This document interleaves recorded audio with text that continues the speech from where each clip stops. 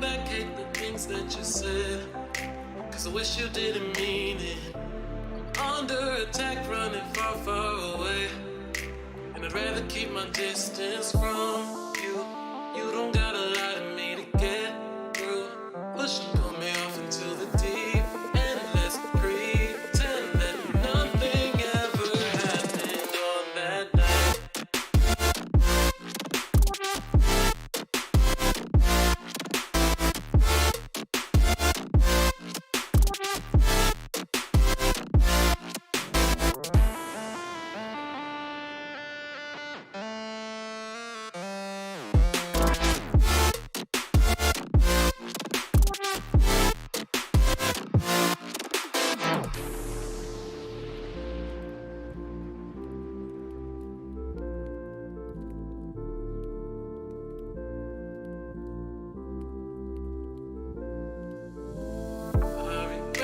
Confession I shouldn't have spoke, 'cause you didn't feel the same way about me, and it's eating me alive all of the time.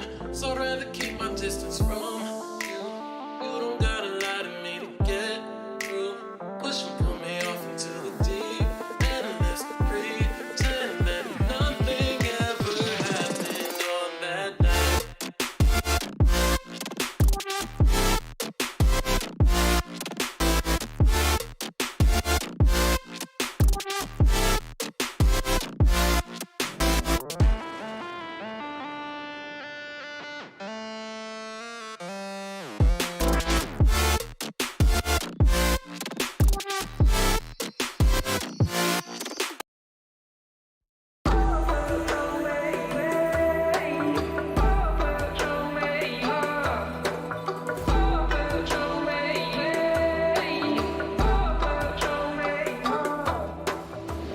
There's a universe inside you, so won't you wake up now and see? Don't hide away the things you're feeling. Unlock your mind and lose the key. There's a universe inside you. You should never have to hide. I can see the stars inside you. Please just open up your eyes.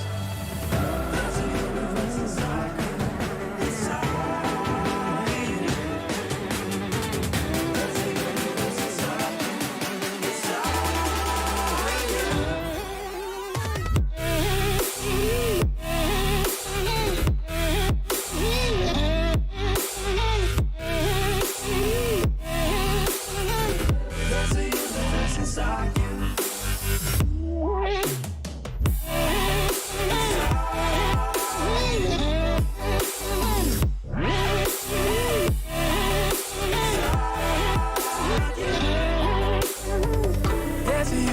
Inside you, so much more than people know. I've seen you fighting your emotion. I hope you stay and won't let go. There's a universe inside you, so much love to leave behind. Stop the path of devastation. You should live for all the hype.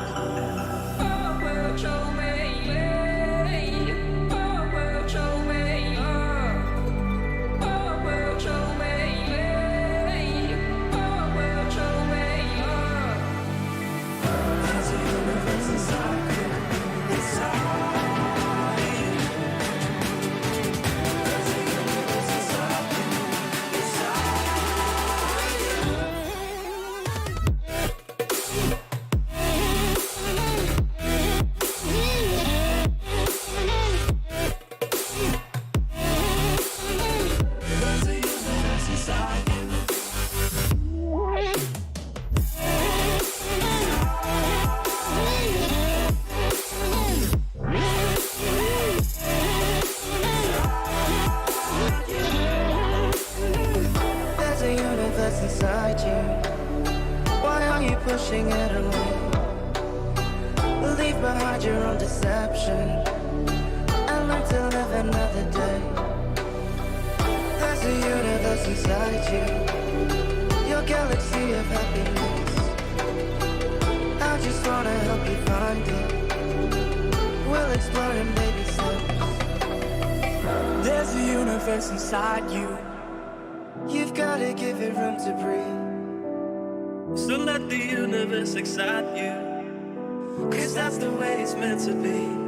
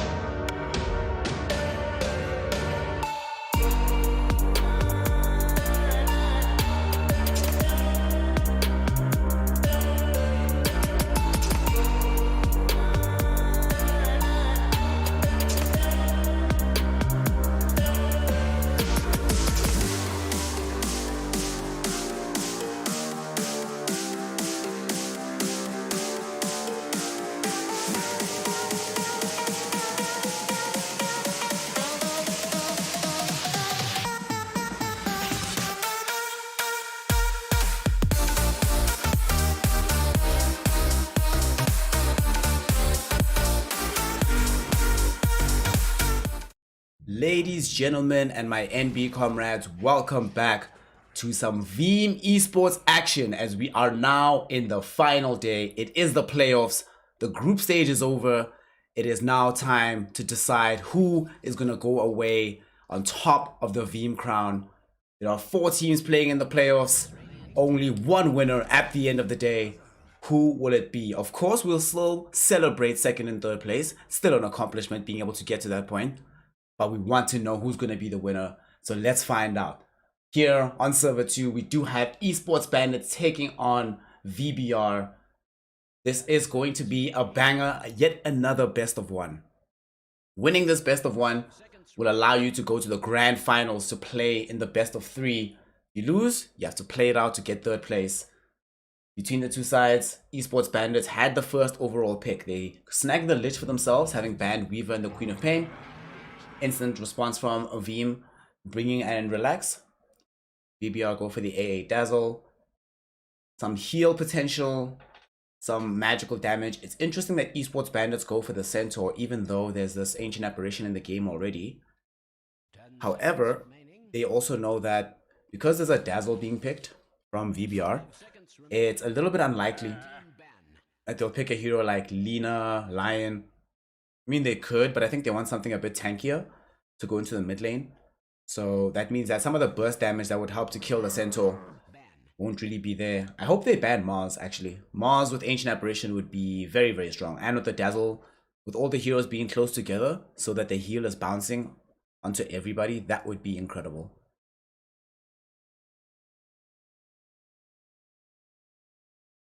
Seconds remaining. 5 seconds remaining.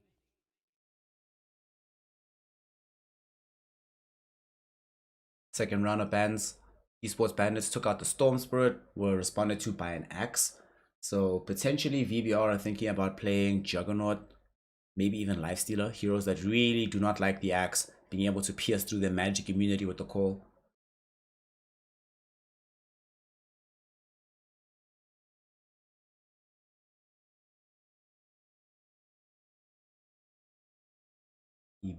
EB, thinking about this one. We saw this yesterday from them as well, where they really like to take their time when it comes to the second round of bans.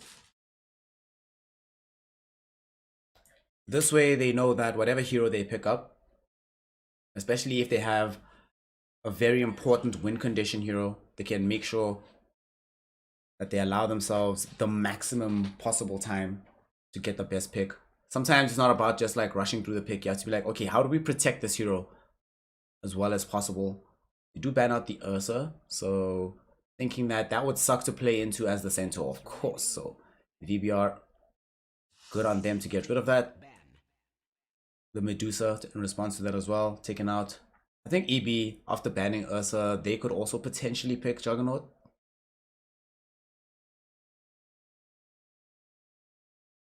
Maybe some strength laner, some strength core, like Wraith King. I can also see being part of their game right now for the side of EB.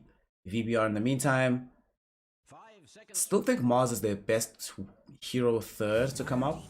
Oh, it gets banned. Feels bad. Oh, that's unfortunate. That kind of sucks. But it does show that esports bandits are aware of the potential pitfalls of this hero being picked up right now. 10 seconds remaining. Dire team pick. VBR will remove the Phantom Lancer. Okay. So who do they want? Who do they want? That they were very insistent on banning PL. Do they want to maybe pick the Templar Assassin? I guess Sand King. Okay. You know, it's a bit interesting that they ban PL despite picking Sand King. Because it kind of feels that Sand King is one of the better heroes against it.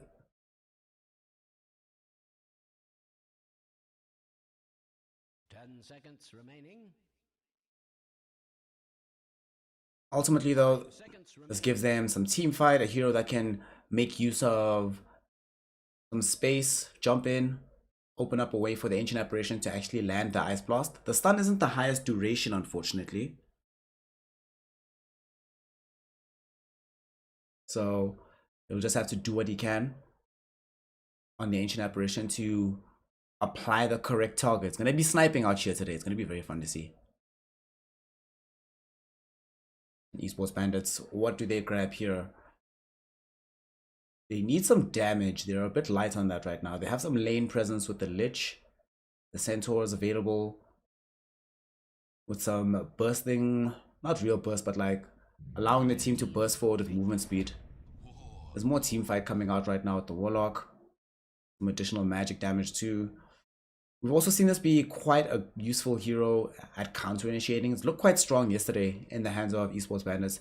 GT Snarl looked very, very strong on the hero, so I'm hoping he can replicate that performance here today. 5 seconds remaining. VBR erstwhile. Now you definitely don't want to be all in on the team fight because you don't want to all be in the same vicinity getting jumped on. So maybe like a DK. Oh, they could actually pick Death Prophet.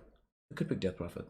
They have Dazzle behind it for some heals if need be. Shallow Grave. It's one of the few heroes who Shallow Grave is really good on. Because normally when you use Shallow Grave on a hero and they don't escape the fight, they still end up dying. But with DP, you stand there using Spirit Siphon, you stay alive. They do get the puck, so they get more team fight for themselves. There's some magical burst from the puck, but they need to land all their spells basically from the side of VBR. I can see this combo in concept, right? You jump in with the puck, you get the Dream Coil onto several heroes. They can do nothing. You follow that up with the Ancient Apparition with the Ice Blast. Boom. Sand King comes through with the Burrow Strike Epicenter. There we go. Teamfight 1. However, I imagine Esports Bandits will then, off the back of seeing this puck pick, instantly make the rush of the Pipe of Insight on the Centaur.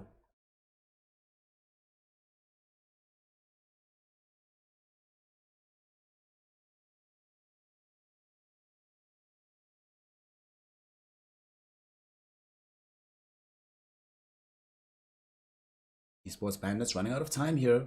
4 seconds remaining. What are you gonna pick? Let's see. Oh no, did they end up randoming? Did someone disconnect? Okay, Invoker actually seems like a viable hero this game, so I'm going to make the assumption that this was on purpose and that they were just running down the clock to really talk about not just this ban, but presumably the next ones. Not just this pick, excuse me. 10 seconds remaining. So having Invoker, I suppose they'll probably go for the team fight routes with the Quas Wex. Dire team ban. They can start to get points into Exort later. The trouble is that they don't have a massive long duration lockdown to justify them going the Exort route. So he'll go more for this team fight, which means that for both sides, the last hero that they grab has to really change the game. The esports bandits, there is potential maybe for the Exort build if they pick Faceless Void. Because then they play around the Chronosphere. Every time that gets out onto the map, you Sunstrike and or rush the Aghanim Scepter for Cataclysm.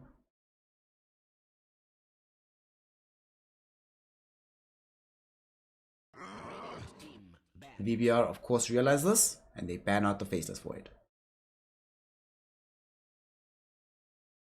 So now we're definitely playing Crossworks Invoker. There's that Jug that we thought might come out based off that Axe ban from earlier. Esports Bandit.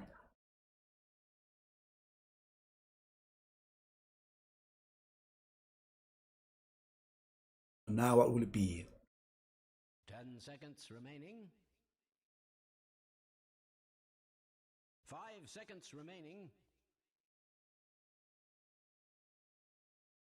They still have reserve time left, of course. Not in the same boat as the Esports Bandits, where they basically have to snap pick. They have to decide very quickly. I imagine that when they were running down the reserve time is when they were talking about it.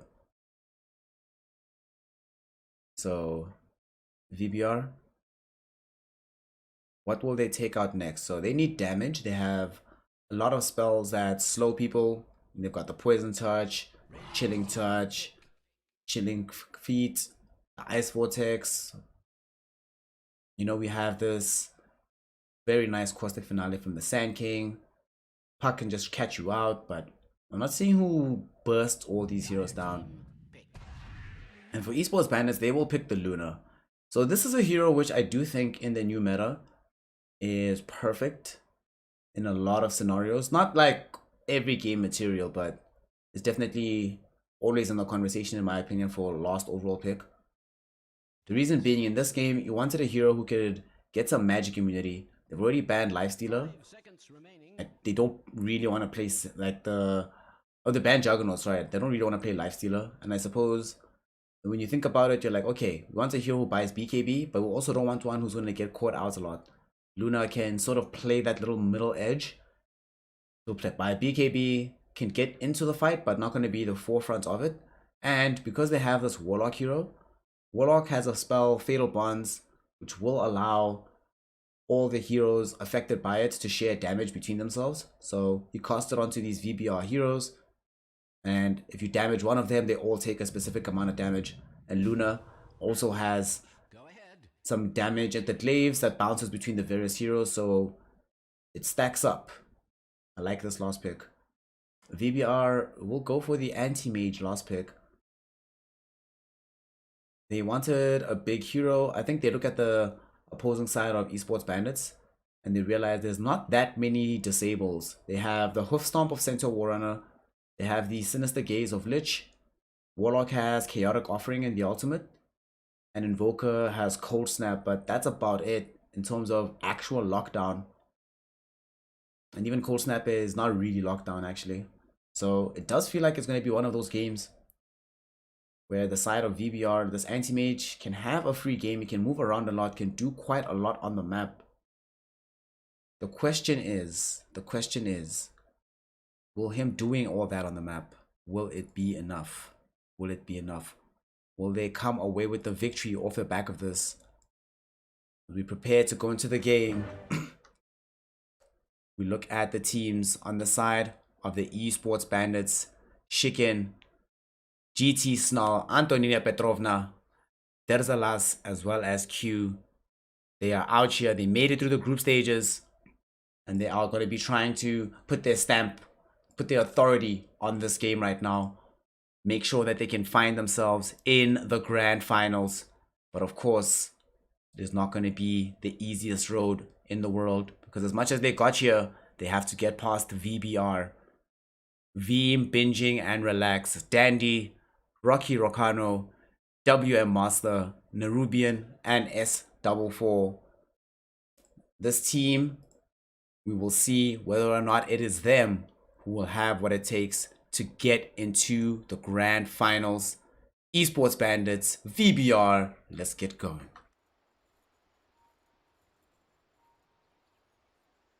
As we start out the match, early aggression not being put out just yet. Still some time between the two sides. So as things have changed in the new patch, we still do see that the most effective way to control the early game is to get vision in this area. Somewhere around here, you need some effective vision. You can get vision there, then you can make the game quite useful for yourself. So we see a lot of teams will end up jockeying for control of this area. Right now, very aggressive ward placed out by the side of VBR. And who's going to get the bounty? So we get one bounty taken on both sides. Looks like it's going to be a 2-2 trade. Yeah. No, it's going to be a 3-1 trade. WM Master is the only one who's going to get one for his team. Okay, okay. Ancient Apparition. Making magic happen early on for his team. At least getting something back, but it is going to be the Esports Bandits who yet again are off to a good start. We see them playing this Invoker in the mid lane. As expected, he is starting off with the cross point. It's playing up against Dandy on the puck. This is a lane which should favor the puck overall. It's just a little bit easier to play. She has very nice animation, a very high damage dealing spell, and it's very difficult for Invoker to get aggressive onto her. At the same time though, because of the regen that the cross orbs give you, it's going to be a little bit more difficult for her to completely zone him out, as she does with a lot of other heroes. Looking down towards bottom, Shiken on the Luna that we saw from him in the group stages. Desalas on the Lich, just going to be playing support. Already has leveled up the Frost Shield. It's the only useful part of this hero in the lane at level 1, so you have to level it up.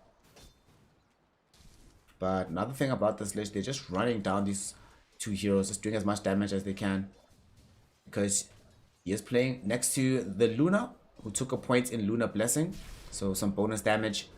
Quite nice for the harass there. They're going to be forced to burn through most of their consumable regen here for the side of VBR. And as we take a last look towards the top lane, Nerubian on the Dazzle, playing alongside this anti-mage of S44. S44 is not going to have any worries whatsoever in this lane. Literally whatsoever. Everything's fine. We're playing against the Centaur. Sure, Centaur does have double edge, which does damage, but Hoof Stomp, you should be able to, once you at least get level 3, almost always just be mana burning the Centaur. Don't allow him to really be in a good position to be able to use Hoof Stomp. And there we go. You're good. He's got Mango now, but you're going to see him pop it, which will give you the heads up as to when to escape.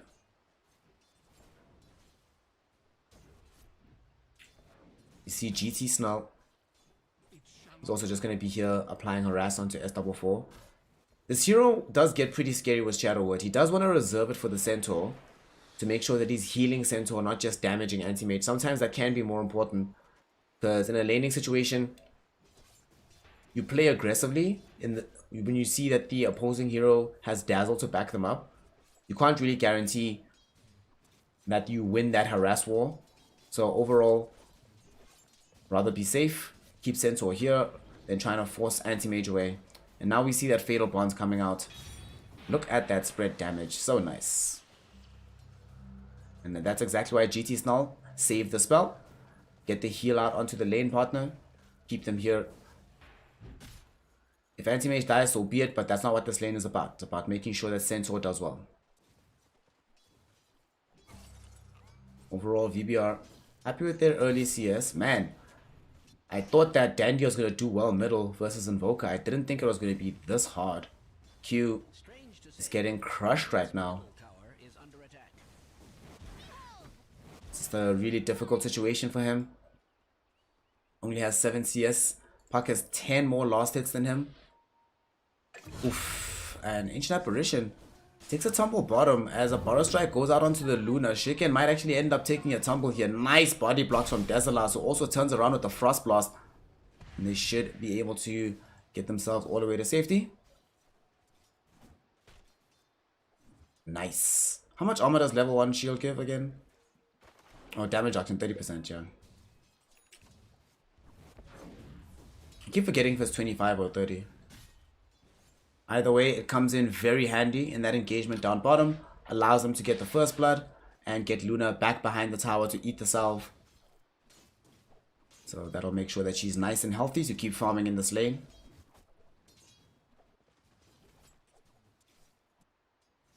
But where they'll need to help out is this mid lane. You never really want to be in a situation where the opposing mid laner is getting this much more than you. Let's look at the net worth though. 300 gold at 4 minutes.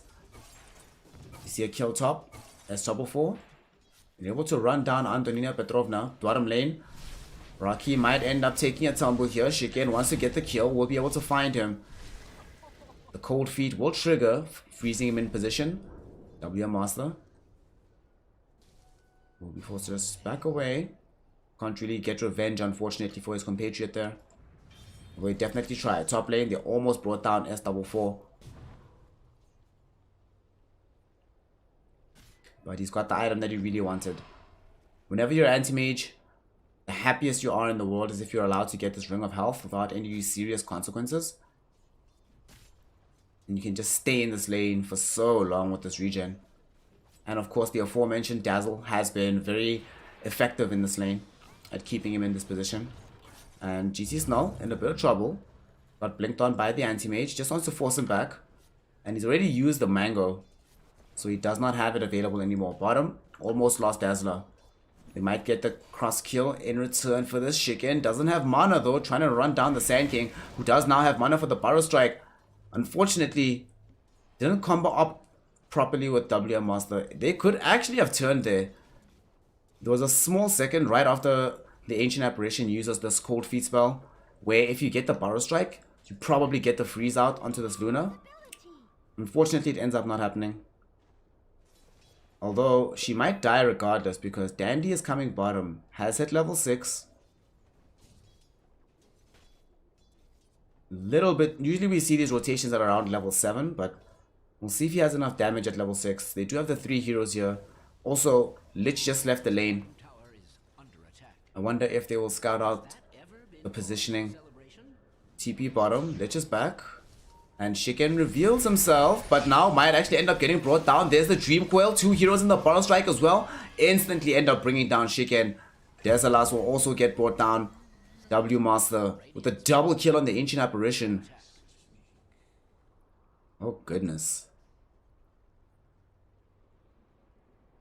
They tried to get the turnaround kill there.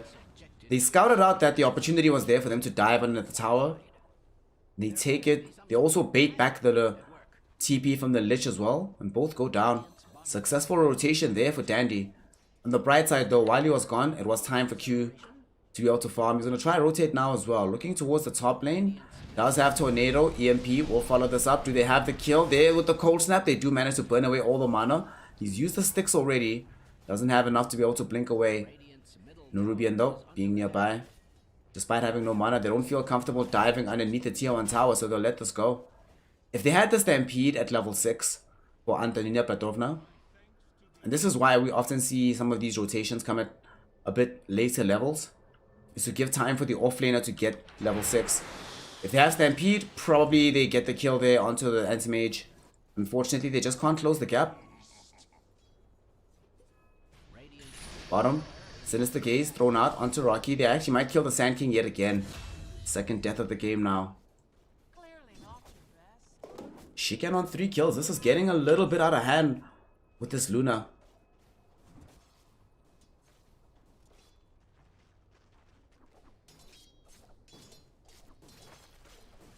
And this is all happening before she even has Moonglaves. So Moonglaves does allow you that each successive attack All the glaives bounce around, dishing out damage to everybody. And she's been able to be a dominant force in this bottom lane. And once she starts getting these glaives, she'll be able to move off this lane and start farming in the jungle. And really accelerate herself. They're going to go on her again. She does have Eclipse. Frost Shield, keeping her online for now. Sinister Gaze is going to be there. They turn with the Eclipse, but they don't have the ability to kill the Sand King because there's too many creeps who tank the damage. That's one of the key things about Luna. Whenever you use this Eclipse spell, you always want to be as far away from targets as humanly possible. Only the actual person you want to kill should be in range. Everybody else should be far away. Otherwise, the Lucent Beam will bounce onto those targets as well. At least up until the higher levels of the spell. Then it starts to not really become that much of a problem.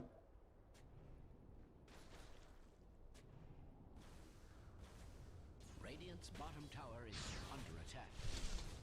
Dire Scan scouts out that Luna is behind the tower, but they're not going to do anything about it.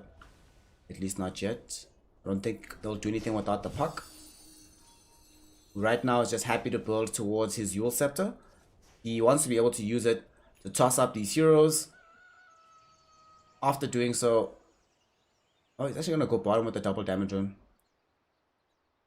They do have a ward here that could scout him out. As he approaches the side of the map. The question is, will they react in time? Activate the DD rune. They go in. They will not go for the Dream Coil just yet, but now they know that Luna's there. Dream Coil will catch her as well. Will they dive the tower is the question. Dandy does have double damage, but they don't know who else is in these trees right now. Little do they know that, well, nobody else is going to ever leave because GT Snarl and Antonia Petrovna are just comfortable here in the top lane. It's going about as we'd expect. As Double 4 is just farming a lot. Battle Fury in the offing. Looks like they're having some team issue that they want to quickly resolve amongst themselves. Probably just a technical error.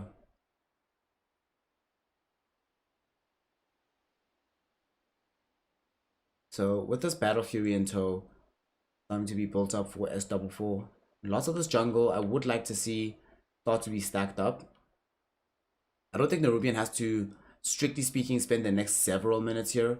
He can make like one nice pass over the next two. Like even if he just stacks this for now, and then maybe gets over to stacking the other big and medium camps later.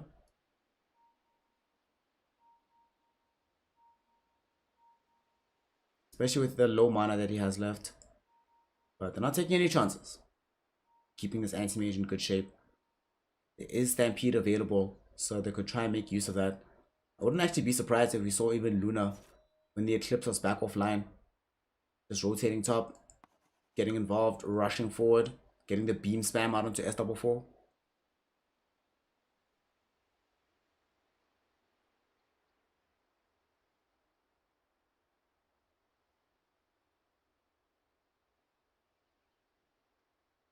As we just wait for the game to resume.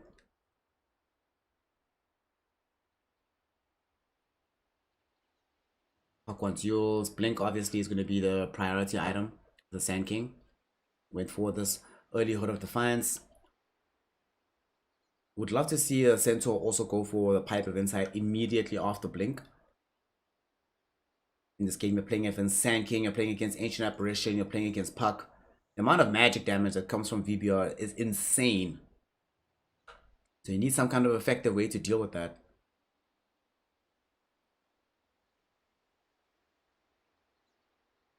At the same time, they're not the tankiest heroes in the world. Even this anti-mage doesn't become a bit beefier until much later.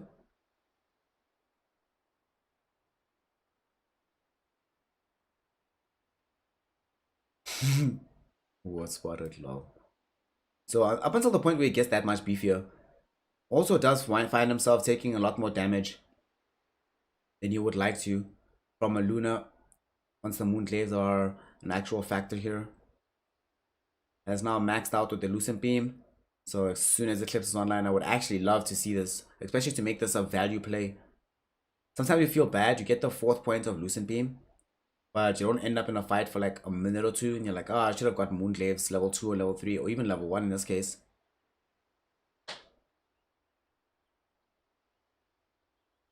But we'll see the decision that Chicken makes as soon as this game does end up resuming.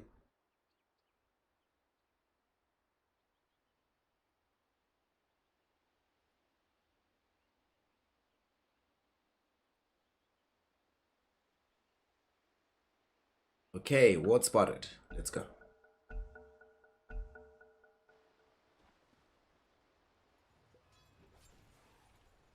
S dub 4. They need to do something about this anti-mage. I don't think they would like the effect of, as much as a very highly leveled and farmed Luna is able to take out the entire team, anti-mage is still able to go toe-to-toe with her sometimes, depending on his farm rate. Gonna be an interesting matchup. Top lane, GC Snow. Still just staying here with Antonina. They're trying to make sure that they don't pressure the tier 1 tower too hard.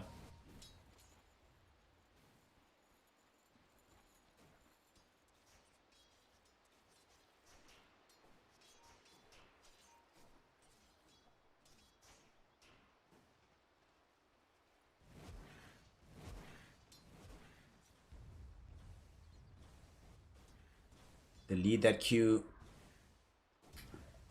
had to play against us ever increasing at this point. Because Dandy is just having a phenomenal game, at least in terms of the farm rate. And some of these early rotations have been pretty clutch. Has the Yules now. Very unfortunate for him that he doesn't immediately go top. But they could actually, if they got this Arcane Rune with Dreamcoil online, I feel like they could actually get 2 kills here.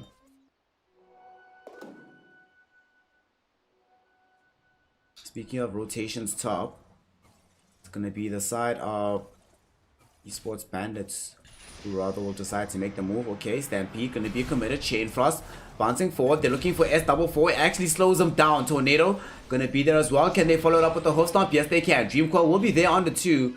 And they allow S44 to be able to escape. Chaotic Offering, however, thrown out. Will connect onto him on the other side. Ancient Operation Ice Blast does get thrown out. Regrettably, there's not enough follow-up damage to make that fatal.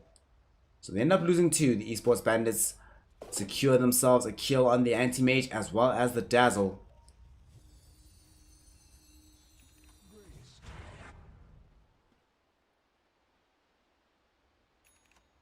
Man, that Chain Frost. The fact that it ended up bouncing back onto the anti-mage to slow him down, so important.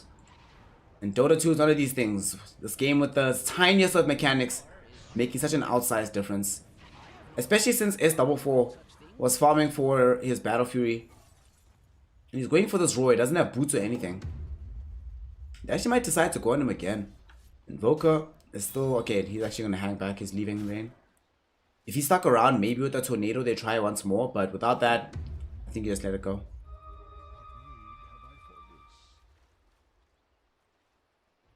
Picks up an Arcane Rune.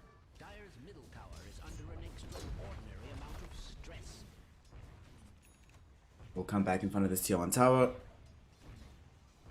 Put some damage into it. Just keep going, young man. Just keep going. Just keep going. Wants to build the early Orchid for his team. Ice Blast will connect. Do they have the follow-up? They do have Dreamcoil, but I don't think he wants to really go for that without being able to guarantee that he snags him.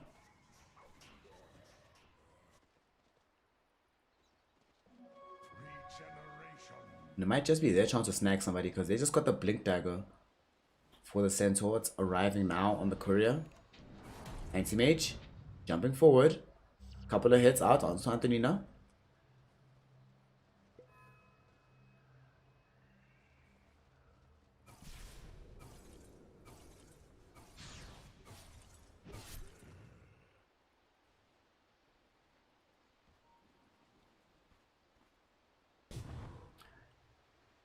Anti-Mage with the Battle Fury now is going to start building into Boots, then Basher, then Butterflies. Super average times.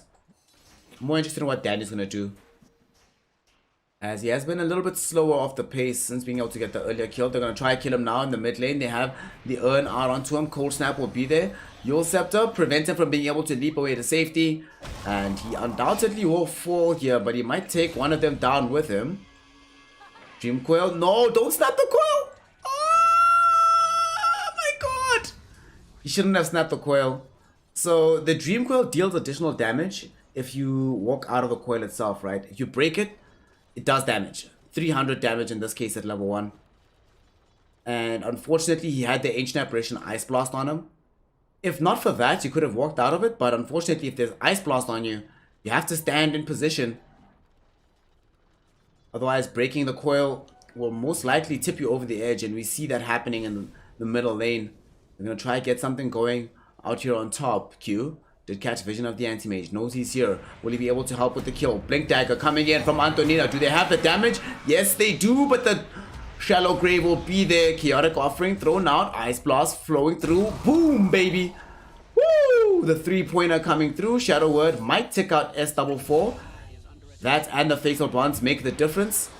However, because of the Ice Blast that had come out, Invoker's dead, Centaur's gone. Dandy's going to end up finishing off the supports. He's looking to try and bring down GT Snarl, but GT Snarl heals himself up with the Shadow Word. Also has the Chaotic Offering Golem right next to him, so he's able to buy some time. And back off to safety. Strange to say, Radiant's middle tower is under attack.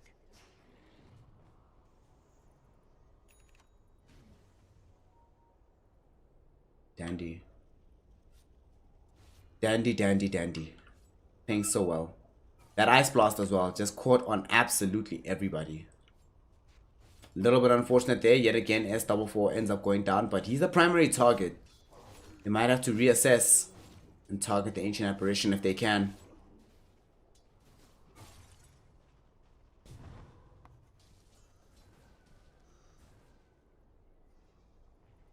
Let's see what they are building on this Luna. After the Manta style, I think she should go BKB. But now there's nothing queued up at the moment. And they pop Stampede at top. It looks like they want to try to go for something perhaps. They almost had S44.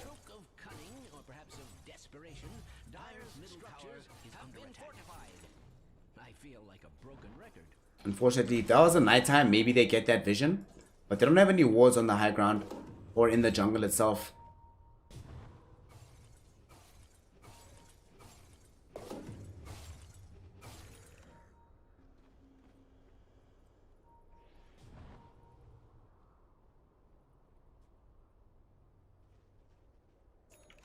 I'm wondering if they start like at this stage of the game already putting out these side wards. The reason why is because when I look at this draft, I can imagine this Ancient Apparition and the Sand King trying to hide in a lot of the trees, especially on this side of the map. So I'm thinking about the future vision that they need to get down on the side of the eSports Bandits, because they now are 3k gold behind, almost 2k experience. Game is certainly not going easily for them. In the meantime, Anti-Mage is just chilling. Look at him go. Just farming up a storm, completely unbothered. Has been denied. I've never seen a tower more denied. And Deslos ended up getting brought down bottom. They went in for the 3-pointer again. It might catch out this Invoker. It's underneath the Sentry Ward now. Do they have the catch? The Orchid turns around and here comes the Luna with the Eclipse going, but it doesn't really do that all that much damage. But now Antonina Petrovna will open up the space with the Hoofstomp. The Q Invoker does end up taking a tumble, but it takes a lot longer than it should. W Master dies as well. Will they be able to get the Sand King? He tries to blink to safety. Not going to be able to blink to safety enough. And Antonina chases him down, gets the kill. They get the Invoker, but they end up losing 3. They buy back instantly on the Ancient Apparition, so Antonina should know to avoid the Ice Blast. Has fallen. Radiant's top tower is under attack. And he's fine, yeah. That's the unfortunate thing about Ancient Apparition. The buyback is one of the most telegraphed ones in the entire game. As soon as the buyback comes, you know, okay, start changing my pathing. Need to walk differently. Okay, S44. They catch him with the hoof stomp. Double Edge is going to be there as well. Only has Blink back online now. Okay, let's go. And they don't have the Stampede to chase him down. Yeah, Antonina, this kill is not happening, fam. They did search for the Sunstrike, though. That was interesting. Doesn't connect.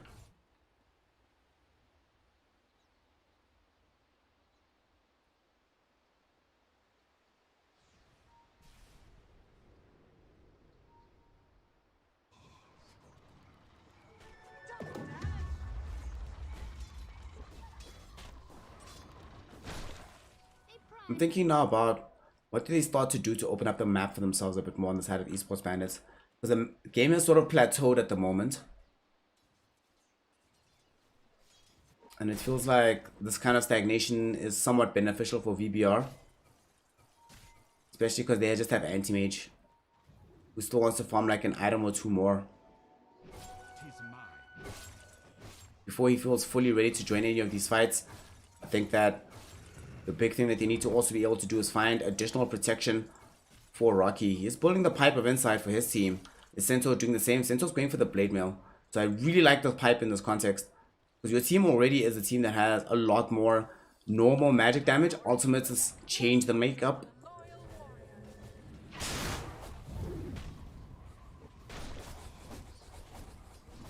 Radiant's middle tower is under attack. Let's push top. Almost has the pipe. It's like 900 gold away. Should have it in the next like 3 minutes.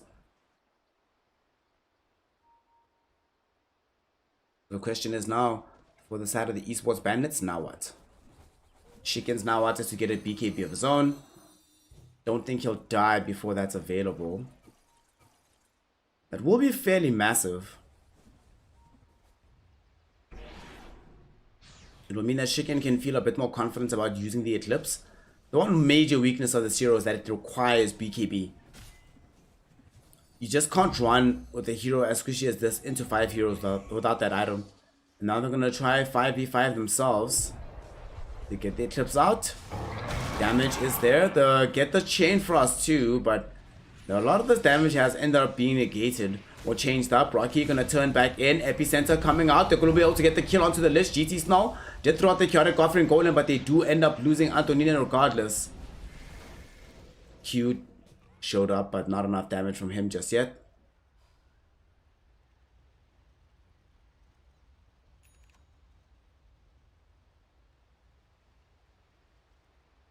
A bit of a chaotic fight there, but definitely the overall winners. 100% the side of VBR. Especially anti-mage.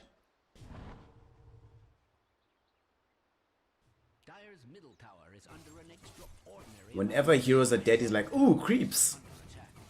And now they can play hyper greedy with the anti-mage whenever that happens, because they can farm their jungle and still be farming the enemy jungle. Often when you start farming the enemy jungle, it's because they've taken over yours.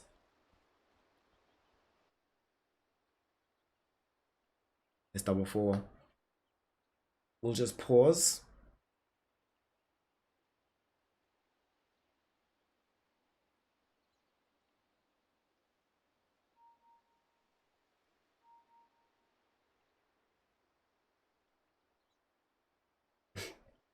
I love how GT Snarl is giving like exact timings. Like, yo, don't mess with us, boys.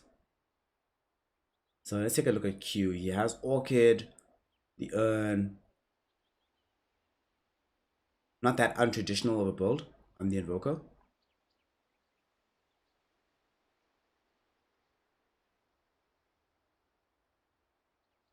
I kind of wonder what the plan is going to be next now with this lead.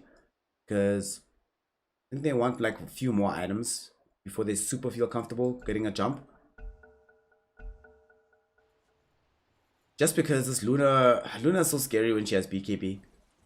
And she has that now, so if you don't want to challenge her with the BKB, at least have an item that can kill her first. And I don't see anything like that just yet. Through BKB at least. So maybe if they just get the Basher. That will help a lot.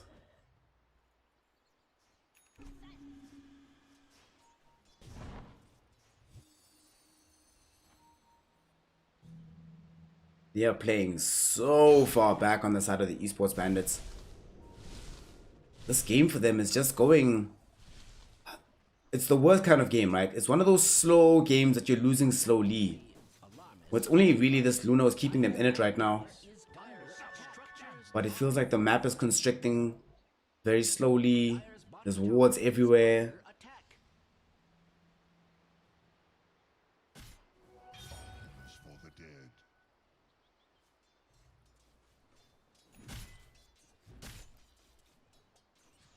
Are they smoked here? Nah, they're just gonna push this lane row. They're like, well, we're strong enough, let's go. Let's grab this lane. Anti-Mage is not here though, so they need to be fairly careful with this. And they don't have the tier 2 just yet, so they can't really secure the outpost to start this off.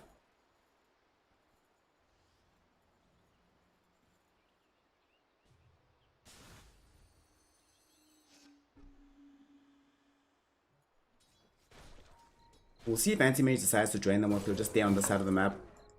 As it stands, Creep Wave pushing into the tier 2. I hope they take it. Because I also think that if they do take it, it'll kind of force a fight soon from eSports Bandits. Feels like they're all leaning on this Luna mechanism.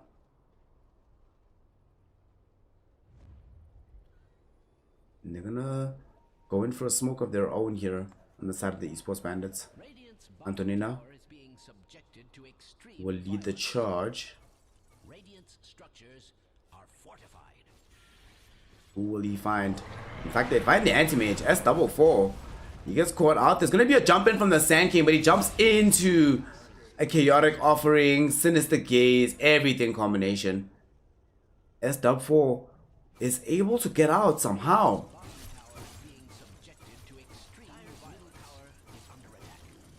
That was very nice from S4. With that, they now turn their attention back towards the tier 2 tower in the mid lane.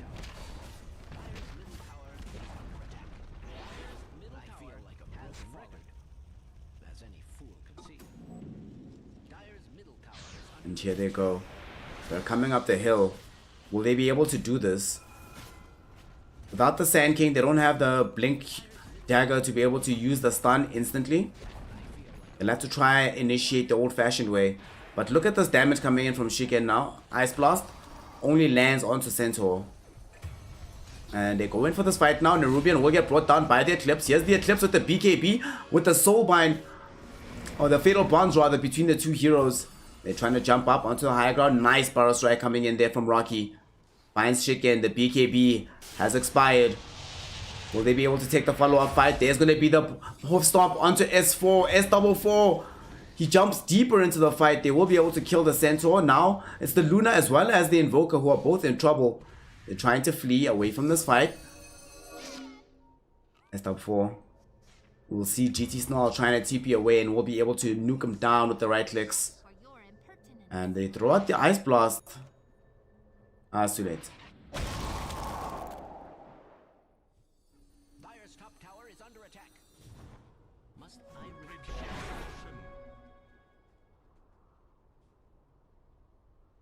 Okay. Fight like that will definitely accelerate your timings even more. Especially because if you look at all the damage that was dealt out, that was just all the magic damage. They still don't have an effective way of dealing with it. I think Antonina definitely at this point needs that pipe. Pipe of Insight with the damage reduction of the magic. Giving me that barrier, blocking in like 400 damage or something. Definitely make a difference. And this BKB as well, that Q has just picked up. Magic immunity is often one of the best ways to deal with overwhelming magical damage. Good times.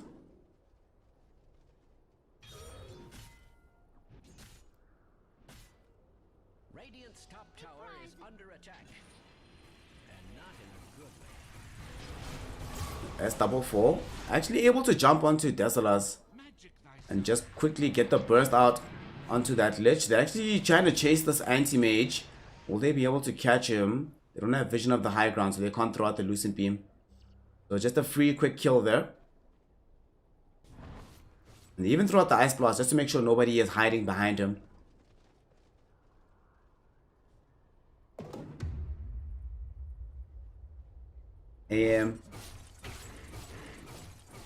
Oh wow, he also wants BKB.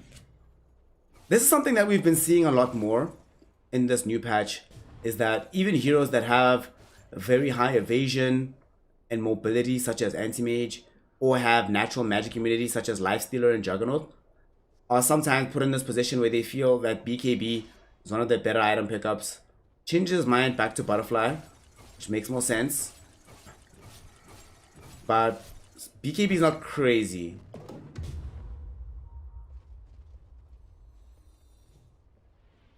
Antonina has Hood of Defiance. I hope he's going to turn this into a pipe. pipe would help their team so much. Chicken, in the meantime, is not too long from having access to the full butterfly. Anti-Mage does not really want to buy MKB.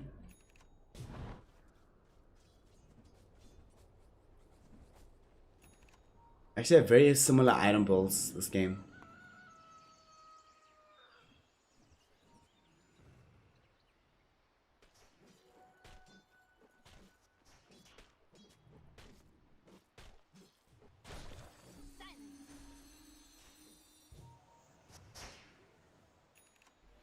Aghanim Scepter picked up by Dandy. And they will use that as a cue to go in for a gank. They know that Q has a BKB. But I think it's the only one at this point. No, Shiken also has one. Barrow Strike. Oh no, 2-hero Barrow Strike into the epicenter with the Chaotic Offering dropping down. They're going to try and get out of the tether. Stun onto Shiken. It took too long. Can't wait out the full duration. And the 9-second BKB duration turned against them as he has to sit now inside this Dream Coil. They end up getting brought down. Oh my goodness.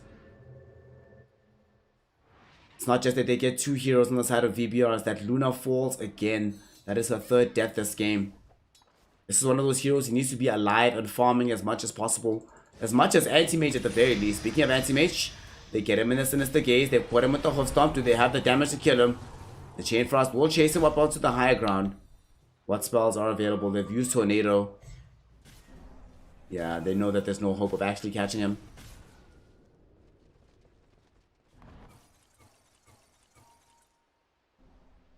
Radiant's middle tower is under attack. I've never seen Radiant's structures looking so fortified. We've almost got Aghanim Scepter. In fact, it's flying out now of the courier for W Master. Okay, so now we have ourselves the crazy Chilling Touch. The permanent one. It's insane. It doesn't have a mana cost or cooldown anymore. Middle. Gonna be a big jump onto 2 heroes with the Dream Coil. They found the Centaur kill. They're looking for the Lich as well.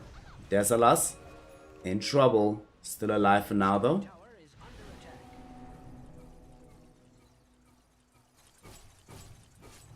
But yeah, as we were saying, like, this no cooldown on the Chilling Touch is a lot of damage in the fight. You have to see it to believe it. And half the mana cost is the best part as well. GT Snarl also wants the Aghanim Scepter so he can get himself the double golem.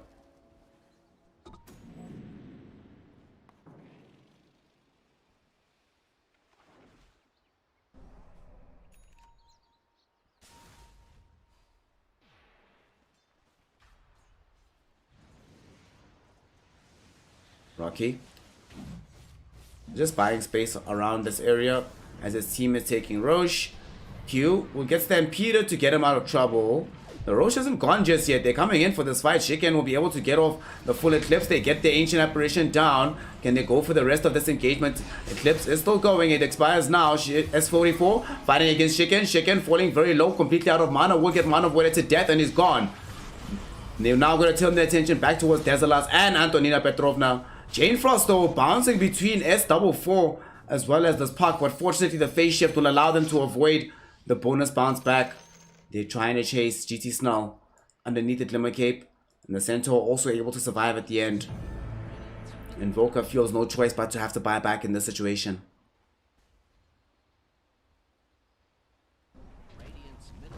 Chaotic Offering was dropped down just to save GT Snell's life. But they're absolutely looking to take the tier 2, but they're not going to be able to. They almost lose S44. It's just an Aegis though. Oof. Just dodges the Sunstrike. And that Sunstrike come out half a second earlier, they would have been able to take away that Aegis. What? Of course it's a regeneration rune. Yes, of course it's the one rune in Dota 2 that will give you back all your HP and all your mana. Yes, of course it is. When he's on the brink of losing his Aegis, gets the only possible rune that'll make it all okay.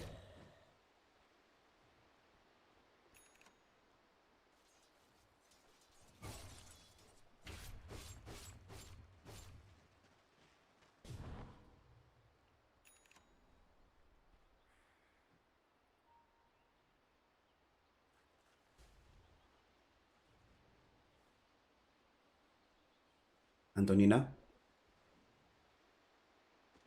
Still no real progress towards the 4 pipe of insight. As we had a bit of a lull in this game, as it's going to break for a moment. S44 forces a BKB charge out of the Luna. She is down to 6 seconds. She's trying to build up into the Satanic. She doesn't want to repeat of the previous fight. Because of how far ahead this anti-mage is, if he gets the Luna, she's always going to get brought down. S44 playing his margins. Doesn't want to jump in with all these heroes around him and no support.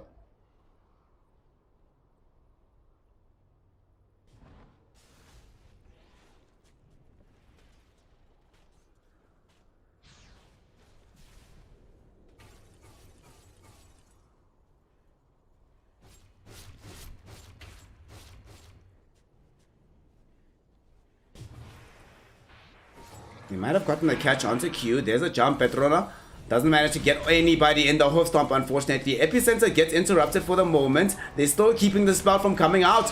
They're getting very low on the Sand King. There's going to be the Dream Coil onto the Luna, however. She dies. Dandy also with the Waning Rift, able to bring down the Centaur. They get the burst with the Man of Void onto the Invoker as well, making the kill tally 3. And VBR suddenly explode into a fight.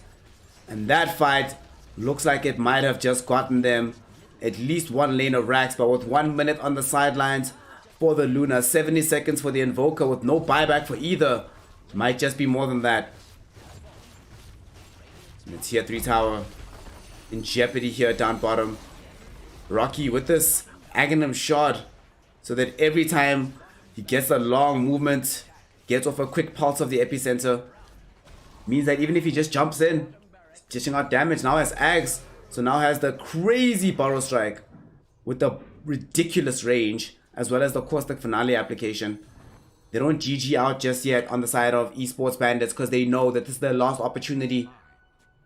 There's nothing more after this. Guaranteed 4th place.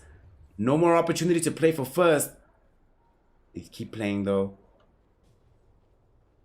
to make sure that they keep their hope alive. But can they do it? Luna, 6-second BKB, very far away from Satanic. Tower is under attack. And not in a good way. And all this magic damage, they just have no answer. It would appear Radiant's top tower is under attack has fallen. And also Dandy is just playing out of his mind on the puck. They're going in. High ground, they find the Lich. Lich is gone. Chaotic Offering will be dropped down onto several heroes with the Fatal Bonds onto them as well. Will they have the damage to get these kills? Antonina Petrovna will get brought down, however. She can wait in. BKB Eclipse, but it's not doing anything to VBR. They buy back on the Centaur. Will be able to find a stun onto the Anti-Mage. AM has the Aegis for only 3 more seconds. Need to be very careful about this fight. Aegis will now expire, so has to get back. Ice Blast though connects on the Q to force him back. S44 goes forward, Mana Void, and because of the Ice Blast, it's enough to tick him over, and he ends up losing his life. It seems that Radiant's top tower has fallen. And they have no answers. They're gonna get megaed, Radiant's top barracks are under attack.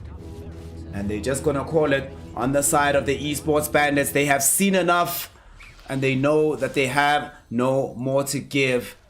They've done what they could, but that's gonna be that. GG, well played is called, as VBR secure the victory and secure themselves a spot in the grand finals. What a matchup, what a game from them. Oh man, lots of magic damage all across the field. They did the most in this matchup, but they made the combos work, and Dandy made a lot of space for S44s, and they kept killing Shiken. Look how much they curbed his progression. Look at this network chart. Keep an eye on the Luna. It was going so well and then just plateaued. Couldn't really progress after that. So congratulations to the side of VBR, as they will now get themselves a victory here. You know what? We do have to say congratulations to the eSports Bandits. Shiken, GT Snarl, Antonina Petrovna, Dersalas, and Q. The team, they came this far. It's not over just yet in their journey. They have one more best of 3 to play to at least get the 3rd place prize, so their hopes can still continue here in the Veeam eSports tournament for Dota 2. But victory overall is not going to be possible for them. However, there is still a chance for VBR. Veeam, Binging, and Relax have successfully put down Esports Bandits to get themselves over into the grand finals. Dandy, Rocky Racano, W Master, Nerubian, and S44. Now they play for the title. Can they do it? Can they make it happen?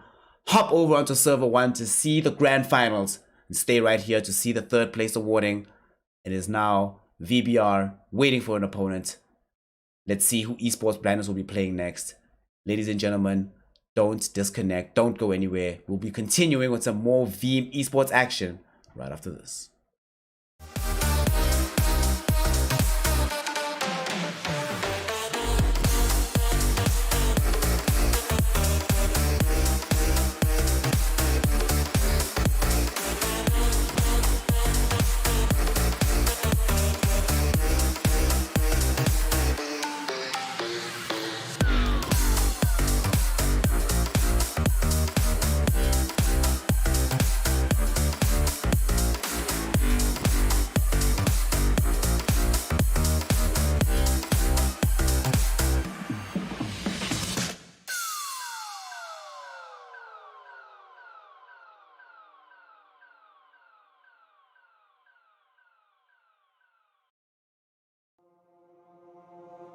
I give in to the lesser fight. My body aches to be satisfied. My weakness comes and goes. My weakness comes and goes. I'm reaching out for the easy high. Please fortify this strength of mine. My weakness comes and goes. My weakness comes and goes.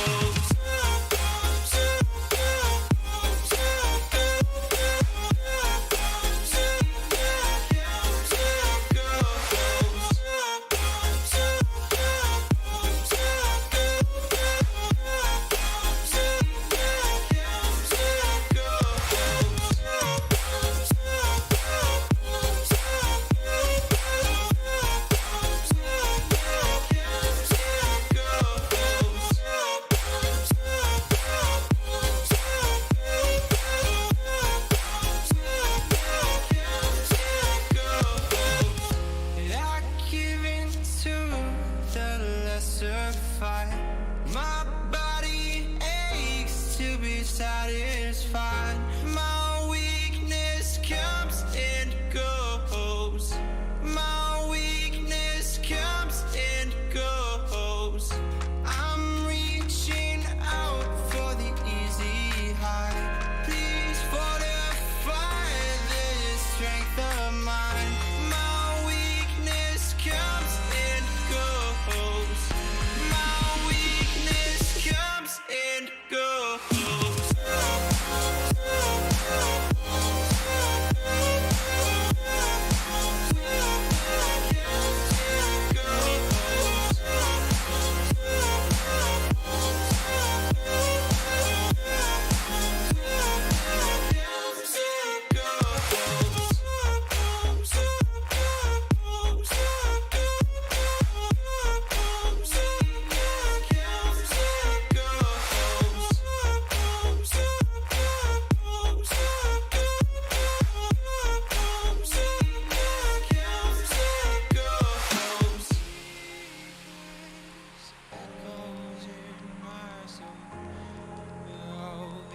Echoes in my soul.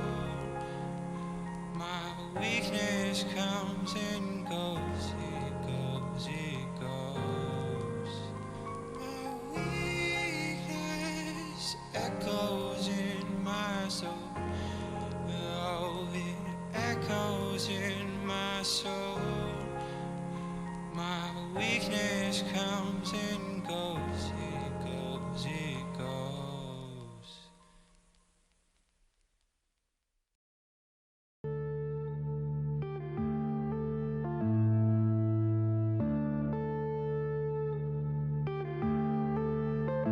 Yeah.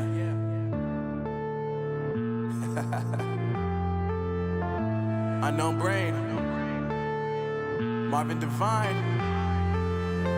I'm saying bye to all the lies and all the times you cried, saying that I wasn't right, yet I was right by your side. You manipulator, playing games, your friends commentators, and I don't know what you say about our private conversations, but it's got them hating. Thanks to all the rumors you be claiming. It's cool, I'm done with you, so they can throw you a celebration. You gon' hate it when you see me with somebody living better. I'm trying to tell you that me just doing me gon' have you jealous. I know that I gotta stay away from all your games. Yeah, I know that I found somebody else to love me one day. You'll realize the grass ain't greener on the other side. No, you did me dirty for the last time, so now I gotta say goodbye.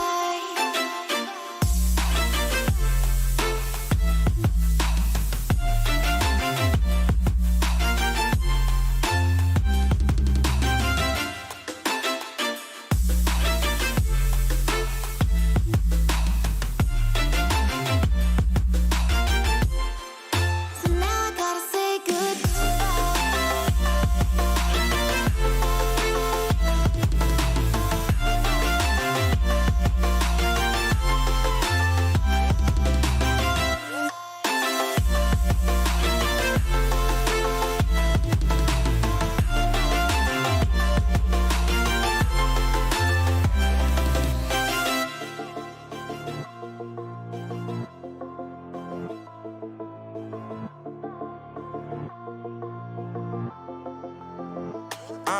Yeah, my life is lovely now, I'm focused on me. You said you were about to die, I guess the car is on E. But see, I ain't even tripping, cause I just chose to believe that somebody gon' come around and give me just what I need.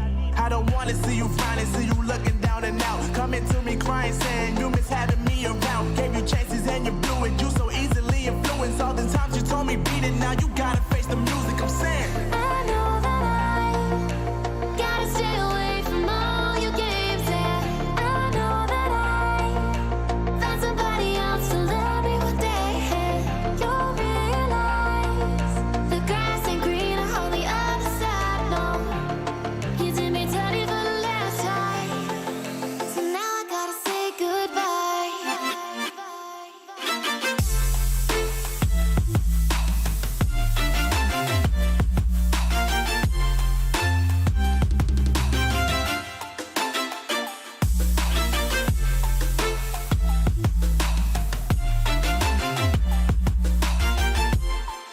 So now I gotta say goodbye.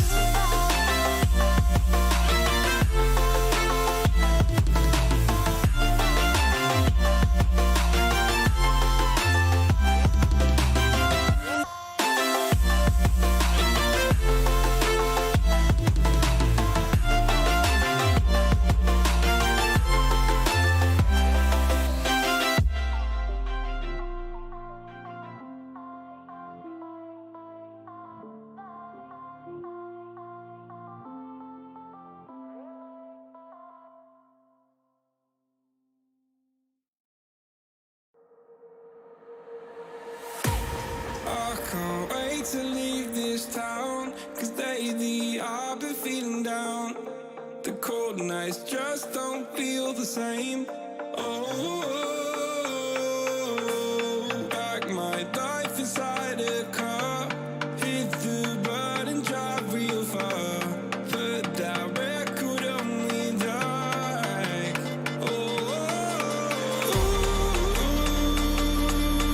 I'm dreaming of you, I dream of a new night.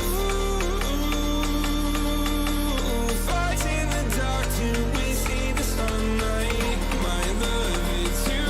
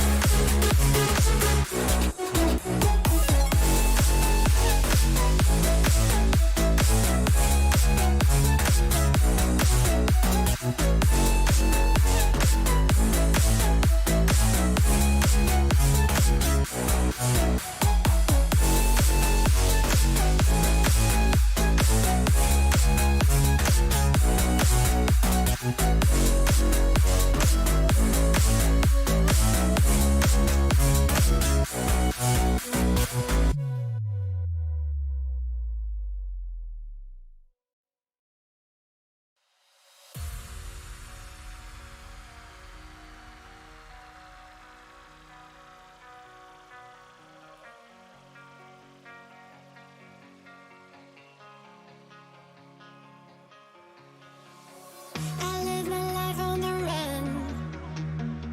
I say I'm not giving up.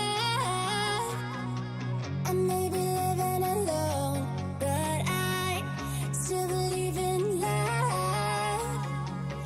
In a similar way, I feel I'm losing my conscience.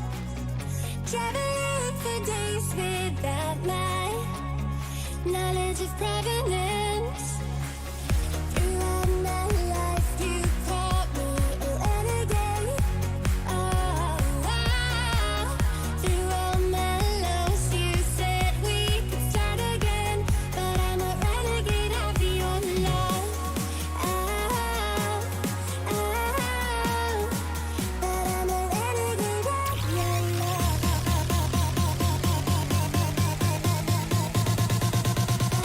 Renegade of your love.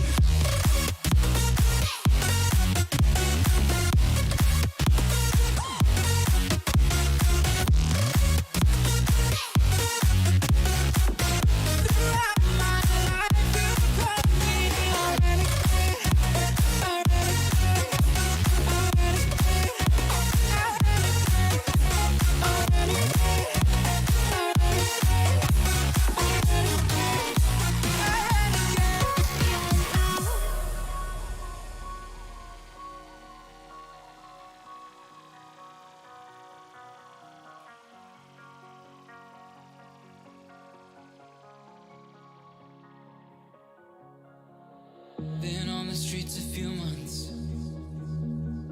I'm trying to pick myself up.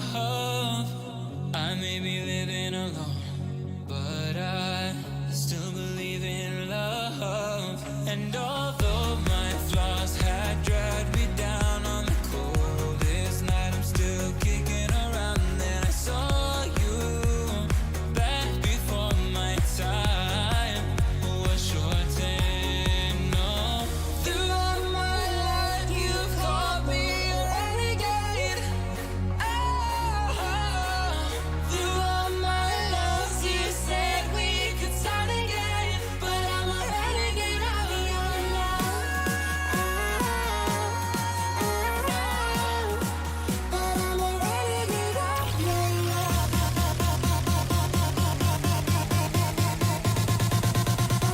Renegade of Ladies, gentlemen, and my NB comrades, welcome to the losers finals, the matchup that's going to determine the third place finish here in the Veeam eSports tournament for the Dota 2. We have ourselves not just any old matchup, we have a group stage rematch. Esports Bandits beat Last Chance in the group stages to get themselves an opportunity to get into the semi-finals. And now they're in a situation where they have to play them again if they want to get themselves third place. Yesterday, it was a best of one. Today, it is a best of three. So let's see if Esports Bandits are still going to be good for the money or if it's going to be the last chance. Yet again, having a last chance and finding a way into getting third place. Let's see who is going to perform best. Esports Bandits, they start off the draft by getting themselves the Dark Willow Disruptor in response to the first overall pick Lich.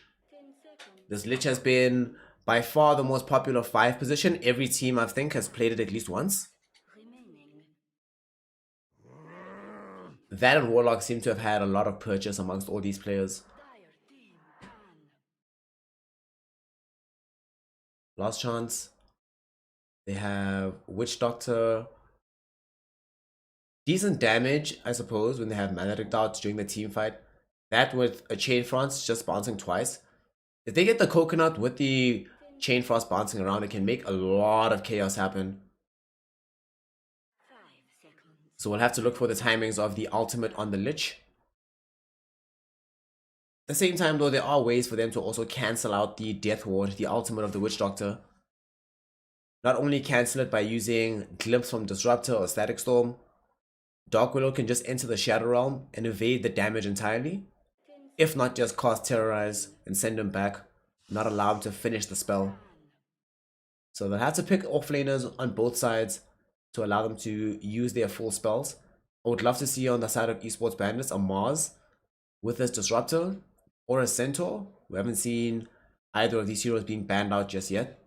The offlaners that have been removed, however, the Beast Master from mid is taken out, Axe from the offlane, Tidehunter offlane, this Faceless Void carrier and the Anti-Mage carrier for Esports Bandits. Last Chance seems to be focusing a lot more on the earlier laning phase with the first bans and then focusing on the late game later.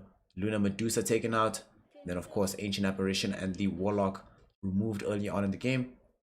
And Bristleback because, yeah, Bristleback sucks to play against, not fun.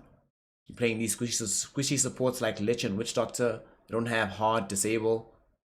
Against BB, yeah, seems too tough.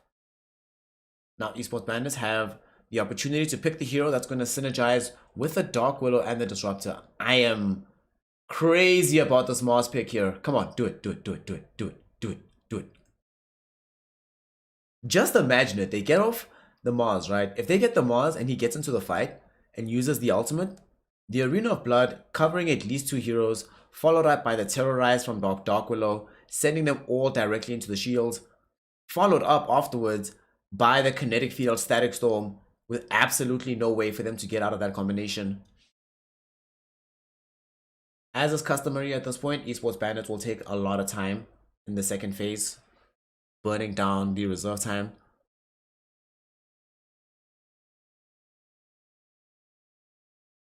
They won't be able to utilize this later, so you're gonna burn it properly. Make it count. What's it gonna be?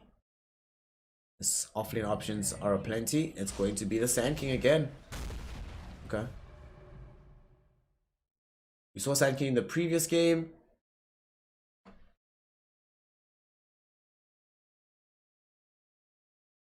They weren't playing it, the Sand King. They played into it. Antonina Petrovna played centaur in that one. So the decision to go for the Sand King, I suppose what it does allow is faster tempo in the lanes versus like a Mars. Maybe I want to go for earlier kill pressure there, but I really would love the mid game of the Mars. Oh well, they get the Juggernaut now from the side of Last Chance. Mars also good against Jug. So they have the Caustic Finale here in the lane. Through spin, they have a lot of harass if they put in this Disruptor top or the Dark Willow. Now that they have Weaver though, maybe they want Disruptor bottom so they can glimpse you back into the Swarm Bugs. Dark Willow top with the Sand King. You can put the Curse Crown out onto the Juggernaut and then Barrow Strike him, make it very difficult for him to evade that after he spins. So provided you have a read on where Juggernaut, when and where he's spinning, it's possible to be able to harass him out of lane afterwards. Last Chance will go for the Slaughter, one of the better heroes in the game against Weaver. Not only can you get this Blink Disable that can catch him even if he's in Sakuchi, when he's running around invisible, but you also have access to the ultimate of Corrosive Haze. You lay that out onto the Weaver, and suddenly Weaver finds himself in a situation where one of the biggest assets of this hero, the high mobility without anybody knowing exactly where he is taken away. And also all that negative armor allows a hero like Juggernaut, especially if you use Omni Slash, to eviscerate the Weaver. They also have the Witch Doctor ultimate with the Death Ward that can also benefit from a hero being under the influence of Corrosive Haze.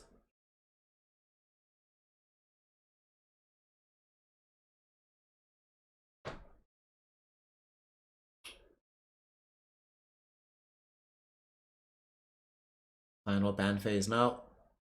Last Chance still have quite a bit of reserve time left for themselves. The same is absolutely not true for the side of eSports Bandits.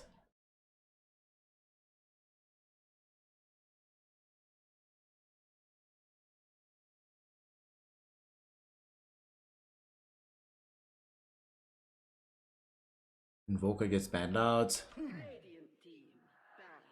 They take away the Zeus on the other side. So they're already in a situation where Weaver feels a little bit exposed by the Slaughter. If they had Zeus as well, it would be devastating. Because then every single fight, Weaver wouldn't really be able to move around at all, even if Slaughter is not around.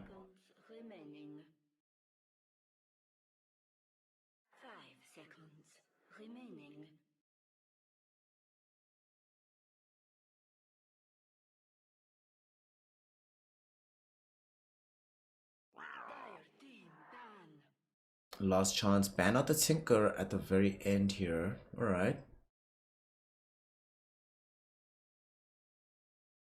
Tinker removed.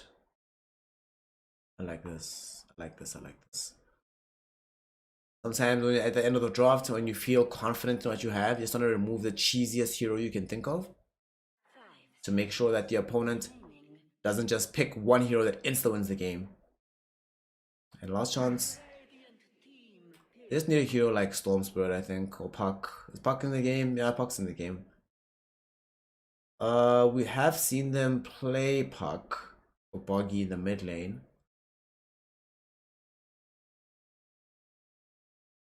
In this game, they have the only thing they have that really threatens the Puck is the Static Storm for the Disruptor. Otherwise, it feels like a pretty good Puck game. It'll enable the catch up of the Juggernaut, make getting the paralyzing cost easier, set up for the Slaughter, especially for the Lich. And it means that Slaughter doesn't have to be the only hero that's initiating for the team fight.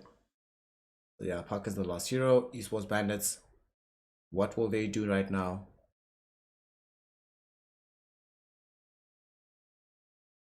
I want to see some recovery coming in from them. For this mid lane, what can they get for themselves? DK? Yeah, I like DK. Even despite there being the slaughter in the game.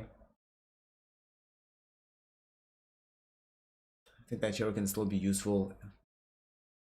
They need somebody that can get a blink stun from the mid lane.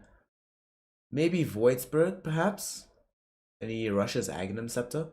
They don't have that many instant disables on Last Chance. They don't have any, in fact, like outside of like Waning Rift. They get Razor. Okay. So this is gonna be their tanky hero that they decide is gonna actually lead the fight. Before that, they were kind of lacking in this regard. It felt a bit awkward to expect tanking to start the fight and also just stay there soaking up damage. Now you get the Razor, can rush onto the Juggernaut, leash him, run him around like a dog, take all his damage away, and turn the fight from there. Okay. I like this Razor pick. Okay.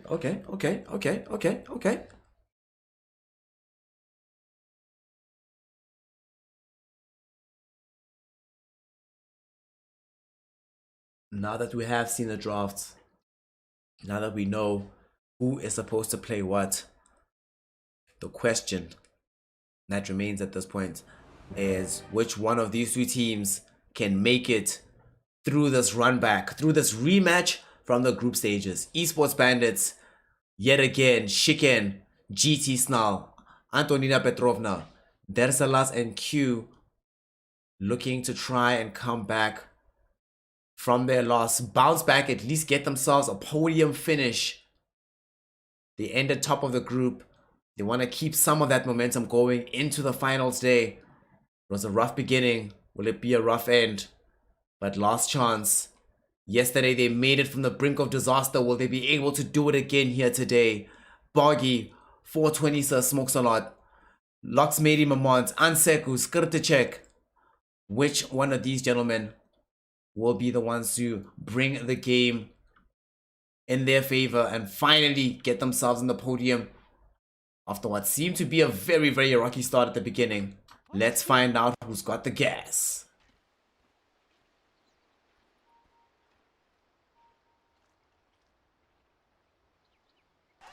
Game will lead off right now.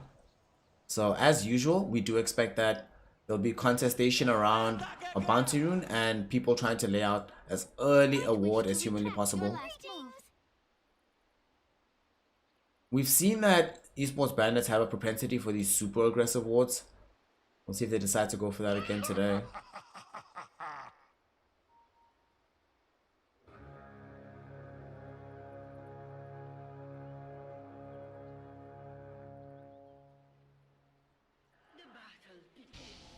They find around the rune. They do not get it. They'll try to steal it with Desolas. Who is he playing support Weaver? No, he's playing carry Weaver. Okay. Just a little bit of a role swap here today. So how are these lanes gonna break down? Last Chance. 420 so smokes a lot. Playing on the ledge to back up and Seku. This is a pretty nice lane with the slaughter. Once you get to level 2. You are very, very strong here. The frost shield that you can apply onto the slaughter means that a lot of this damage that comes out from Desolas won't be nearly as impactful.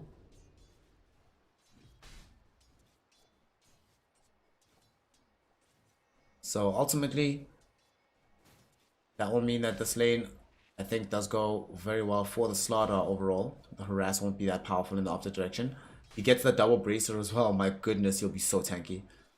The benefits of the new patch. Bracer, very, very good item. If you are playing the off lane in Dota 2 right now and you're playing a strength hero, you should buy a Bracer. Down bottom, Witch Doctor and this Juggernaut. Somewhat old school duo because of Maledict Spin being so powerful. If he had Spin there, Q would have been in a lot of trouble. But Q will be able to back off. Activate the salve on the Sand King and just keep going.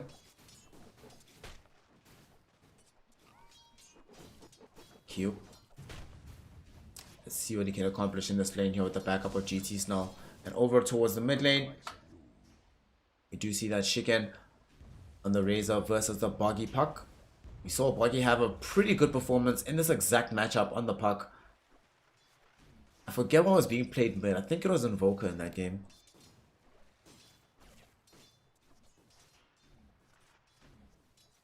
Chicken. In this situation, level 2 on the in the drain, 1 point plasma field, should be able to do perfectly fine in this. Yep.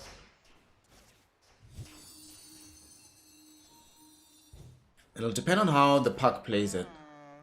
Overall, I do think that puck should be able to get a little bit more CS, but Razor's a very difficult hero to play around. And top lane, 420 smokes a lot in a little bit of trouble. One more right click from the Shadow Realm.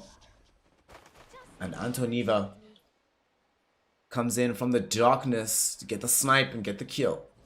Beautifully done there. Not really able to put pressure onto Anseku while the Lich is around, so kill the Lich. And Anseku not that much of a problem.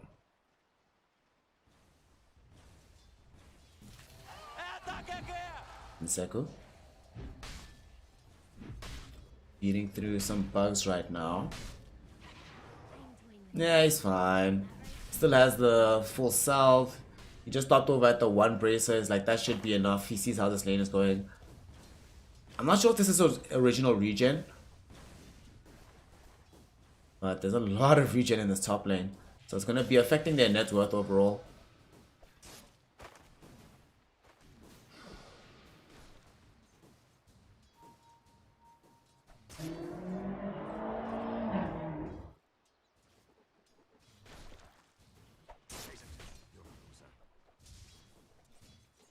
Let's go to the check.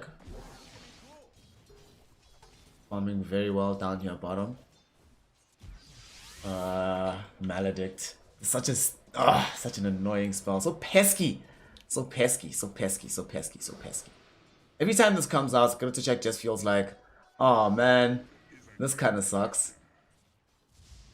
I just want to spin him down, but if I spin, I'm not going to have it available for protection. Well, we'll see how things pan out. All across this map right now, it just looks like it's a farm fest. Quiet, quiet, quiet game.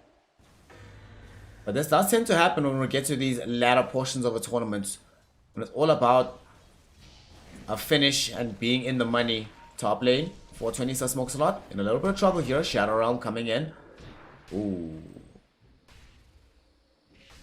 They're not going to be able to get that grab. And Seku is actually diving a bit too far forward though. He might get Antonina, but he actually is not going to. Curse Crown triggers up just in time. One more hit required for the bash. Will he be able to find it? He's going to juke away from the swarm bugs, but he's still in trouble. He gets caught by the swarm. There's going to be the bash though. Catching up. The Frost Blast comes out. Desalas grabs the kill onto the slaughter, but he loses his life in the process. The big winner overall from that is 420 smokes a lot. Getting 200 gold, 300 experience from that entire exchange. Alright. Bottom lane though. Q in trouble. Spin up in 5 seconds. He needs to watch himself. They don't have any vision available though. They're not going to be able to reveal him close to that side of the map. They have the ward a little bit too far back. You're sitting like in that one weird pocket.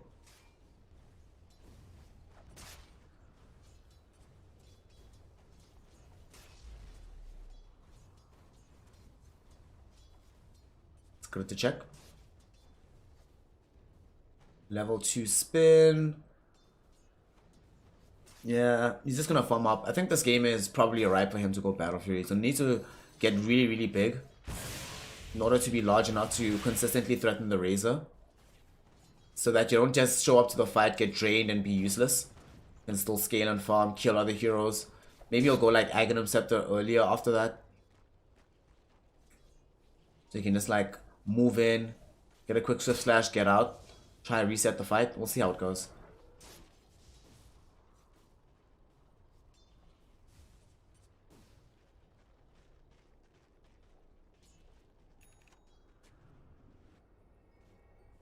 Domina. Shadow Realm is ready.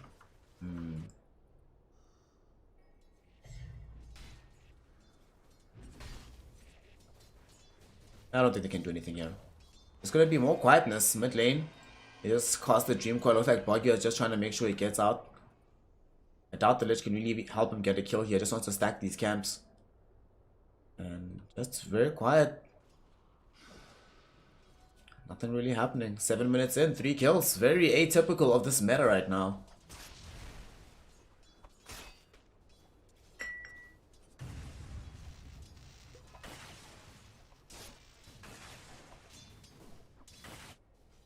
But it's a very close affair. Much closer than what the group stage was. I like this. This is awesome. Close Dota is always the best. The big winners overall of this early game though are obviously going to be the Juggernaut. Razor seems to be doing very, very well versus this puck. He's using this plasma field to good effect with the leash to continue to harass Buggy from afar. And Weaver from Desolars did end up taking a tumble earlier, but he got the kill first, so he did get the experience off of that, so he doesn't mind all that much. Looks like he wants the early Lincoln Sphere. Worried about dealing with this Omni Slash. Bottom lane, speaking of, they almost got the kill onto the Sand King from the Juggernaut. He will be able to TP away to safety. Razor shows up though with the leash out of the storm going. There's a healing ward that's been activated. Will they be able to get the kill onto Scripted Check? He's trying to chase him down. One more right click is all he'll need. Won't be able to get it because here comes the backup from Enseku. Able to get the counter kill onto Shiken. And they bring him down. Route the rest of the side. So last chance. Fire back in force against the eSports Bandits.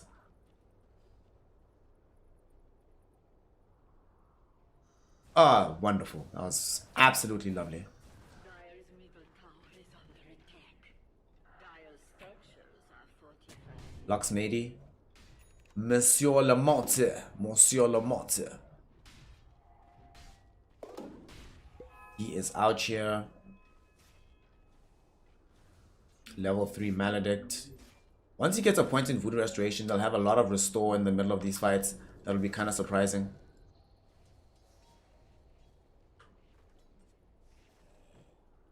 Still though, the side of eSports Bandits are still able to get consistent farm on their heroes. The only one who's really struggling is the Sand King.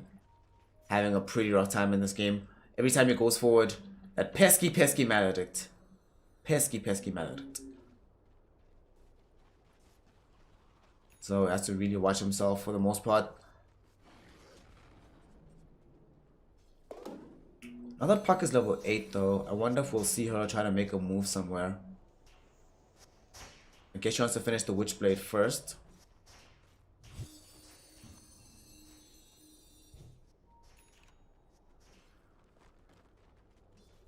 And has Juggernaut decided what he wants yet? He could also opt for the Maelstrom Mjolnir build. Like go Maelstrom into SNY. That way he has more stats. So it takes longer for him to just be a major target in these fights. Have the status resistance. It'll depend on what Enseku wants to build as well. Because the Slaughter's having a fantastic game. Gonna obviously go for this early Blink Dagger. No reason not to when you're having this good of a start.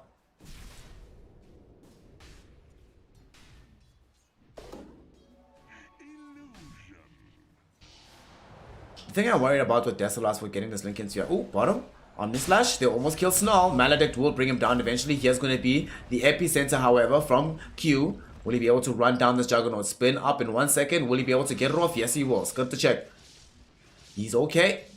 Now, perhaps they turn. Coconut bouncing back. Sand King might just... Oh, no, he's actually fine. Soak's lost, matey. Everyone's okay. Healing Water's out. Everything's cool.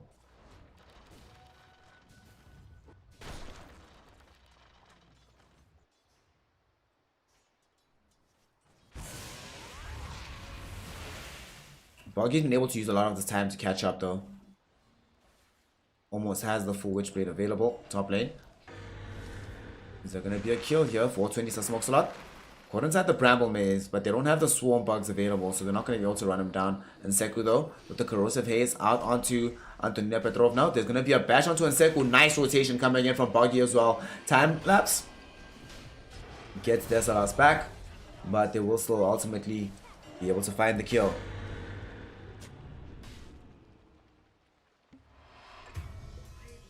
Same time though, they lose Witch Doctor on the other side, and the spin might kill Q though.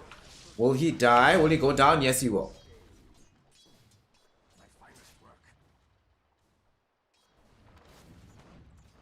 All across the map, some action here in this lower bracket final. Battle for third place will continue. Anseku, instrumental in getting that kill onto Desolas, slowing up the momentum of the Weaver. Might die here, but there's no heroes rotating in to help him. Instead, middle seems like where the action might be happening as Shiken. 2 heroes nearby him. There's a third incoming. He gets silenced up. The coconut is coming. Will they get it out? Nope, he's too fast. Too furious. Too fast.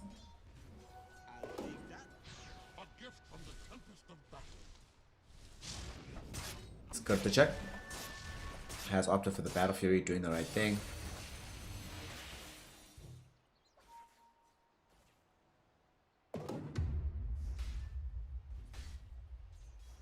Interested to see what we're gonna get out of Antonina Petrovna.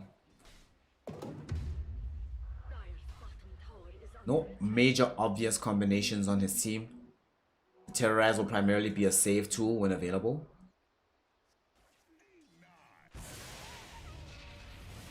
Boggy. We'll just tank a little bit of damage middle. Chicken wants this early Yule Scepter. And he actually wants to try to run down Boggy. The Borrow Strike will actually catch out the Puck. Puck is going to take a lot of damage. Turn with the Waiting Rift or Dream Quill and the Chain Frost bouncing between the two of them. Q and Shiken find themselves at the mercy of the Lord of the Underworld. And Lich pays them no favors, kills them both with the Chain Frost. So much damage. Sure, Puck dies in that situation, but hashtag worth. And they're not done. They're actually going to go for GT Snarl. He's going to get taken down. They use the Maledict, which increases the amount of bonus damage from the Death Ward to an absurd degree in that situation. Let's see how much damage it did.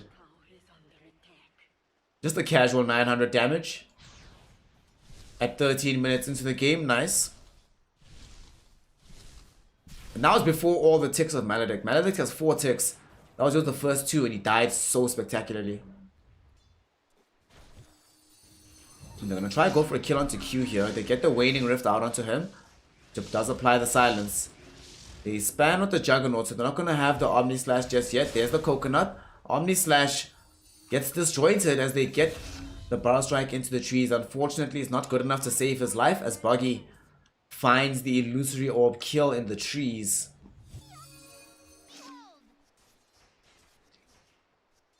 Radiant's middle tower is under attack.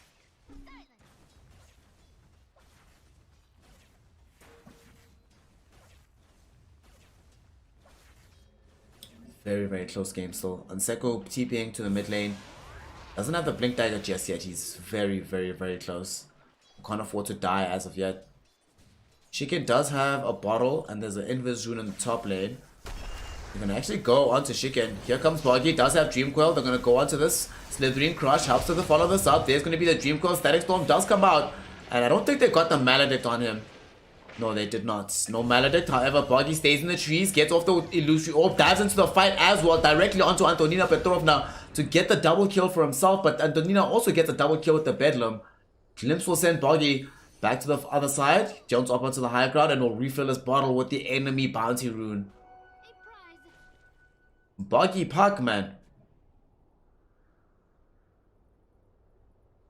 Doing the most here in this third place finish. The game is still very close. His team has the farm advantage, primarily because Skriticek still not involved. Neither is this Weaver, but Weaver going for a defensive item first. Skriticek is going to go for the farming item and will be able to slightly outpace the Weaver, although the Lincoln Sphere is up now and he's still about 1,000 gold away from getting the full Battle Fury.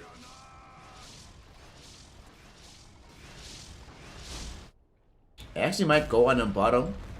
Okay. They might decide to turn onto this Sand King Maledict Death Ward. They don't have it for 3 seconds, but Skriticek is here. Oh, he's Borrow Strike. He's dead. He's dead for sure. He's dead for sure. He's dead for sure. Yeah.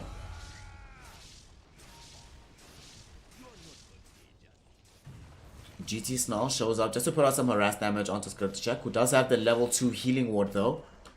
So healing not going to be an issue from all that damage. They want to chase with Anseku, but the glimpse from GT Snarl will protect Antonina Petrovna. Mid lane. Just the Yules up onto Boggy to bother him. Shiken is terrified of being silenced. He'd rather Yules up the puck than Yules up himself and perhaps set up for a follow-up kill. And he's correct to be paranoid because here comes the setup for the follow-up kill. As Anseku shows up with the Blink Dagger reveal. Boggy uses the Dream Coil, making that very easy for the rest of his team to collapse onto the Razor. And onto the high ground now. They do find Antonina Petrovna. Corrosive Haze out onto him. Maledict, I don't think it connected. It did. Will it take him out? Yeah, he's dead. He's dead. Don't look at the explosion. Don't look at the explosion. There we go.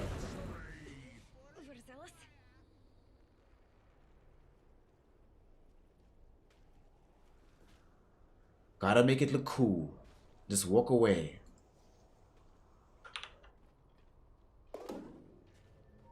Juggernaut does now almost have enough gold for the Battle Fury. Will have it after clearing out these last few creeps.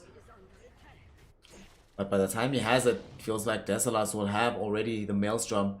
This Weaver has been left completely uncontested. Juggernaut's been involved in a few skirmishes, but Desalas has just been chilling, farming up this jungle, making occasional forays into the lane. Winning BKB first though, it seems. Okay. So he's playing very defensively in this game. Does not want to die, which will mean that there's an opportunity here for the last chance side to catch up with the Juggernaut. At the same time though, they did just lose their puck in the river. And looks like 420 smokes Solat. Gonna join him there.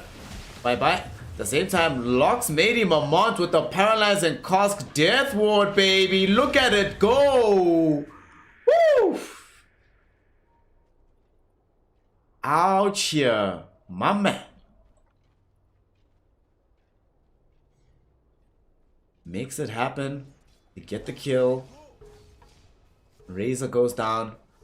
If he'd managed to get down the Maledict into that small area when they were sort of together, they absolutely both would have died. But he'll take what he can get. In the meantime, Boggy will find some revenge by bringing down the Sand King on the other side. Sand King's like, bruh, I wasn't even involved and I have such little farm. I have less farm than this Witch Doctor, the support. That's how rough the game is for me at this point. Feels like they're wholly reliant on the Weaver as well as the Razor to win out this game. Script to check. We'll now finish off the Battle Fury.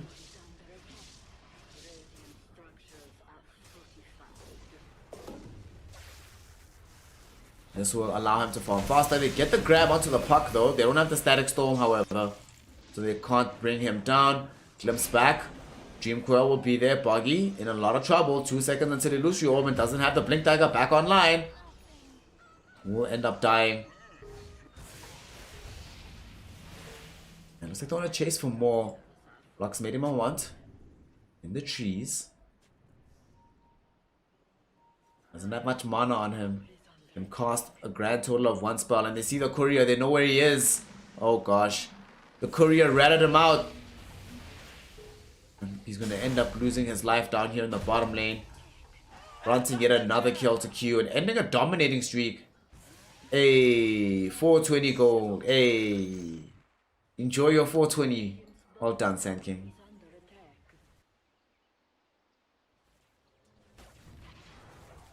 And Seku wants revenge, jumping in. But something to remember when you're playing against Disruptor and you gotta wait a few seconds before starting up the fight. Otherwise you'll get glimpsed from Hence UK. But now they wanna initiate the rest of the fight. They managed to bring down the Lich as well. They're all split apart right here from the side of Last Chance. Barrow Strike onto the Juggernaut. It doesn't have the spin. Uses the Omni Slash. The damage though, they do manage to bounce it amongst themselves. So nobody's going to end up losing their lives. Instead, it's going to be the Juggernaut perhaps losing his. Antonina Petrovna doesn't die thanks to the Glimmer Cape. He stays alive, but the Dream Coil comes through from the puck with the Waning Rift. He manages to kill all 3 of them. It's going to be 5 that go down at the end. A triple kill for Boggy and a double kill for Skriptacek before he goes down. And between the 2 of them, they somehow manage to turn that fight. Boggy with the jump in. Amazing amounts of damage there. Catching absolutely everybody.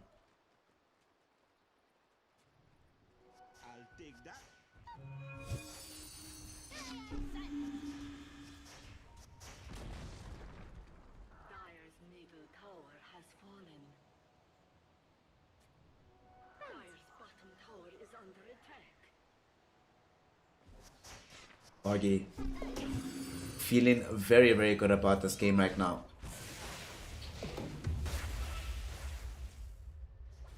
Shiken won't be the happiest camper in the world. After everything that's happened, his farm has sort of tapered off. It's still fine, but it's not accelerating at the same rate, and he needs a lot of items though. He'll need the SNY and potentially a BKB as well. And I'm a bit worried about Desalas' lack of damage. With him going for the BKB, very not threatening in the fight. We saw in the previous engagement, he spent all his time stuck on the Juggernaut. His Krita was largely able to ignore him.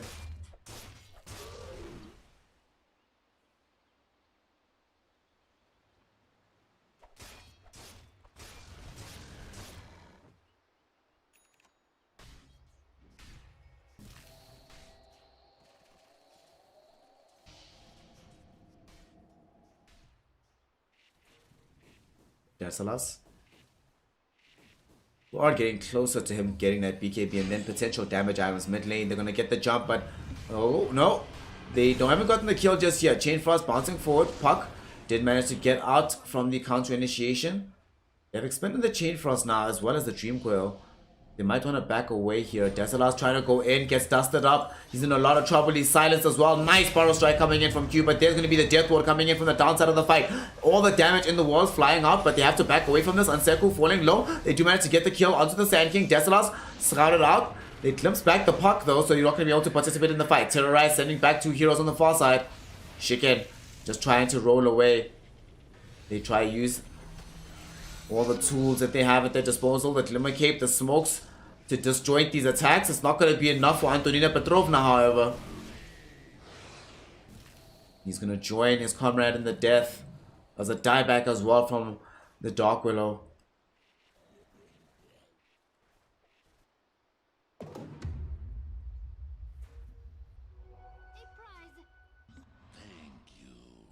Major problems are seeping in from all corners.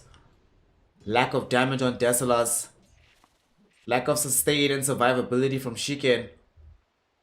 Unfortunately, it's looking a bit rough right here in game number 1. 9,000 gold behind. 10,000 experience almost.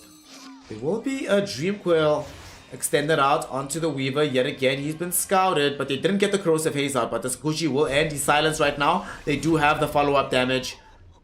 And they will not allow him to escape. He's already used the time lapse. With his death, potentially they want Roche, but the tier 1 tower is still up. So the prudent play is always to remove the tier 1 when you can. Or Roche, oh what? Maybe they're like, well, who cares about prudence? We're so strong right now, let's go.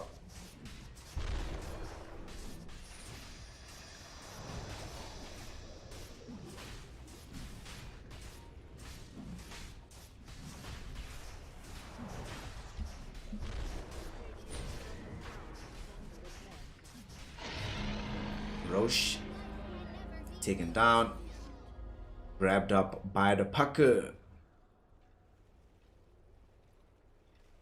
And now they're just gonna motor back for the tier 1.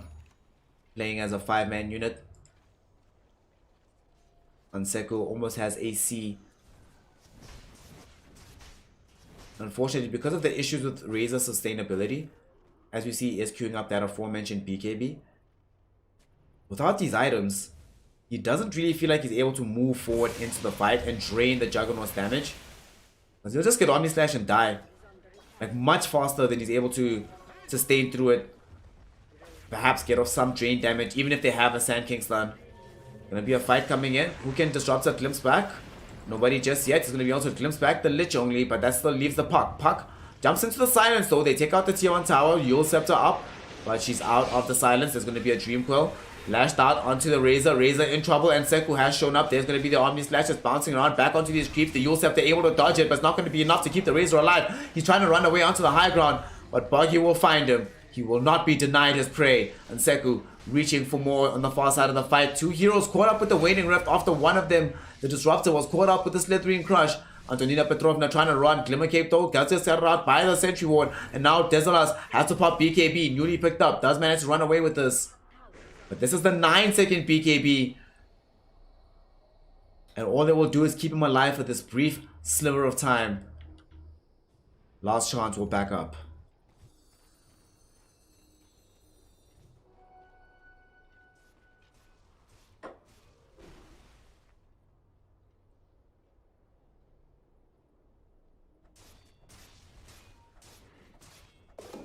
Man, it's good to check. Proving to be a major, major problem. They find Dark Willow. Q in trouble as well. Curse Crown did connect on the two heroes. But oof, oof, oof. That's pain. It's pain. My goodness, are you the leader of the Akatsuki? Because you definitely know pain. My gosh, that was a lot of damage. Now that road to the tier 2 lies open and potentially the road to the high ground. With the Battle Fury, Blink Dagger, I think an SNY coming soon. Slaughter has the full AC. That's actually here. My gosh.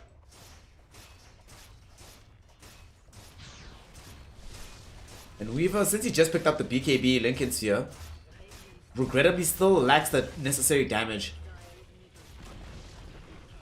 And are they gonna catch this Weaver in the top lane? Dezalas. Oh no. Oh no, Dezalas. That's 8 seconds. Can he live? He's being chased right now. They don't have Dream Coil for 15. But nor do they have Vision. 420 says Smokes not will capture this outpost to allow them to TP to it potentially. Dezalas, don't do it. It's a trap. No, Dezalas. It's a trap. It's a trap, mates. It's a trap. Oof, silenced up. He does manage to get out though. They might take the fight on the other side of things. Beautiful static storm onto 4 heroes with the terrorize as well, keeping them from doing any damage. Lich is gonna go down first. There's gonna be the power strike following it up. 2 heroes have fallen, but there's the Omni Slash as well coming out, bringing down the Dark Willow almost instantly. Death Ward bouncing out, but it's gonna get taken down as they lose the Witch Doctor. It's now 3v2. Can they fight this? Power strike brings down the puck, but that's only the first life. Dezalas still lacking a bit of damage. Spin back up in 5 seconds. Boggy wants to go back in with the Witchblade, able to bring down Dezalas after the Waning Rift hit. Looking for more onto Q, trying to get himself away. The spin, blink down onto the low ground to follow the Burrow Strike. Script to check. One more right click is all he needs, and he does get it. A killing spree for the Juggernaut as 4 heroes fall. Esports Bandits go down. Only GT Snow is able to survive that fight. It's good to check and Buggy do it again. The 2 of them against the world and they prevail. Buggy now almost has an Aghanim Scepter off of this.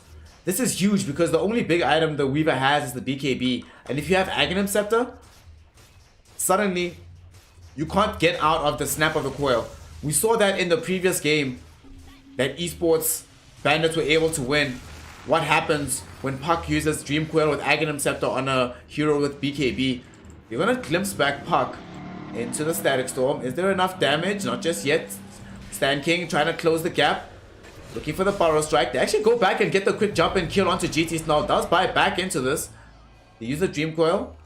And they find an escape here. Oh my goodness, what a slithering crush. Catching Antonina Petrova as he blinks in. But Shiken on the other side already with the Yule Scepter. Leashing him up right now. Do they have the damage? They surely do. They find that kill. There's the last pop. BKB was looking for a chase onto Buggy.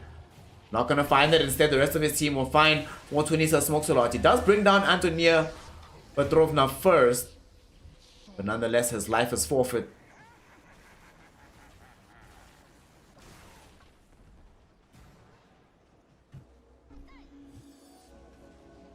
Dezalas. Capture an outpost. Good times, man. Good times. Take it back from the enemy team. Make sure that they can't just TP onto that.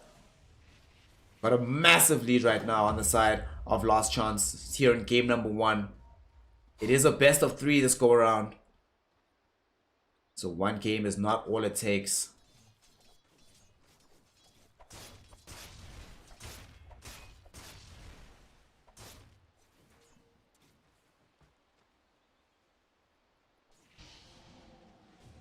Lane. Ooh. You catch Weaver with the Dream Coil. Oh, you're dead, mate. You're dead, mate. You're dead, mate. Feels bad. Feels bad. Because now Puck has this Witchblade item, there's so much damage comes out of this hero. And Waning Rift is such a crazy spell against this Weaver.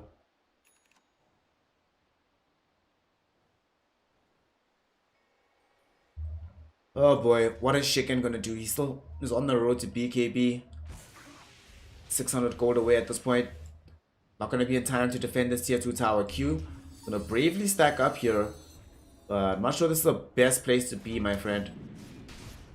it is probably prudent to back off. Yeah. They even draw on the line. GT Snell is like, mate, what are you doing? Come on. Come on, fam. Please. Great job there. Great captaining coming out from GT Snell. Doing the right thing on the disruptor. Sometimes when you're playing on the support, there's a reason why most support players are the most suitable role to play captain. You can sort of sit back, make a read on the game. He's the one that can look forward. Because look at their vision right now, right? Let's take a look at their vision. They don't have that much vision of where these heroes were at the time. They could see a few of them attacking the tower. The Sand King is here. It's not an easy place to initiate from. There's nobody nearby him, so his captain says, yo fam, let's back off. Good job.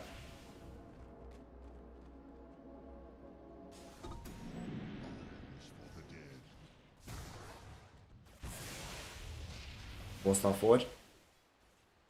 Just to move around the map a little bit faster.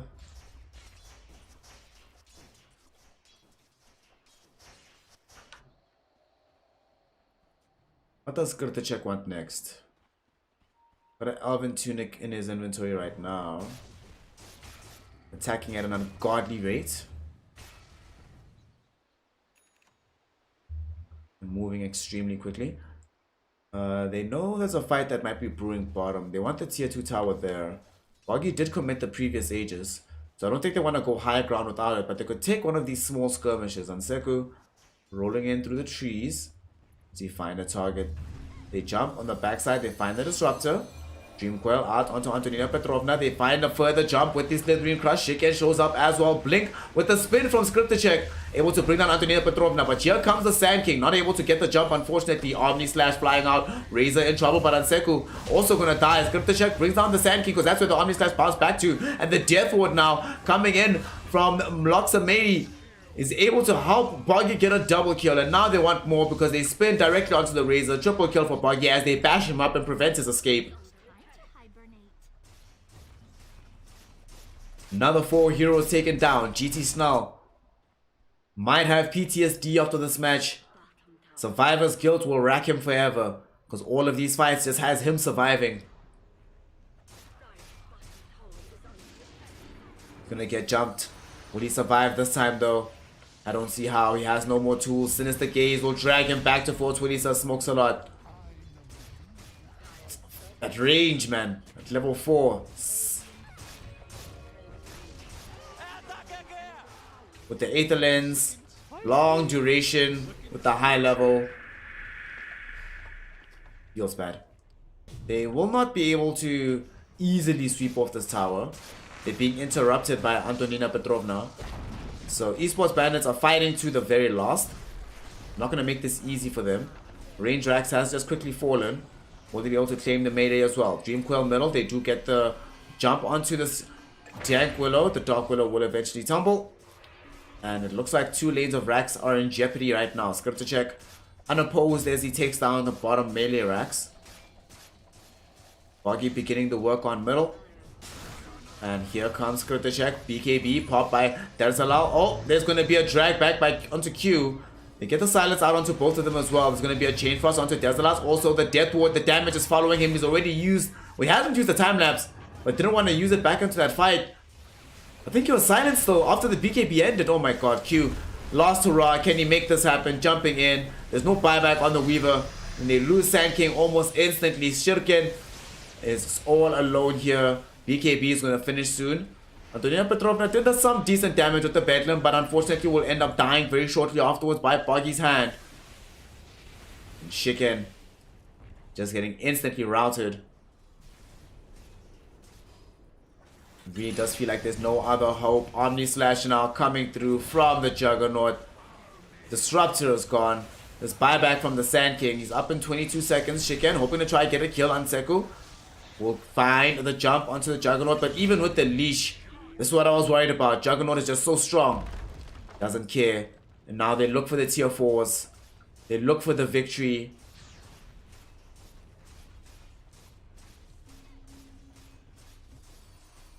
Are they doing it? Are they making this happen? Game number 1 for Last Chance. Looking like it might be their game after all.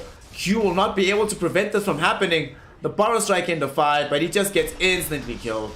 Sinister Gaze They even ignore him. They don't care about him. They just want this ancient. They want this game. Game 1 is theirs. And that's gonna be that. GG, well played is called. Last Chance have done it. And they've taken game number 1 here in this 3rd place final. Woo! What a matchup. From start to finish, it just felt like this was the buggy show. My gosh, 18, 3 and 18. Involved in 36 of his team's 48 kills. Insane performance from the buggy puck. Dealt 43,000 hero damage. Yeah, MVP, very easy. What a player. Made so much space for Skirtacek that it didn't really feel like he had to do all that much. And Senko also played quite well. But man, Buggy just put in so much work in this game. And with that, what a game, what a performance from him. We also see reflected in how these fights started turning out. Let's see what item. Let's see what happened with the man. 19-minute blink, huh? Around that time, things start to change in the net worth. In the next 5 minutes off, look at that. Around 20 minutes. Start taking fights. And suddenly Buggy's able to turn the game around for them entirely. From a very even early game to just an absolute stomp in the end. And unfortunately, I don't think as well that Desalas's itemization helped him out in this game. He dealt very little damage. Got a lot of farm. Was almost as farmed as these big heroes. No, comparatively big. As he could be given the circumstances of the game. But just didn't really feel like a threat. So we'll have to see what he's able to do in the second game. Last chance. Esports Bandits have their last chance now. Shiken, GT Snell, Antonina Petrovna, Dersalas and Q. What will they do? Can they make this comeback? Will it be a game that they can make work out for themselves? Can Esports Bandits do this? Or has their road, their journey come to an end? Is 4th the highest they can go? Is this the ceiling? And his last chance, truly the champions that we should be rooting for, who will end up going over with the victory. Buggy, 420 Sir Smokes a Lot, Loxa Medium Amont, Anseku and Skirtacek. Can they make this happen? Can they make this hype? We will find out very shortly as we go now into a break. Second game is coming. Don't go anywhere. This is the Veeam Esports Tournament for Dota 2.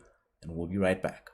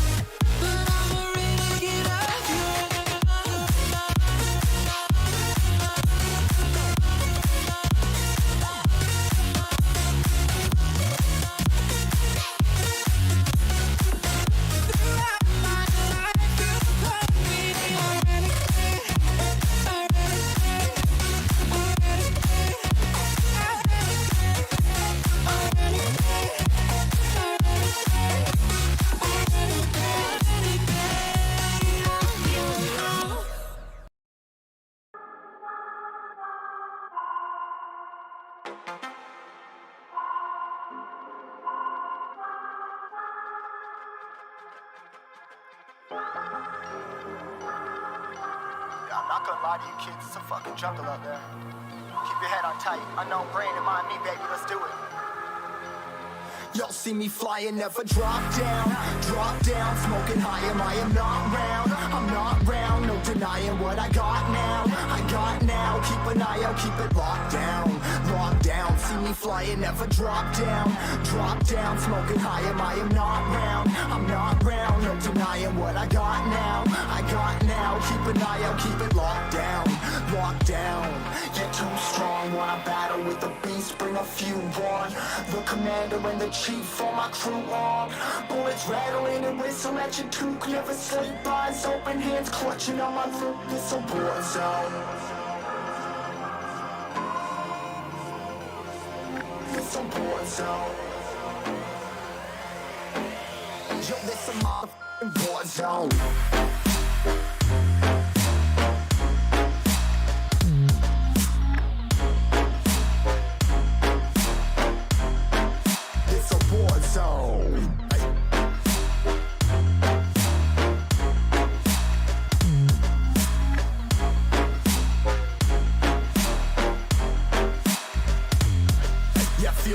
impact. Yeah, break it open, leaving nothing fucking intact. Hey yo, you been hacked. Yeah, safe hardened, but I found it, homie, been cracked. But ain't nothing inside. Hey yo, we been back. Your band stacking, see you flexing with the thin stack. Flexing on that we on. Hey, you been whacked. I kill 'em all, feel a motherfucking impact.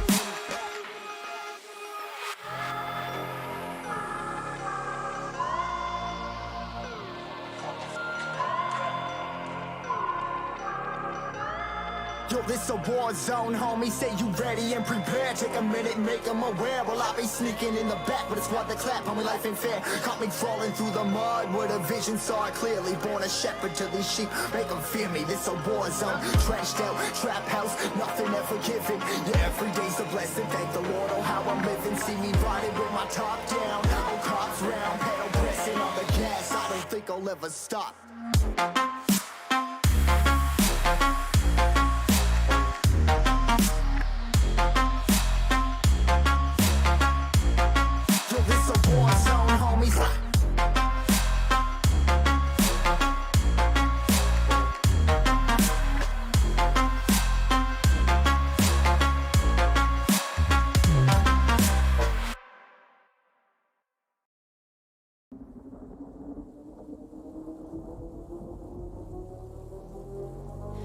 Creature of your fantasies, made of things that you're told not to believe. And I'll show you sights you couldn't dream of. Baby, take my hand. Walk with me in the garden of Eden, where life's in technicolor, pure freedom. We don't need no rhyme or reason. Baby, take my hand. I'll lift you up, I'll make you feel so high. I'll bring you to life on the wild side.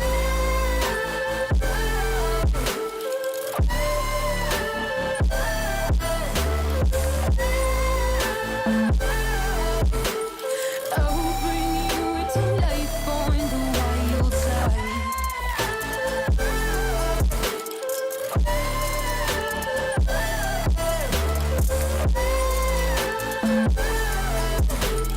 I'll bring you to life on the wild side.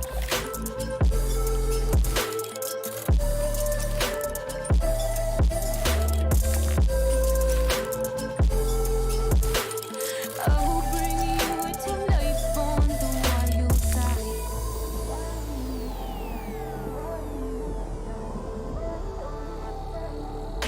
Dropped everything and ran like a criminal, moving so fast. There's no way to have control. Just let go and you'll crave the free fall. Baby, don't look back. Hear the blood that's running hot through your veins. Can't believe you almost stayed and behaved. You laugh at what used to shake your faith. Oh, there's no going back. I'll lift you up, I'll make you feel so high.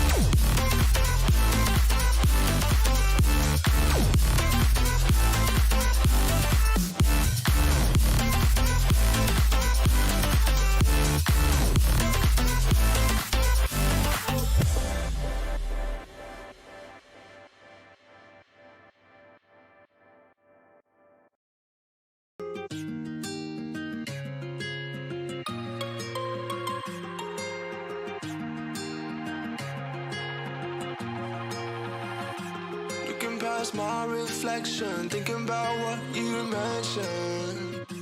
It was supposed to be the one to take every last pain away. Nothing on our loving, maybe time told us that we were different. Did it break you down? Staring at the ceiling, fighting off a feeling. One more minute, 'cause I just don't wanna come down. Don't wanna go back to how I used to be.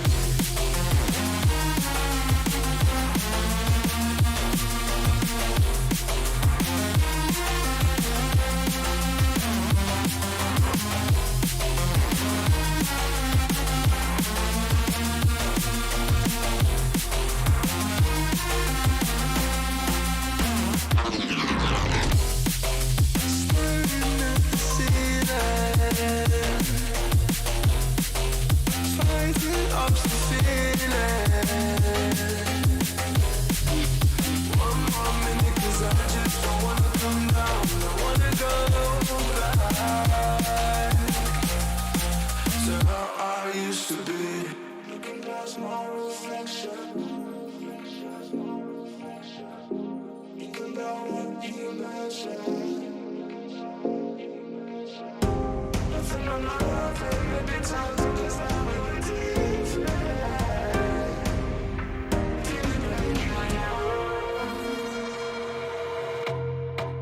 Staring at the ceiling, fighting off a feeling. One more minute, 'cause I just don't wanna come down. Don't wanna go back to how I used to be.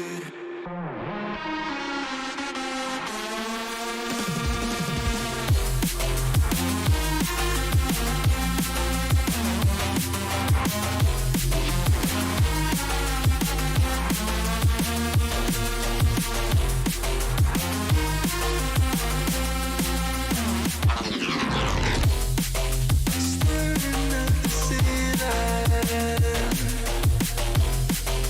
fighting off the feeling. One more minute, 'cause I just don't wanna come down. Don't wanna go back to how I used to be.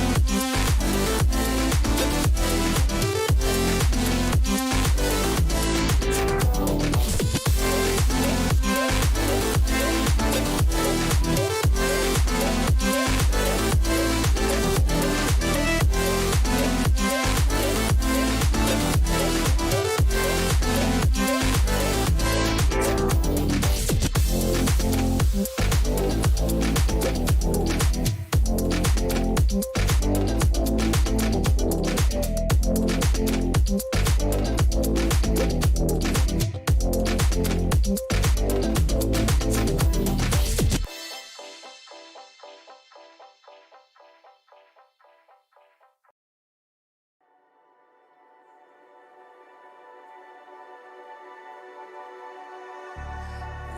that I could run away with you. Imprisoned by fear, just pull me away, pull me away. Secret fantasies of me. Will they ever see the light of day, light of day? I don't know where you are, but I will find you.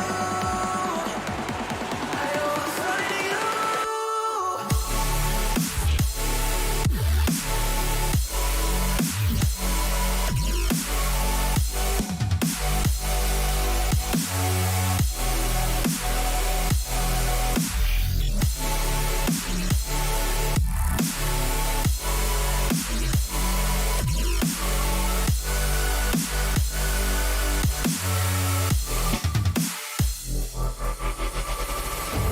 So if you're out there, just run until the edge and fall into me and see where this could end. Make our own life and leave this world behind. Can you hear me? Do you feel me?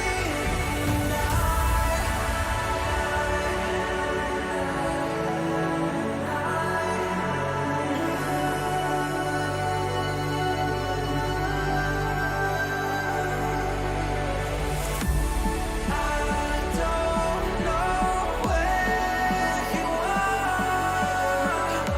but I will find you.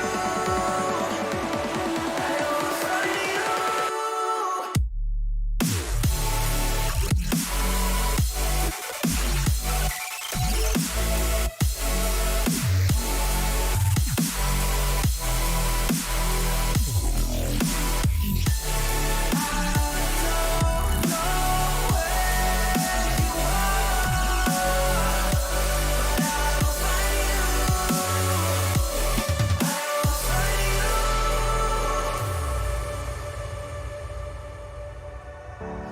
Wishing that I could run away with you.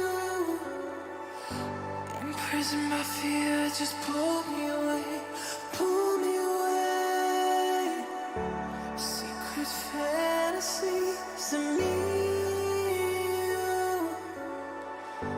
Will they ever see the light of day, light of day?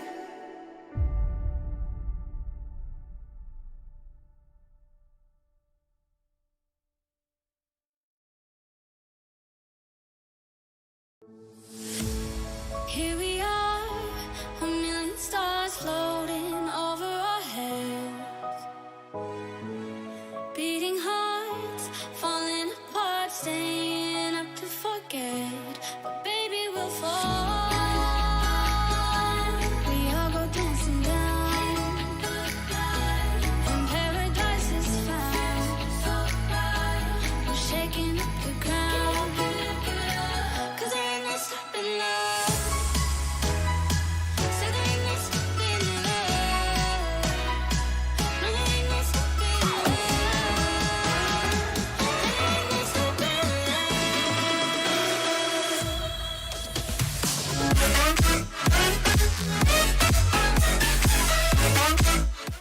Ladies, gentlemen, and NB comrades, welcome back to the third place finals.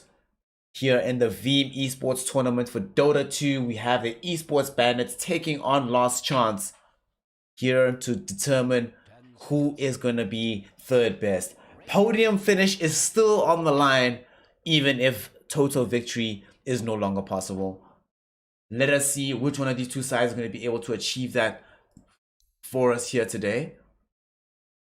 As we have the eSport Bandits, which have a small graphical bug. Dota 2 does that sometimes. There we go. seconds remaining. Last chance on the Dire side, eSports Bandits on the Radiant.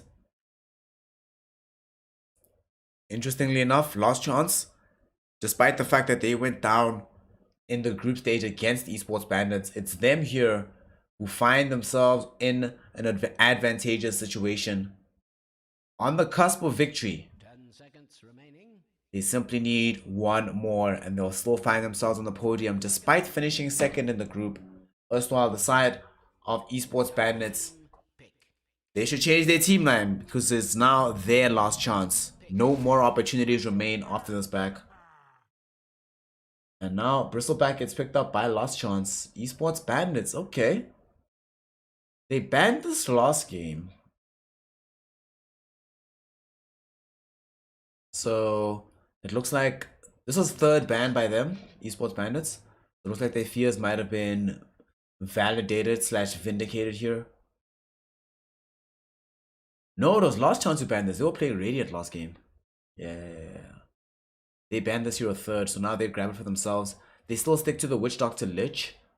They have the Juggernaut, Faceless Void, Anti-Mage banned out in the carry roles. Puck from mid, Tidehunter in the off lane by eSports Bandits. That's not our last chance.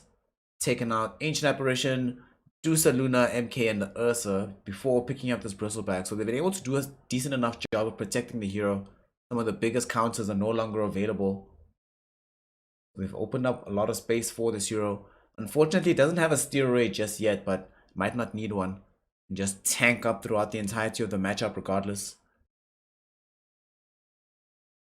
Dire team pick. And Dire gets snagged up right now by the eSports Bandits.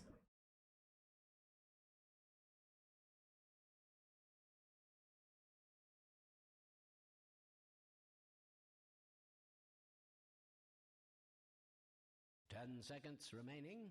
A decent team fight spell, especially if you find it outside of the Arena of Blood and it's not possible for Last Chance to access that area and take it down. Can also play quite well in tandem with the Jakiro. However, there's very little setup for the Jakiro spells in this game. Gonna be relying on good spell, very good spell usage coming out of him.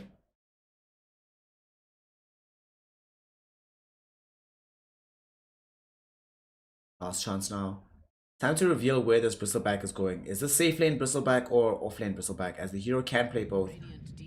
And yeah, there we go. And I was gonna say, I imagine they want to save their last pick for mid, since they have 10th overall pick. So they do opt to go for the Phantom Lancer, put that into the safe lane. Okay. It's a hero that can rush onto the tombstone and destroy it. Even if it's placed onto the high ground, you can use Doppelganger to access those areas. 5 seconds remaining. Can get out of the Arena of Blood using the same trick. God's Rebuke can help scout out where the real illusion is. Between God's Rebuke, Jakiro, and the Undying, they actually have enough tools to find the real PL more times than not.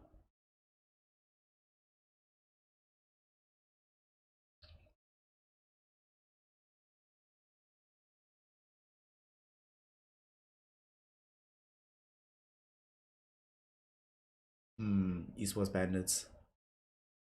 See the decision they decide to go for here. What do we want from them? What do we want? What do we want?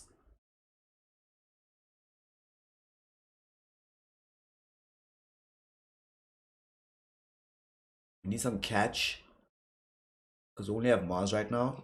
Puck's banned. Once I'm gonna clears out the Luna, the illusions of the Phantom Lancer. Maybe Drow Ranger actually. I like Drow actually. Yes, pick Drow. Pick Drow. Pick Drow.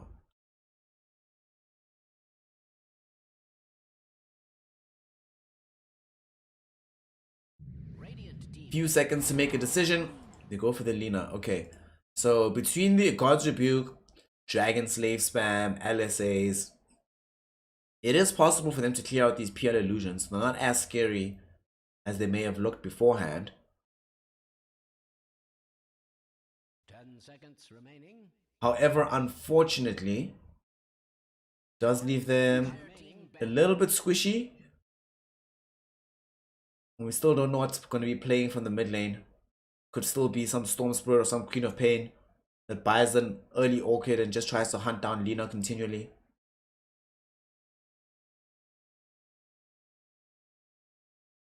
Seconds remaining. 5 seconds remaining. Zeus was banned yet again by the esports bandits.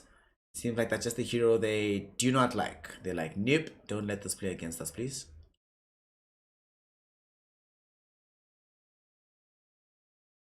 You could pick TA on the side of Last Chance. Ah, but there's still Jakiro. Ember Spirit, perhaps. There's not that much hard catch for that hero.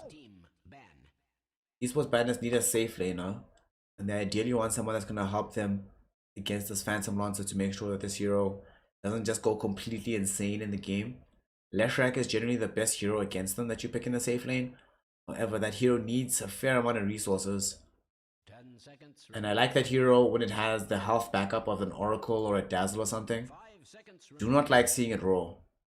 I think that you need to try and defend that hero as much as humanly possible. Maybe like a Sven or something. They're already bad, the Gyrocopter. Luna's already bad. Dusa's bad. Jug's banned. Ursa's banned. Monkey King's banned. Even the Faceless Void is banned. So most of the heroes that build Battle Fury and the like. And you don't really want to play Weaver into this matchup. You're dealing with Bristleback. Ugh, disgusting to play into as Weaver.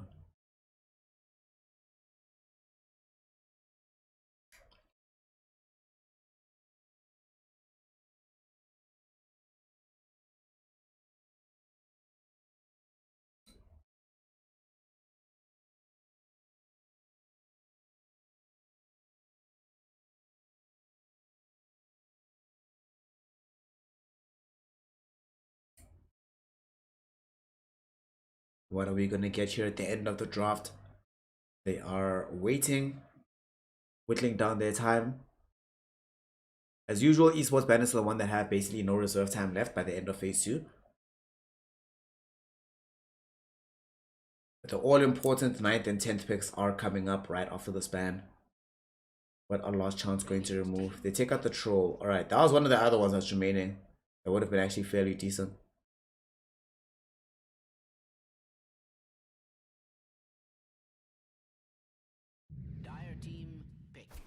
And they go PA. Okay. We've seen this hero have some success against some of these heroes on the side of Last Chance, but it's also had some failure. The matchup against the Lancer is a somewhat peculiar one. In the sense that PL, by and large, finds himself winning that matchup overall. You get Kunkka as well now for the drag back, the Cocoa Rum to keep these illusions alive. And PL alive, of course. Keep Bristleback alive. I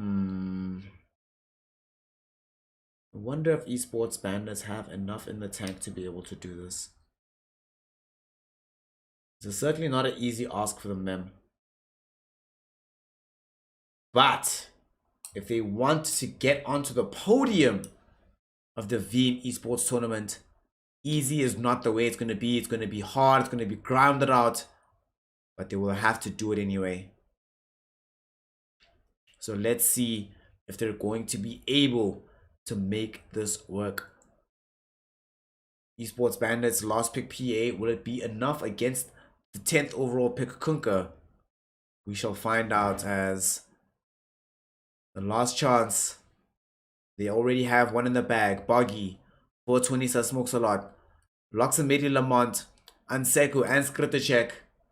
They are out here. They are ready to potentially get themselves onto the podium. Victory might be away from the overall tournament, but you can still walk away with some pride. Can they do it by grabbing the 2-0? Or will they succumb to the esports bandits stealing away their chance and somehow giving themselves a last chance to still get onto the podium here at the Veeam esports tournament? Shiken, GT Snarl, Antonia Petrovna, Dersalas, and Q Can they do it? Can they make it work?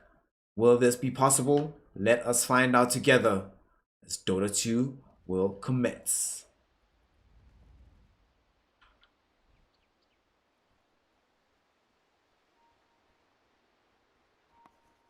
Now in the game now.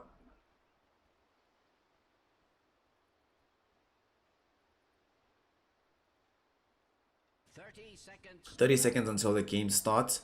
Everybody just doing the right thing, making sure that all the correct wards are out. Divine. Divine.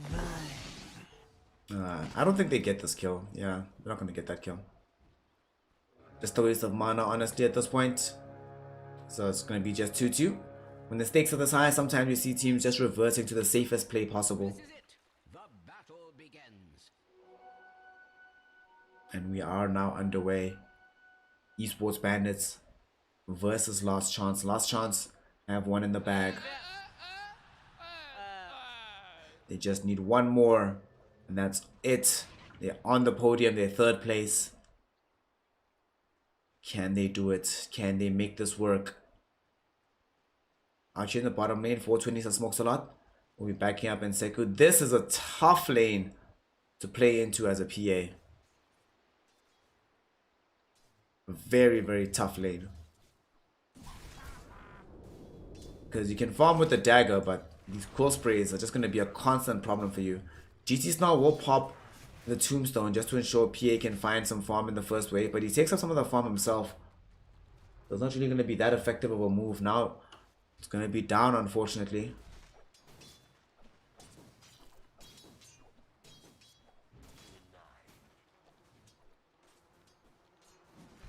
Seku has a mango, so should be able to just keep himself pretty topped up for the most part. It's a PA that I'm somewhat worried about. In the mid lane, Kunkka versus this Lina. Kunkka is, with Tidebringer, very, very dangerous.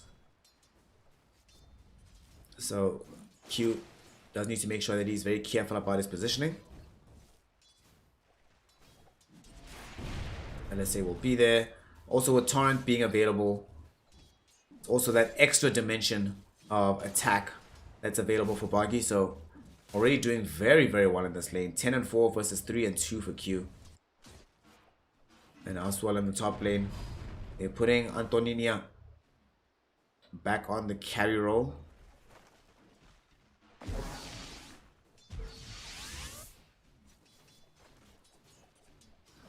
He's going to be playing versus Skriptachek. With the God's Rebuke availability, they can actually put a lot of hurt down onto Skriptachek and make it very difficult for him to farm here. Between that, Liquid Fire, Dual Breath, this lane sucks. Stuff like this is why nowadays PLs go for the very early pickup of the Hood of Defiance. Bottom lane, Bristleback did end up getting brought down. Flew too close to the sun, it seemed, and ate too many decays.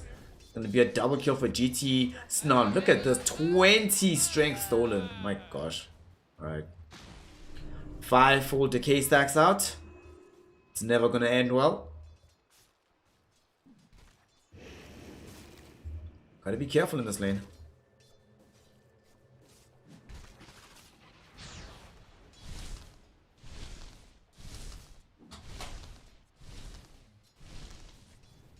The further forward you end up going, the more the situation goes just truly south, truly south. But the case stacks will finish, so out of range at the moment for Anseko. Should just keep doing his thing. Mid lane is where a little bit of worry is, but unfortunately for Boggy, Q has now cracked level 4. So now the point into the Fury Soul. Last clicking is a little bit easier. So the right clicks should be there in good order to allow the Q to be able to get some decent farm here, but potential aggression being shown here by Boggy. It's the cleave off as well. There is a bottle, however, for Q. So perfect regen opportunity there as a water rune still available for both players, as well as the new one spawning in 10 seconds. So everybody will come back fully topped up.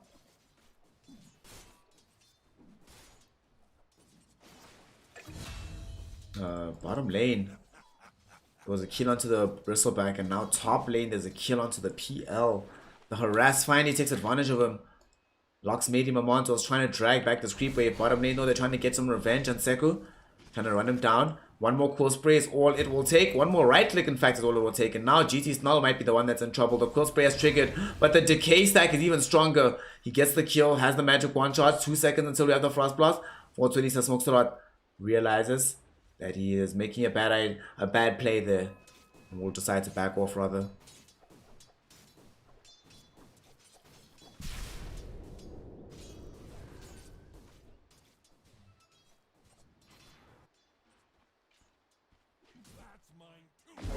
Luxmady.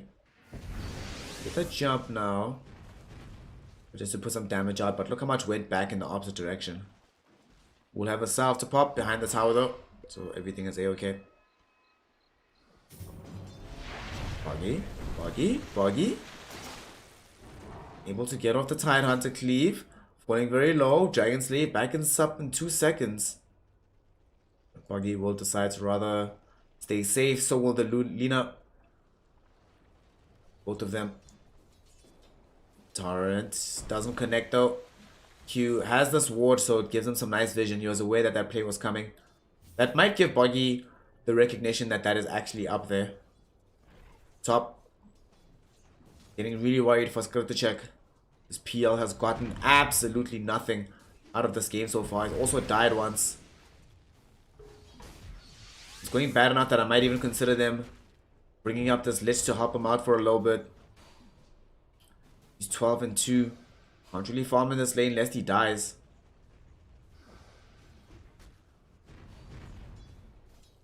Also, it's not like he's playing Juggernaut where he can play around this usage of the coconut with the Maledict.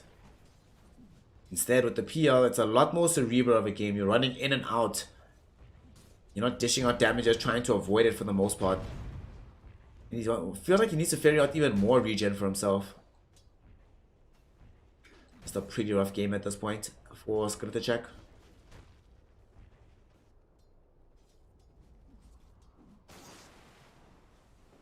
Boggy. He's looking for the Torrent. There is an X as well as a Tidebringer hit. He's gonna look for the damage out onto Q. Will Q die? I think he's gone. Yeah, he's not gonna. He's bottling up right now. There is a Torrent. Boggy's not gonna go for it. And he thought I was gonna go somewhere else. He lets him go. I thought when Torrent came back online, I was gonna try for the stun, like reaching through the trees. He might have actually connected onto the Lina had he done so. But he doesn't. Luxmady, top lane. Putting on some damage onto Desalas, but Desalas is a Jakiro, my friend. This hero is very tanky and does a lot of damage early on, and you're about to die.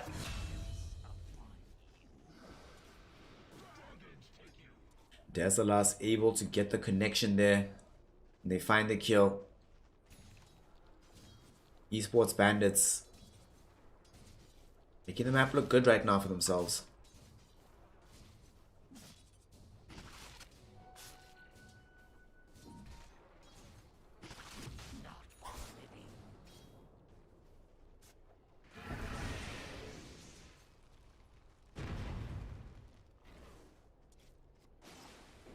There is though farm going the way of these heroes though on the side of Last Chance. It's going to be a boat connection down middle. Esports Bandits, will they come defend their Lina? She's falling fairly low. Tidebringer cleave is available, but nothing to cleave off of. So I'm not going to try and attempt for anything. So they'll just let that one go. Well, you're going to cleave off the range creep. He's actually not going to let this go. He wants to find this kill. He's got X in a moment. Will he get it? Q will be able to escape. Boggy, go back for the bounties. Hey, no, go back. Turn, no. 2 bounties for free. Feels bad, man.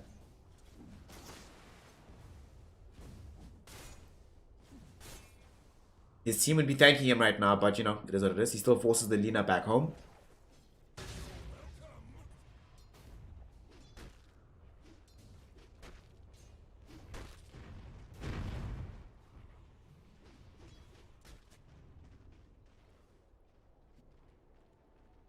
this game as it stands right now. The winners seem to be the offlaners, Anseko as well as the Antonina Petrovna Mars on the other side. Spear throwing forward onto the PL.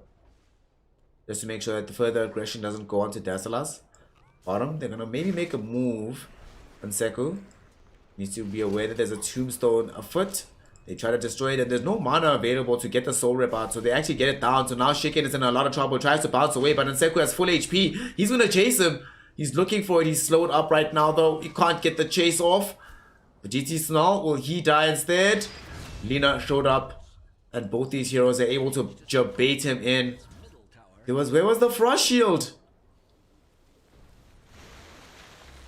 Might have been on cooldown now. Both committed. Not going to catch out onto anybody. Boggy. At the very least, find the Tidebringer Cleave to bring down the Undying. But Undying will just buy back Q in the middle as well. To try and make sure that the damage gets dealt out to the Lina. Into the Lich. And the Lich will indeed fall. Boggy throws back the Torrent. Just to ensure his own escape. And will be able to do so. Forcing a buyback in the process.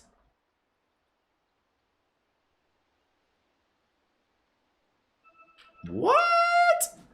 What a stack. Woo. That's sexy.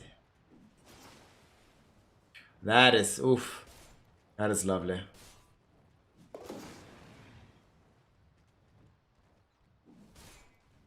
You are a carry player. You should know just how satisfying this is right now. Just so you get this big cleave off of any core hero. So nice. And Seko has Vanguard now here in the offlane. I imagine he wants to build into the Crimson Guard. And they're going to need him to hold it down. While Skritacek somehow cobbles together a recovery with this hero. PL has been struggling. Really rough time in lane versus the Mars Jakiro. There's so much harass perpetually that he can do nothing about.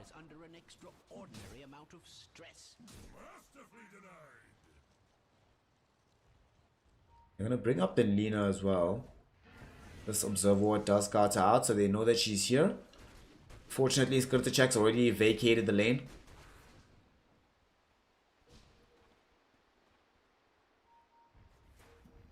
Lux made him a mount. Nice path coming through. There's gonna be a TPN from Boggy.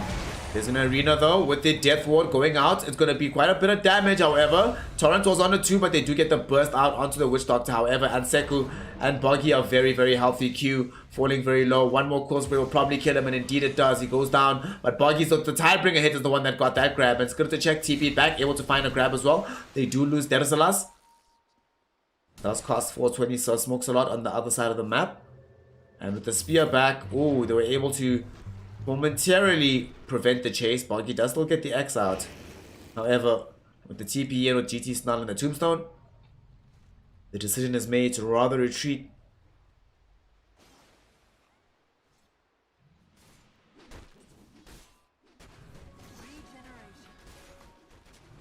Boggy going in for this armlet. What an amazing item on these strength cores. And whilst they're waiting for Skritacek to catch up in this game, Boggy really is making a difference with this hero. Honestly, I feel like PL should even buy Midas. Like, it's that bad, the catch up.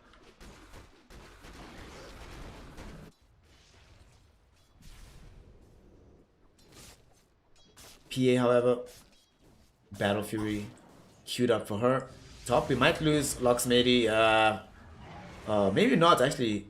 They didn't jump him after they got the Ice Path out. I think the arena was down as well as the spear. Yep, both were down. They couldn't do it. So he's gonna just stick around here.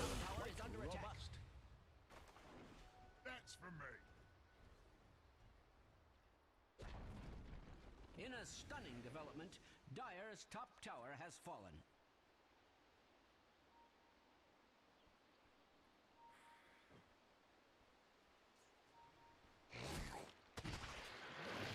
Seko. Phase boots after this, a Vanguard. Just tank up like a boss. We have a boat flying out. Gonna connect onto the PA. Pause. Seriously? Seriously? Seriously? Seriously?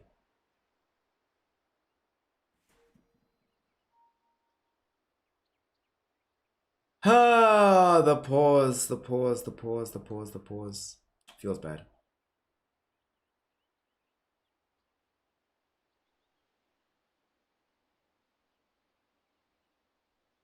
A little bit unfortunate when this ends up happening, but it is what it is. Seems like a quick crash there from Boggy. Well, not from Boggy. Boggy's announcing that there's a crash here from Manseku. Does give us a little bit of moment to take stock of where we are in this game. I think they're doing reasonably well on the side of eSports Bandits. Oh, snap. This might be an internet drop. Oh, gosh.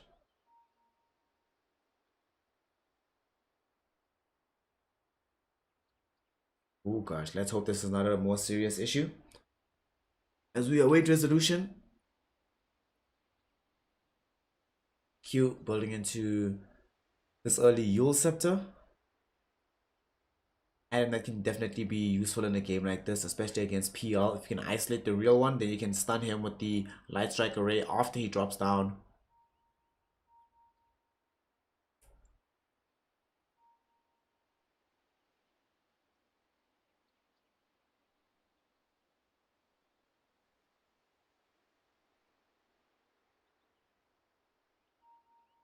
Huh.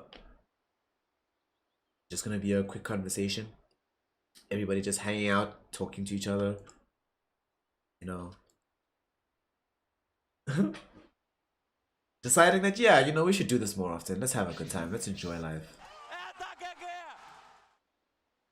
This Desalas Jakiro has been having such a phenomenal time. Dual Scepter is already in the queue for him because of how good the game has been. Just really enjoying life. Who's not enjoying life? Ah, poor Undying. Somebody has to be the one on the team that buys all the wards, gets all the tangos, gets all the mangoes. Feels bad. Feels bad. Look how little he has in the inventory right now. Just a pair of boots. They're trying to negotiate to get this puck. But they're like, nope. Buggy's never playing puck ever again. They're trying to exchange this in exchange for the Ancient Apparition. Which, to be fair, saw some very good play from the eSports Bandits. However, yeah, I don't think it's a fair trade at all. Buggy puck is too good.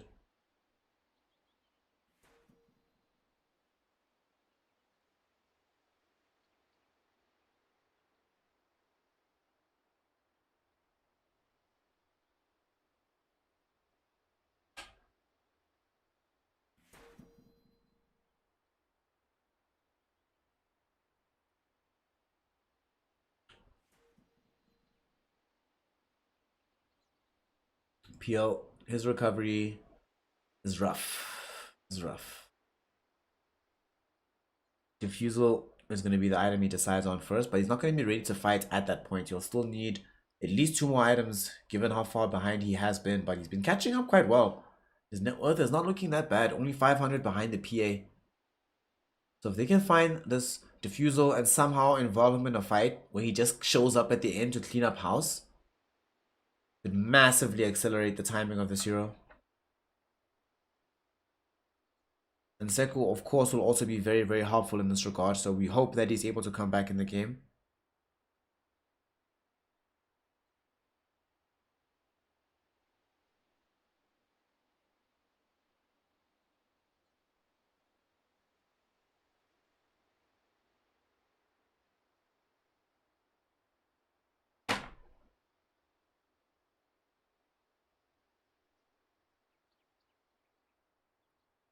See if anyone has any cool sets. This ledge set is cool. I like this. It makes him look like all hermity. It's pretty cool. Let's see. Kunka is the Gosha. Hey, and Seku's back. And Seku's back. Hey. A.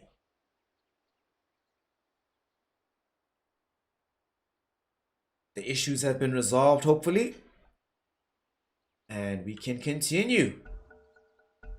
As we unpause, get back into the game.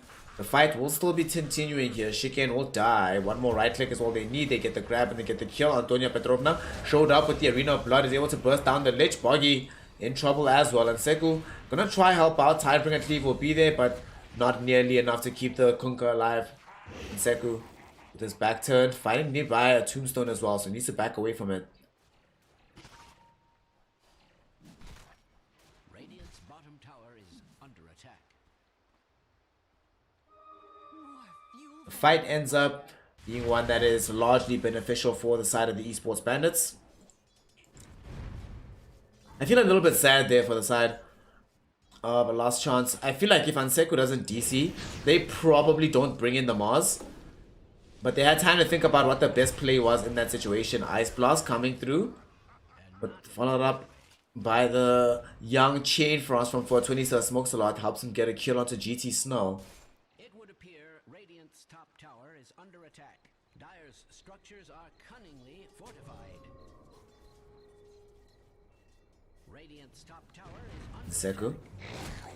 They scout out Desolas, who gets X back into the torrent by Boggy. They drop the Maledict out, but they most likely are going to lose this Jakiro. Jakiro taking a lot of damage, both flying forward onto both him and Shiken. They've gotten the one kill. Shiken scouted out on the high ground by Anseko. They're also going to X him back. Sinister Gaze is there to catch out Shiken. They bring him down. Now suddenly Q realizes he's in a bad position. Boggy will have X in 3 seconds, but they don't want to dive the tier 2. Not with the Mars right there with the Arena. They get some much needed revenge. 3 kills. So shutting down the PA as well right before she picks up the Battle Fury. That is magnificent. What a play. And all the time, this PL wasn't involved. He's sitting top farming. Almost has the full Diffusal Blade. What a recovery here by the side of Last Chance.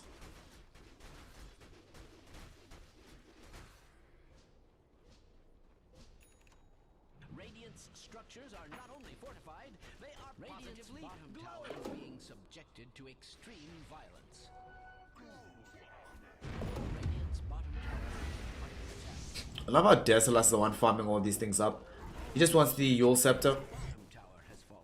I mean, to be fair, Yule's is very useful on Jakiro this game.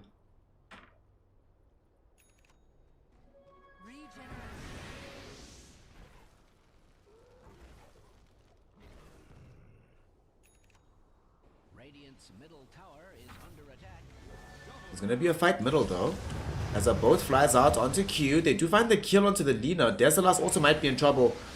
He's been dropping a lot of macro pyres, but unfortunately without any follow-up. For example, they want to be using the spell inside the Mars arena so that there's no escape for these heroes. Mars, speaking of, is coming closer, looking for Anseku, pins him to a tree, will be able to find the kill. PA, maybe wanting to jump back in. Boggy in trouble, very low on HP, jumping back into the fray. Torrent will come out. Is it going to land onto several heroes? Lands onto 2. Do they have follow-up here?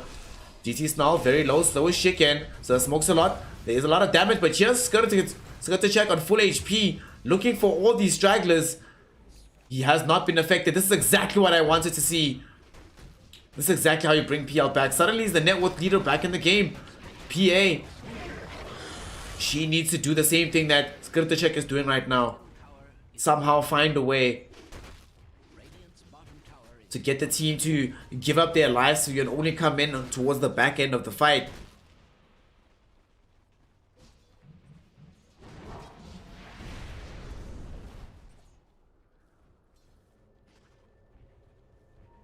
Oh boy, what a fight. What a fight. They lose the tier 1 middle. But that is so huge. There's an illusion rune here just sitting. No one's gonna really go pick that one up. Roche is not really something that can be taken as of yet. They could try it on Dire side for last chance with Anseku, but why risk it? He's going for this Eternal Shroud.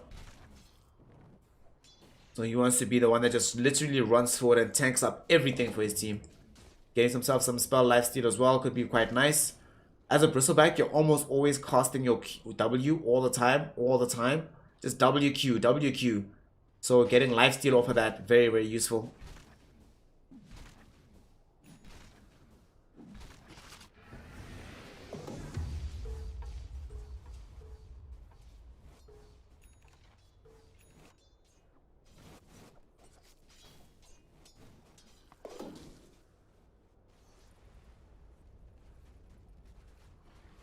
Smoke up. You wanna try and find Script to check? Script to check. There is going to be an arena onto him. He tries to get out with the doppelganger. Won't be able to do so. The boat will come out. Will it protect him? It does for now. The Coco Rum keeping him alive, but the Laguna Blade will tip him over. Can they still take this fight? However, GT Snarl staying very far forward. There's a Death Ward from the high ground.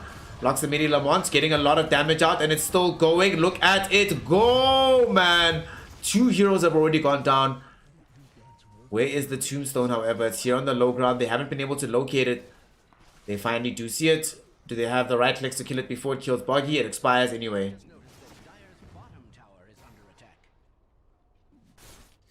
So they lose the PL there, and then come back though and marshal a defense and bring down the 2 supports. Not the worst thing in the world, but still not great. On the bright side, Chicken farming towards BKB. This will make a lot of difference in their ability to take these fights.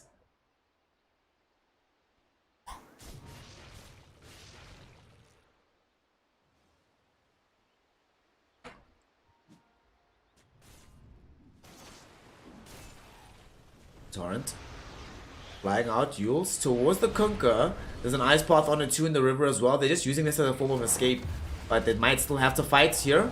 X putting back the Lina into the boat. She's very low. Tombstone though is going to make it difficult for them to approach this area. Anseku already at half HP. And we see Antonina jumps in. Anseku, Frost Shield will help out for now, but he's still most likely going to die. There's the Chain Frost though! From 420, so smokes a lot. Anseku healing up from the spell lifesteal and will end up taking a tumble. So will this Lich. Coconut, however, bouncing. No way does it get to Q. It actually got to Q. Death Ward was thrown out. Loxamidi Lamont. Can he get away from this? He does not have the ability to Glimmer Cape nearby the tier 1 tower. Will he get jumped on? He does. Disjoints the crit coming in from Chicken. Potentially from the dagger. Torrent will be there. Coming on from Boggy with the Tidebringer. Doesn't cleave off because he gets the miss. Blur too good. Does manage to kill Desalas in the background. But Chicken does stay alive somehow throughout all of it and gets soul ripped as well. Massive fight there. Esports Bandits refuse to give up their last chance as they keep the game alive to potentially steal victory from the jaws of defeat.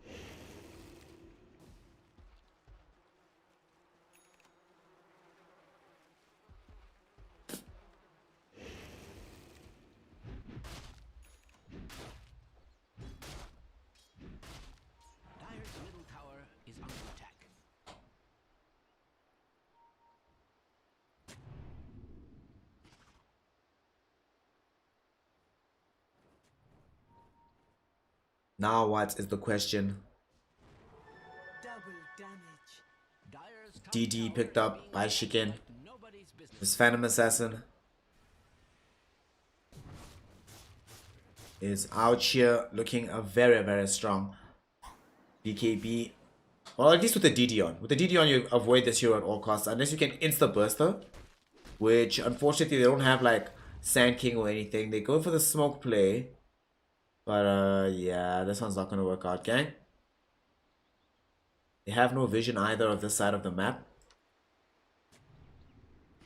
They do plop down a sentry. No obs out just yet. GT Snarl might break the smoke. Wonderful! Oh, you love to see it. Undying breaks the smoke. He's the one that dies. Although this might open up Roche because that's a dieback. Remember, Undying came back. So they might go into the Roshan pit. Yeah, they're thinking about it. They have a medallion, a full solar crest in fact for Boggy. They've got a bristleback, they've got a PL. Yeah, this is Roshan. And they can't use the Undying, who's their biggest easy threat, by just laying down a tombstone.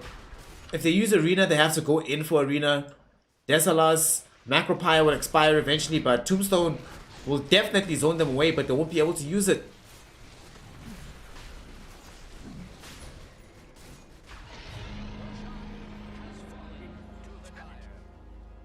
as they now earn themselves a Roshan. Give it over towards this PL. The Phantom Lancer, third in net worth, had a rough beginning. Building into this Manta style now. Boggy has the full solar crest with the armlet. Now wants BKB.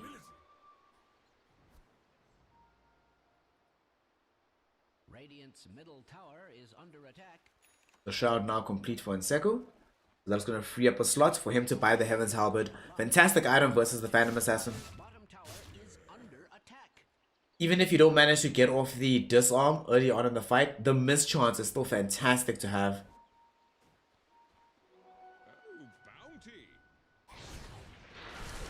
Nseko is going to be in arena now on a 2. They throw out the spear, both flying forward though. We see that the damage going out onto Antonina Petronova. And we see Loxamedi throws out the Death Ward. It's bursting down onto the back of the fight with the Glimmer Cape going as well. They only now lose the Lich, but they take down the Undying as well in the process. Now Undying at least will watch his revenge happen as the Witch Doctor gets brought down. And Seku in not the best position here. Skriticek not available for this fight. He's on the other side of the map pushing the tier 2 tower. So that'll give a triple kill to Shiken. I don't think they have the luxury of being able to keep Skriticek away from these engagements anymore. Any fight that happens must involve this Phantom Lancer.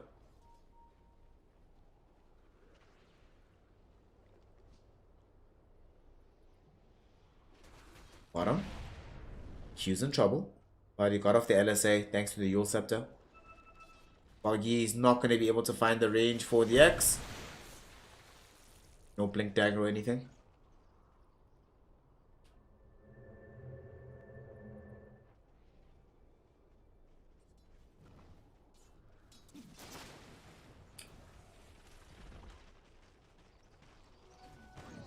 Wouldn't mind seeing a Daedalus on this hero. Because then, the thing about this PA is that she's going to have the blur. But no matter what, she's always going to be susceptible to that huge Tidebringer cleave. So if you can just try to position yourself such that you build in a way that kills her super fast, despite her having BKB or whatever, you make her life a lot easier. She is going into the Basher now. We do often see that PA stop over for a Desolator first. Because she didn't in this game, that will mean that these very tanky heroes, like Bristleback, like the Kunkka in the mid lane, will be able to survive a lot more damage than otherwise. Also, there's still the potential for this PL to get the heart. That's going to be a thing. Arena, mid lane, 2 heroes caught yet again. We do see they get the quick jump back onto Antonina Petrovna. We've seen this movie before. And now Maledict down to the Shiken. They do burst down the Mars. And Death Ward flying out. We see Shiken trying to get onto the back of the fight. They've already lost 2. Boggy with their huge crit, able to bring down Desolas. And they also now managed to take out Shiken. 420 smokes a lot with a double kill. And Nseko, will he die? Where's the tombstone? They can't get to it. What a time for it to expire. Goes down at the very last moment. That allows for the heal to come in from Loxamedi. Not only have they taken the fight, they now want to take the tier 2 tower in the mid lane.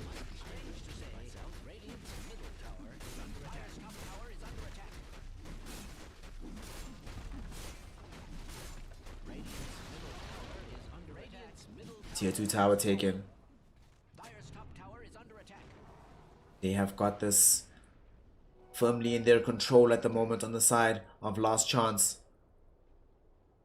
1 game away from getting themselves onto the podium. Will it be this game?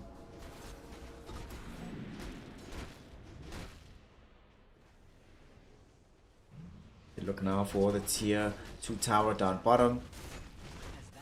They might try to defend this. They're going in for the fight. Antonina Petrovna might find 5 heroes with the arena, but he dare not. He's seen what happens every time he goes in.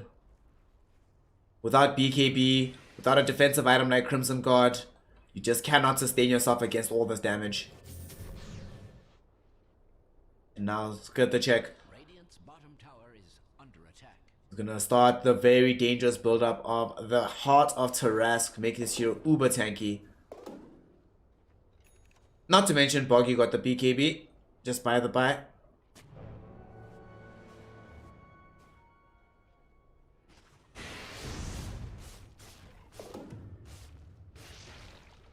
We unfortunately have BKB without anything else for the Lina. So she'll have magic immunity, but she actually still can't participate in the fight. Without like a Shivas or something, Bristleback and PL will still just run at her.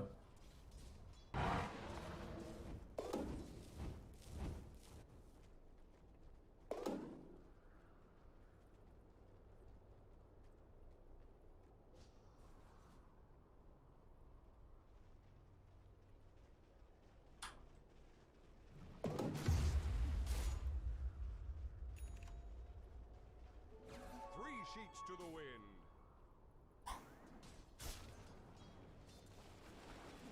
She can. Once a Pistol Blade. The rest of the side of Last Chance just want to end out this game. Aeon just picked up for 420, so smokes a lot. He's been one of the targets they've been jumping on most frequently. So having this item available means that he's now very, very, very, very, very untantalizing as a target in the fight. He'll almost always be able to get off the Sinister Gaze afterwards if you make the jump onto him.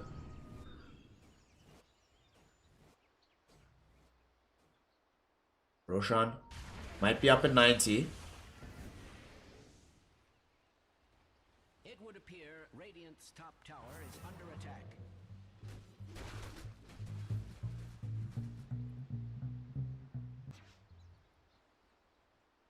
Will they be able to make this finish? Tier 2 tower in the top lane stands waiting for an encroachment. They're looking for it here. They come closer. Don't think we want to see the Mars jumping in just yet. They should wait for the high ground. They drag back Q, but it will be a BKB that gets popped. There's the arena, but they need to try and retreat from this. PL will lose the life though. Dead already. Gone into the grave, and now with the death ward doors triggering out onto GT Snarl. GT Snarl will die on the high ground. They're trying to get the grab out onto 420 Smoke a lot. He doesn't manage to die with the Aeon just popping to keep him alive. At the same time though, they do get the kill onto the Witch Doctor. We see Anseku kept away from the far side of the fight. Shiken able to run down the other support. They kill Anseku, and now they want more. Boggy throws out the torrents to be able to keep back the PA. Okay, that was a very quick kill onto the PL. Literally did nothing in that fight, just got eviscerated. Shiken was able to get him with like 3 crits in a row after a bash, with him being pinned to the wall. It was pretty disgusting. Now here they come, tier 2 tower. Esports Bandits doing what they do best, stealing victory from the jaws of defeat.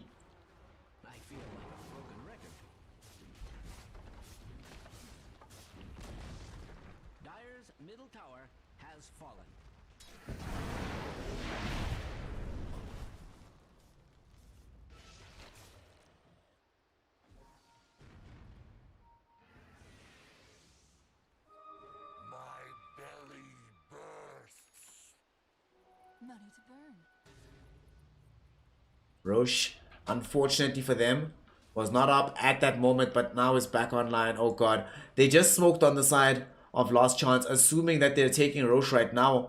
Unfortunately for this Esports Bandits, Roche just came back and they're not going to know about this. Q, does he have TP? Q does have TP. You have to get back very quickly, my friend. Oh god, they're going to find this Roche. They're going to try sneak it. They're going to be able to do so. They have Solo Crest. They have so much. Do they know? Do they know? Crimson Guard finished for Antonina.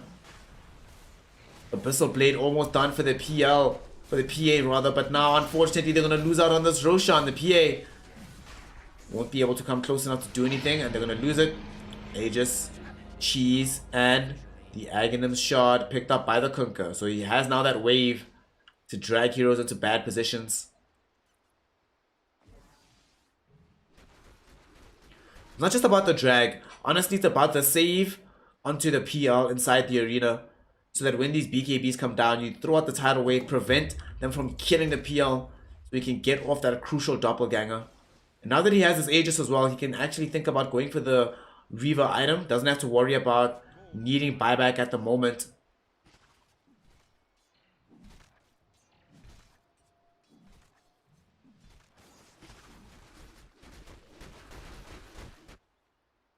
Chicken and the gang will be very unhappy about this, especially because they went into the pit to check.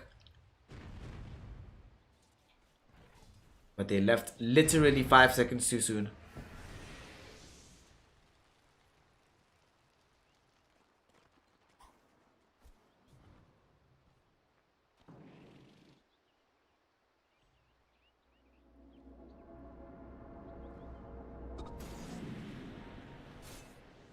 Outpost taken right now by Last Chance. They have both of them on the team. Allow them to accelerate their lead ever further. The experience has been very wonky because of these fights. And we see that reflected in these levels. 22 for Chicken, 20 for the Lina, but only 17 for the Samaz. At the same time though, the same is true for Bristleback, is also only 17. Literally 18, that's interesting. Okay. You know, doesn't even have an experienced talent anymore, so that's kind of bizarre, but okay, cool, no problem. He has got a couple of crucial kills with that Chain Frost. But they want to try and take the base. Tombstone, check it out. Do they retreat from this? They now will fight inside the arena. Look how much damage. The Macropire, the God's Rebuke, everything. PL has taken all of it. But now we'll come back into the fight. BKB, Popeye Chicken. Forced off away. They all have buyback on the Radiant side, so it's very dangerous to take this fight. Spear will push the PAL back. But here's going to be the Death Ward flying through. Next Monty, look how much damage this Witch Doctor is doing. They end up losing the PL. Still though, buyback will be there from the Mars to try to help out this fight. And Seku trying to run through and stack up as many cools as possible. Has done quite a bit of damage here, but will still end up dying. Froggy looking for the big Tidebringer cleave, will get it, but it's not enough to kill these heroes off just yet. Tidal Wave thrown out. Will it be able to drag heroes back? Not just yet. They lose another hero as Sir Smokesalot will go down. 3 have fallen. They need the Aghanim Scepter on Luxmady. If he had Ags in that fight, he dealt the most damage, I think. Yeah, he did. If he had Ags there, that's a very different fight. But unfortunately, this PL without the heart just keeps dying way too soon in the fight. Has 0 tank ability.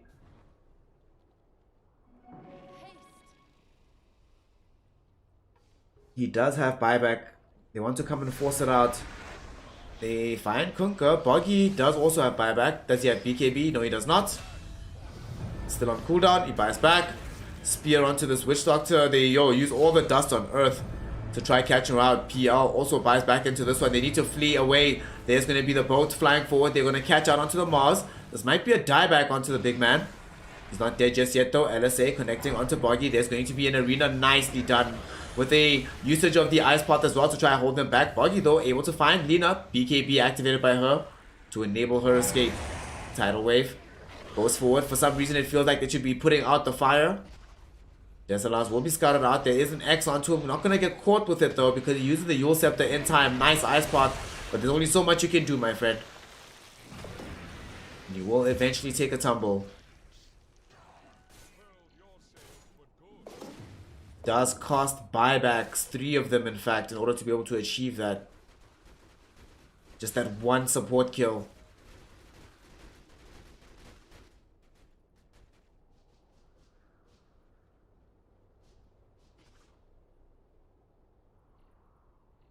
Now this game truly hangs in the balance. PL needs hearts ASAP. No matter, like, move heaven and earth, my friend. Doesn't matter what you have to do, get this heart. PA in the meantime just has to keep doing what she's doing. No need to switch up. Maybe get yourself like a nullifier as a final item pickup, maybe. Or even Aghanim Scepter, I wouldn't mind. I'm actually fan of knives. I think getting fan of knives would be great because you're playing into this bristleback, you're playing into the PL as well. Having that AoE break mechanic could be really game breaking, and 1400 gold, not that much on a hero that can farm this quickly.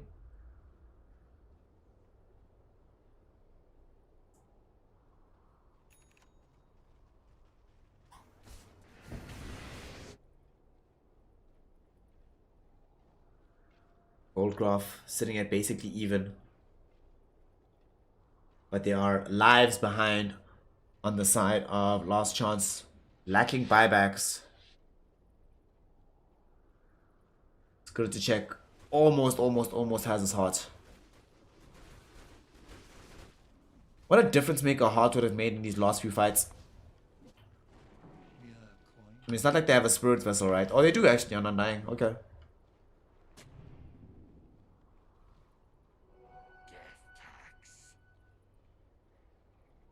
They're smoked up on the map to look for something here. They're gonna come across Luxmady, who doesn't have buyback but can get it fairly quickly. Will he get off the Glimmer Cape? He does, but he'll just pop dusts. Boats will fly out. Yeah, just back. Just back. Just back. The next level play is if a bounty rune was up and somebody ran to fetch it so they could get the buyback ready. However, they don't feel confident of their chances pushing up the hill just off the strength of a Witch Doctor kill.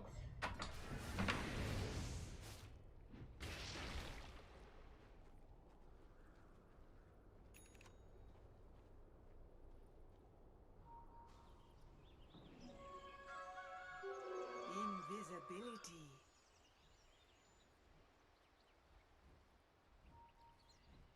Sinkin, what does he want next with all this gold? We're at the stage of the game where buybacks become paramount. Pick up a dateless now for the Lina. They want to go for what looks like a Hail Mary fight. Doggy. Uh-oh. They jump. They find Nseku, but Nseku inside the arena right now. There's going to fly in the boat. Boggy caught out by this as well. Nseku is still alive, but will be able to get out of the arena. Still standing. Will pop a one. Chain Frost bouncing around. They actually managed to kill the Lina already. Snow's gonna die next. Luxmady Lamont finding Shiken with the Death Ward, and now they turn onto Dazzleus as well. Oh my god. Oh my gosh. Witch Doctor, baby, gets his revenge. Antonina Petrovna will also take a tumble here. How did this happen? That Death Ward. Oh my goodness. The Chain Frost, the Death Ward, the boat, the cleaves, just all this AoE damage that they have no control over. And they can do nothing about. Now they have to buy back on whoever can buy back. It's Lina, it's PA. However, it's only those two. Nobody else has buyback available. Lina also has BKB dateless. She died fast enough that she didn't get to pop her BKB. But the whole squad is here. X. They might force out the BKB. Doesn't yet.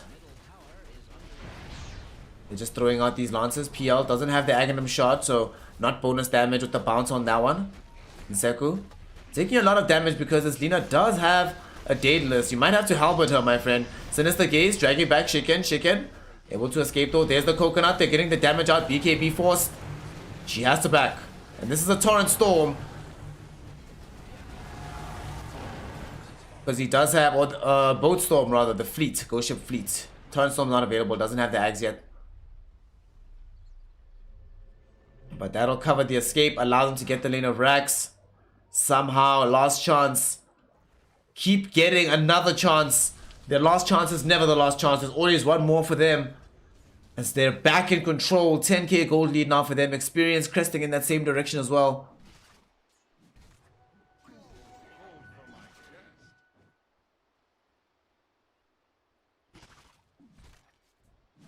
And Nseku going for this late game Blade Mail. This is going to be to help him control the Jakiro, because Jack has been doing an absurd amount of damage in these fights. Laying down this Macropyre, which has been beefed up by the spell amp that he got at level 10. These dual breaths, etc. If he shows up with this Blade Mail, it's going to be like, yeah, buddy, let's go. See how much this hurts you as well. But there are no buybacks in this game. A ton of gold has been farmed up by everybody, but buybacks are non-existent. Buybacks are very important. Need those bonus lives. Especially to be able to challenge for things like Roshan, as it has been scouted by Last Chance. Oh god, Nseku's getting a Timeless Relic on a Bristleback. Are you kidding me? They're gonna go fight with it. They wanna go into the Roche Pit.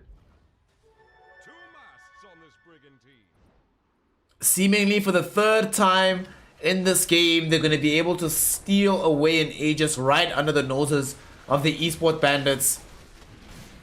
Now look who it is that should be changing their team name.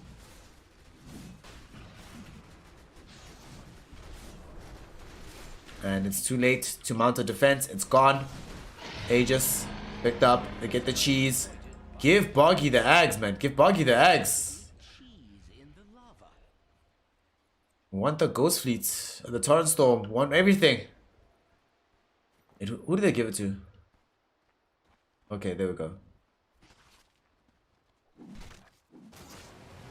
Now we have Torrent Storm, Ghost Fleet, as well as the Tidal Wave.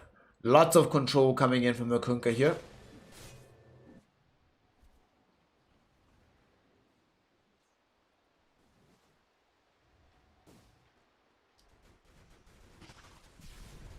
So smokes a lot. Building Hex, that's how fresh he's feeling. Has a Spell Prism. So much better cooldown on the long duration cooldown of the Chain Frost.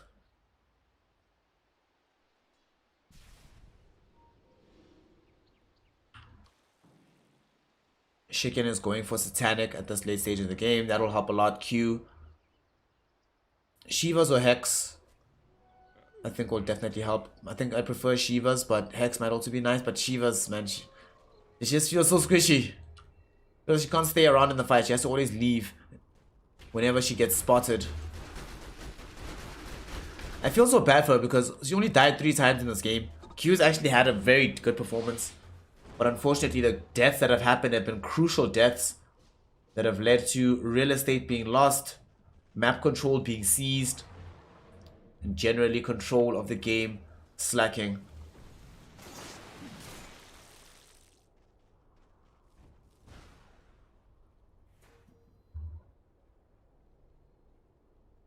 They tried for this push on this tier 3 before. That time around, GT Snarl is able to defend it with the Tombstone. He did get himself the Tombstone on death at level 20. So he can throw himself in and die as a suicide to get further defense here. And Senku does have the Blade Mail as well. So if they drop Macropie, he wants to run in there with Blade Mail. Go in, man. Go in. Okay. I guess he's also happy not to take that damage. It's like it's already gone now. Sweet. We don't have to worry about it for the fight. He's gonna wait for the PA to jump in. And then watch her crit herself to death.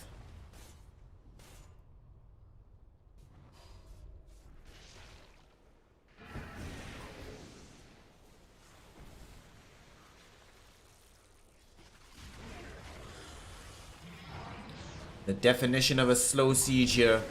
His Tombstone is up right now, but it's gonna go down. And now they don't have it available. There's gonna be throw forward. They go in for the fight. The Ghost Fleet is coming in. All the stuns in the world. They get the kill. Buyback onto the Undying almost instantly though. At the same time, the Arena catching out onto almost everybody on the side of Lost Chance. They're zoning them back with Script to check though. PL standing almost by himself. They've isolated this PA. She cannot fight anymore. They're running inside the Macropire with the Blade Mail and they're trying to turn onto Shiken as well. They lose the Bristleback. Shiken somehow still alive. Tidal Wave dragging 3 heroes away. They're going to be the Laguna Blade to bring down the Kunkka, but the damage from the Lina from the high ground Q able to keep this fight going with Shiken. They don't end up losing out. They don't end up losing their core heroes. They end up instead defending the base and getting a triple kill with the PA. Oh boy. They somehow managed to just keep it all alive. Oh man. This time around, they don't actually get the long duration. They do the crucial thing, in my opinion, of killing Locksmady first, very early in the fight, on the edge of the Arena of Blood, and then bringing down the Bristleback. 2 huge sources of damage. Taken off the field almost instantly. Now they have to buy back. Top lane, PA is already here. They're now in the same position that they were just putting their opponent into, with 2 heroes remaining. BKB forced out, Buggy. Don't think that they really want to dive that deep into the fray, do they? And this will force them back though with the dual buybacks and the respawn on Locksmady. And the reason why it's so big that he dies first is that he does have the Ags now. And he had it in that fight as well. Had he been able to sit there channeling with the Ags from a safe position instead of being caught here on the low ground, unable to really do anything, this is probably game over. Next time they do that move, I would like to see Witch Doctor maybe trying to move in through the mid lane and channel the Witch Doctor odds from that direction.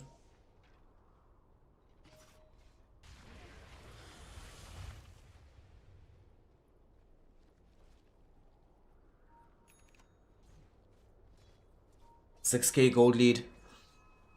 Down from where it was at almost 20,000 after that disaster of a fight and the buybacks that were required to defend the base. It's only one lane of racks they've been able to claim as well, so they can't really rest on their laurels. Kunkka gets a Daedalus at long last. Now that buyback has been expended, he's like, well, who cares?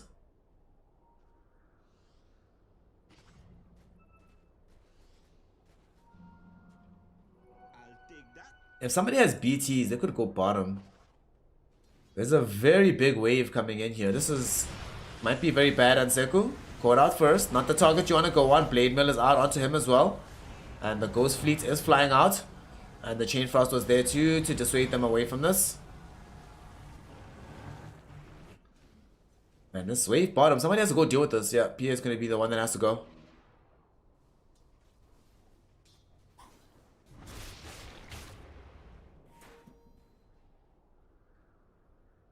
Satanic was also absolutely pivotal in that last fight to keep her alive long enough.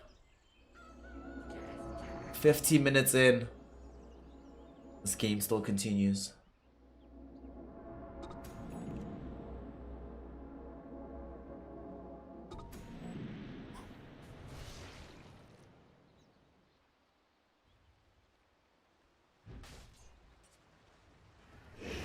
GT Snout.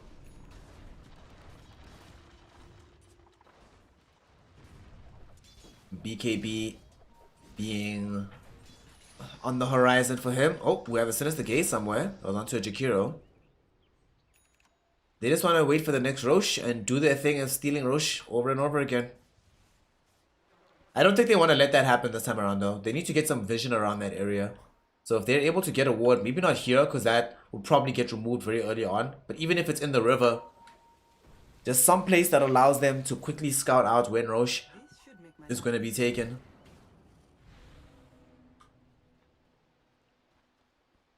Let's take a look at these levels.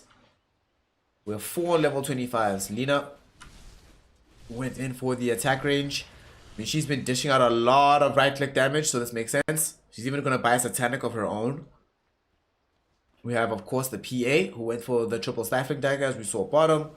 Kunkka went for the Ghost Fleet. And what did the PL go for? Went for the crit. Oh, the CD, sorry. Not the crit, yeah.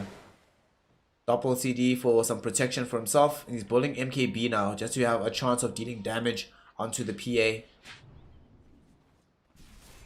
In terms of these late game neutral items, we're past 50 minutes, so we're going to start seeing the truly bonkers ones now.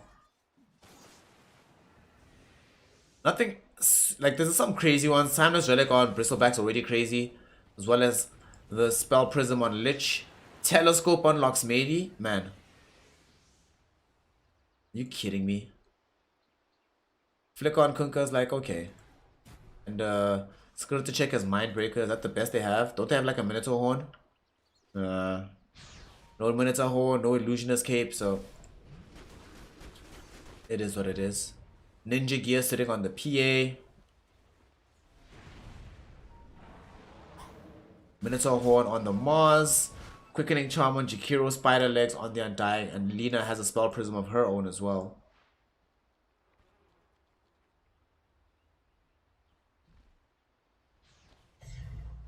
Roche up in 10 seconds.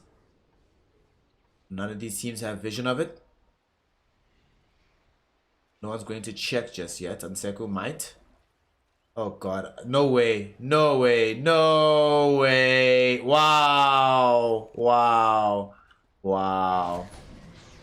It actually spawns as they walk into the Roshan pit. Are they going to smoke to go for this? Are they going to try to defend? They don't go right now. It's too late. Yeah, it's too late. This goes way too quickly. Although they did move a PL out of this initially. Boogie comes back. Solar Crest. Yeah, they got this. They're going to smoke now, but it's already gone. Aegis, Cheese, Refresher Shard, Aghanim Scepter. A whole host of goodies available. And they give the Ags to the Lich so that he gets these AoE Sinister Gaze, which is, when you get it for free, surprisingly strong. Alright, we've been here before. 14k gold lead. Let's go.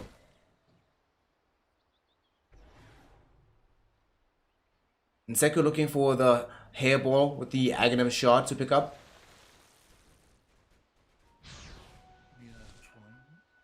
We did get the shot pick up for Shiken so he can get the breakout onto these big heroes. One of the crucial things he needs. He's also building an MKB of his own to punch through this Heaven's Halberd of Nseko. It's starting to become really annoying to deal with this hero. And Nseko still isn't even building Heart. I feel like I could see him build Heart. Right now he's sitting with the cheese. That's going to be his big HP pool. Do they have buybacks is the question. I think you don't go for this move until you have buybacks. Wait the minute. Sure, it probably means they have buybacks too, but don't get caught with your pants down again. AC now for the Kunkka. With a shot on him. BKB, Daedalus. All that good stuff. And okay, who needs buyback apparently? Let's go. Banner knives. The quick break is going to be onto Boggy, as well as onto the Nseko Bristleback. And they're going to have Nseko be the one to post up here on the high ground. Just try to dish out this damage onto the structures. Macropyre drop down, they're going to escape. Wait for it to expire and then re-engage again. For me, I'm all eyes on this Witch Doctor. They also understand how much they need to protect him by laying down the sentry to get rid of the opposing sentry, so that if he's able to cast a long duration Death Ward with Glimmer Cape, it'll just be devastating. Also, Death Ward is one of the few things in the game that actually has True Strike now. So we've been seeing it shred through the PA for that exact reason throughout the game. But they can defend this basically in perpetuity. Unless they make a jump aggressively on the side of Last Chance, they can actually stay here waving and waving back forever. Literally forever.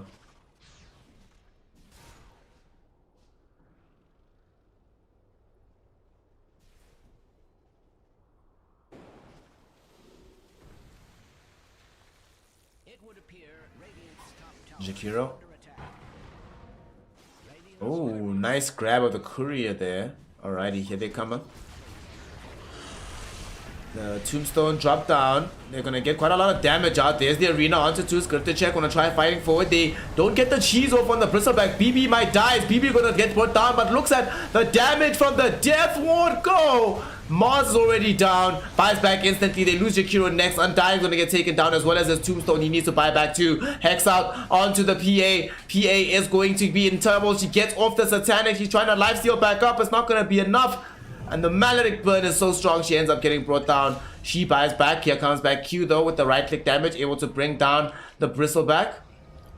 As well as the PL, but that's only the first life. Scripted check, doppelganger away. There's the Hex coming in from Sir Smokesalot. Will they be able to bring down the Slich? Indeed, they look like they might be able to find him. Paralyzing cost bouncing around. There's also a Maledict out, however. These heroes don't want to take this damage in Maledict. Shiken, still fighting.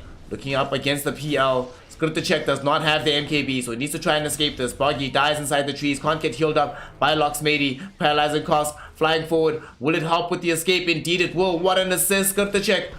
Can he turn? Can he help get these kills? Unfortunately, he's been isolated. Doppelganger. Do they find him? Do they know where the real one is? Indeed they do. They find him. They kill him. It's a double kill. Basically every buyback used except for the Linas. But it holds the base. They still have their buybacks on the opposing side. But PA, she used hers. Lina used it. No, Lina didn't, rather.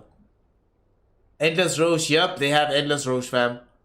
Their Roche take is just so fast, but their lane defense from the side of eSports Bandits is just impeccable. This so hard to get the dive here. I think the issue was the second lives. If without buybacks, this game is over. But with buybacks, eventually even Last Chance run out of steam.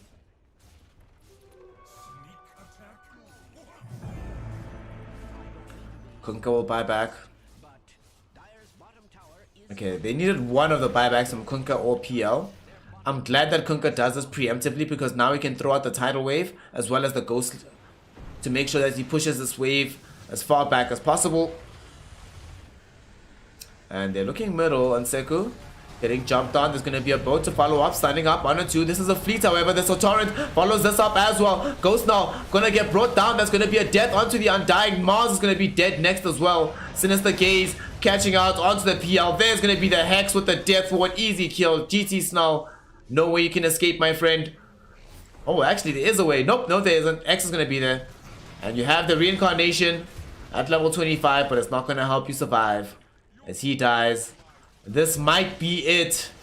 No buyback on the PA. No buyback on the Mars. No buyback on the Undying. Jakiro doesn't have it for 90 gold. Lina still does. Is this going to somehow be enough to hold? I don't think they're interested in another lane of racks. They want to go for the jugular. They want 3rd place here at the Veeam eSports tournament. Last chance. Here they come. Satanic purchased up by the Lina as well as a Maelstrom. So she can do everything in her power to hold this back. What can they do? Oh god, Sinister Gaze catches her. It's too late. It's too fast. The range is too long with the Aeon disc. The Aether lens rather. Buyback will be there from the Lina. She's back into this. Ghost Fleet though, preventing her from being able to get forward in the fight. She's going to get stunned up once. Positioning is very difficult right now. They've taken 1 tier 4. They're looking for the 2nd.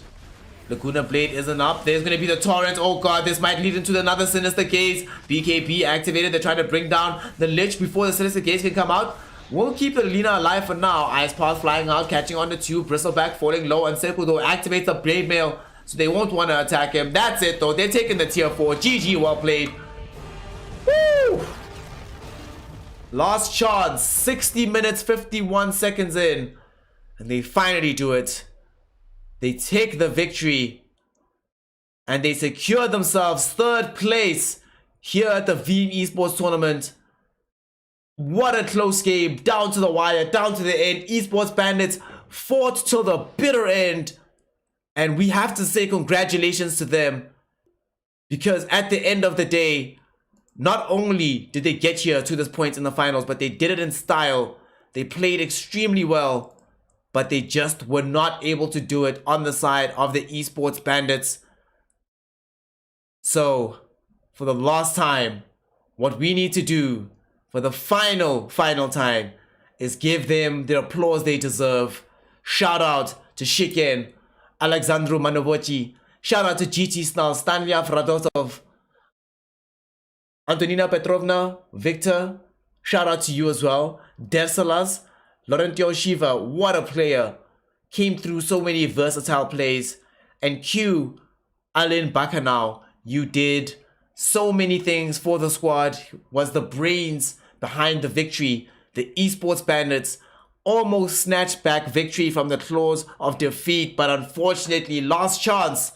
Boggy, Bogdan Polishchuk, 420 Sir Smokes a lot, Razvan Alexe, Luxmati Mamont, Alexander Fatin with the AOE Witch Doctor plays, looking like a god in this game.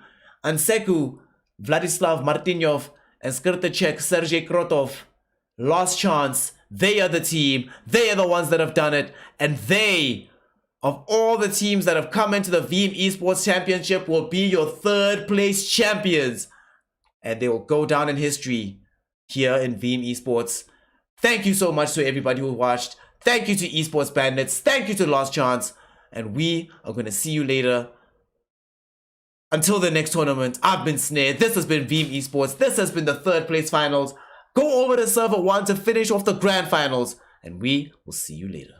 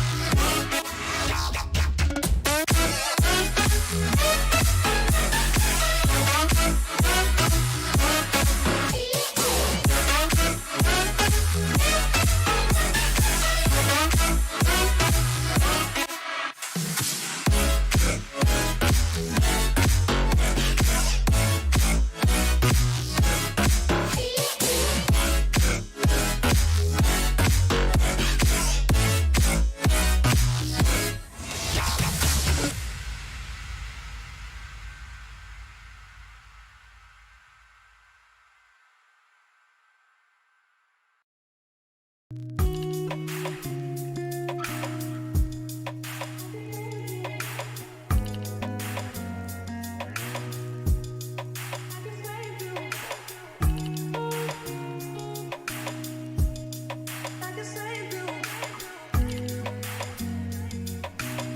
know you don't love me like you say you do.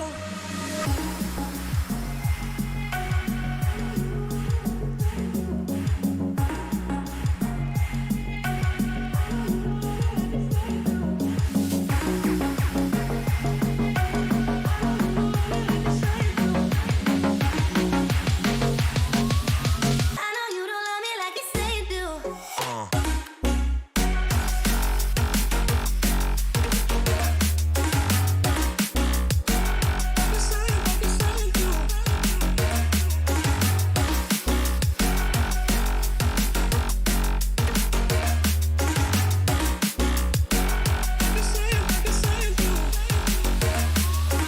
I know you don't love me like you say you do. I know you don't love me like you say you do. I know you don't love me like you say you do. I know you don't love me like you say you do.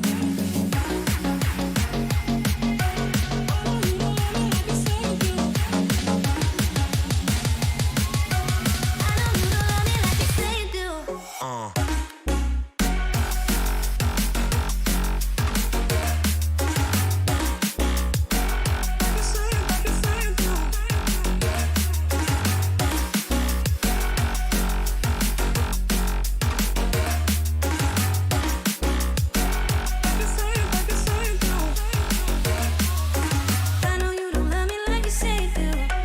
I know you don't love me like you say you do. I know you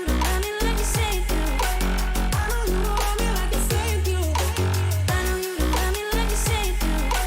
know you don't love me like you say you do. I know you don't love me like you say you do. I know you don't love me like you say you do.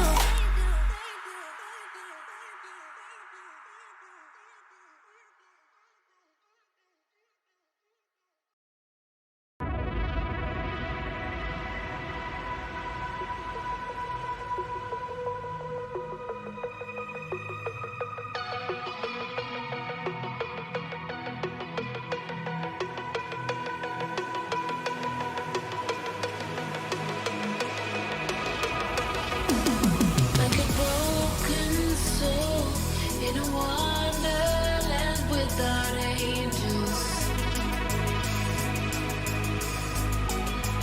That is how I feel when the mirror shows me a stranger. Yeah. And I know they're just fragments of a world where your absence all I get to see. Take me back to the planet where you and I are still meant to be.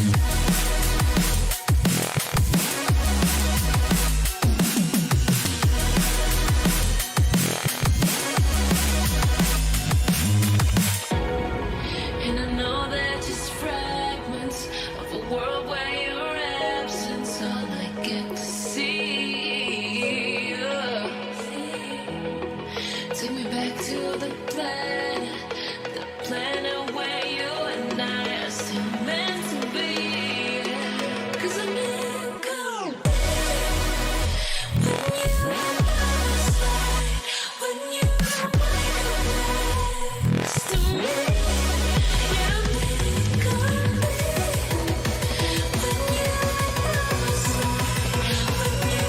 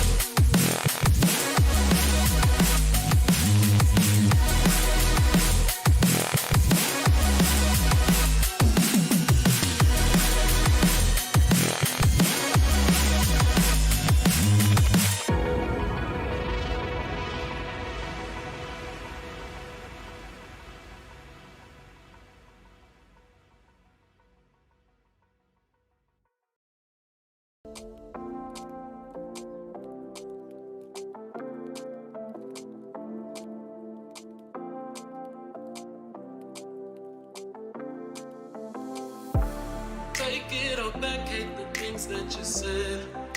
'Cause I wish you didn't mean it. I'm under attack, running far, far away. And I'd rather keep my distance from you. You don't gotta lie to me to get through. Push and pull me off into the deep end. Let's pretend that nothing ever happened on that night.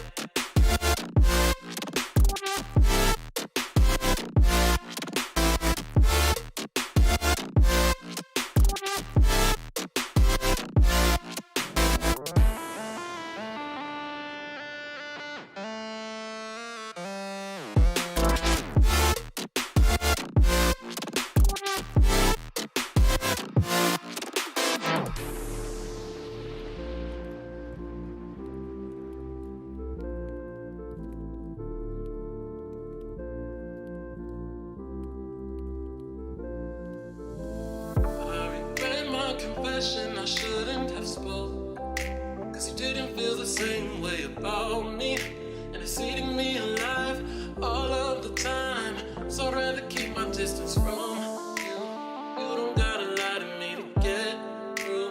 Push and pull me off into the deep end. Let's pretend that nothing ever happened on that night.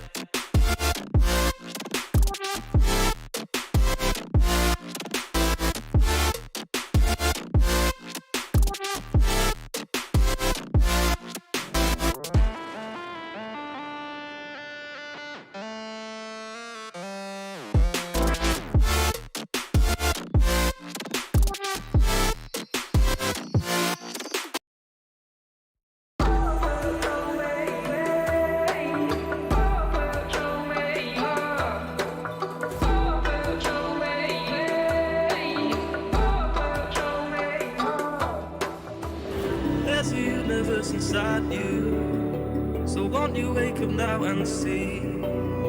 Don't hide away the things you're feeling. Unlock your mind and lose the key. There's a universe inside you. You should never have to hide. I can see the stars inside you. Please just open up your eyes. There's a universe inside you.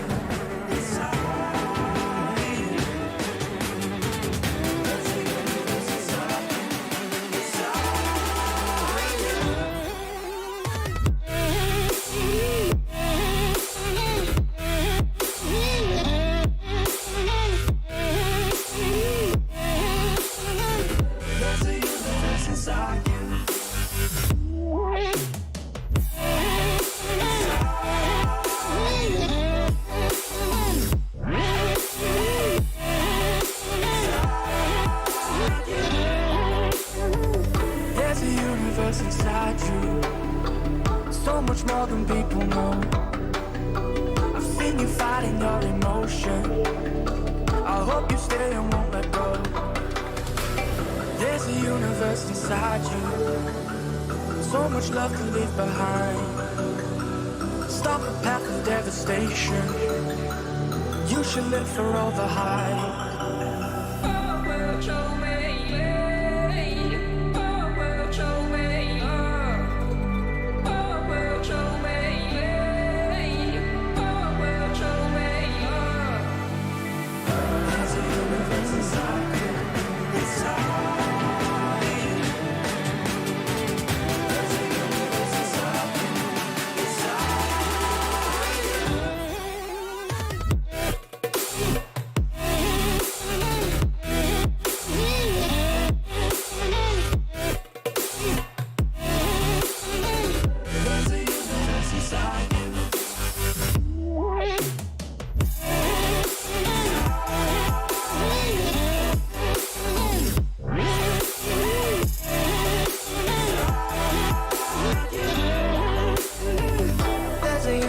Inside you, why are you pushing it away?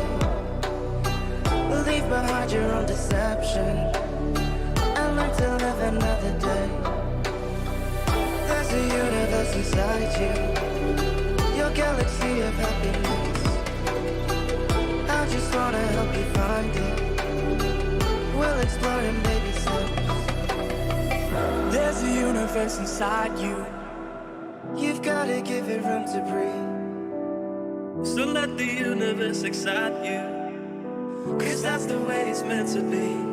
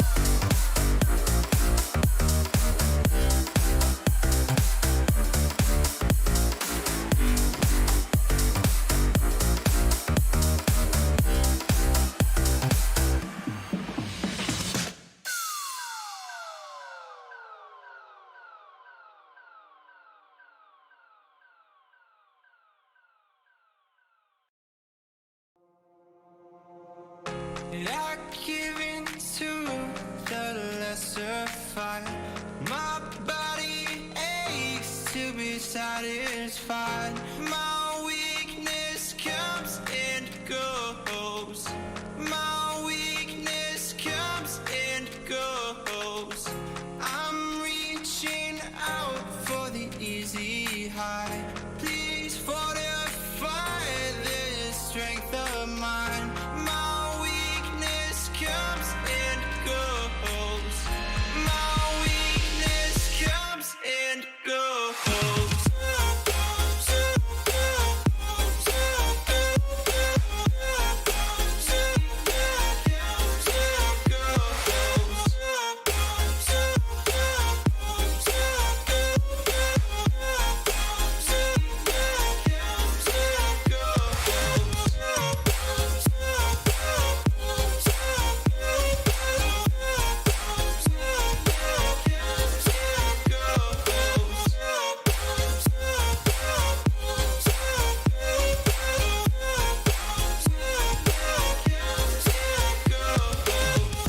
I give in to the lesser fight. My body aches to be satisfied. My weakness comes and goes. My weakness comes and goes. I'm reaching out for the easy high. Please fortify this strength of mine. My weakness comes and goes. My weakness comes and goes.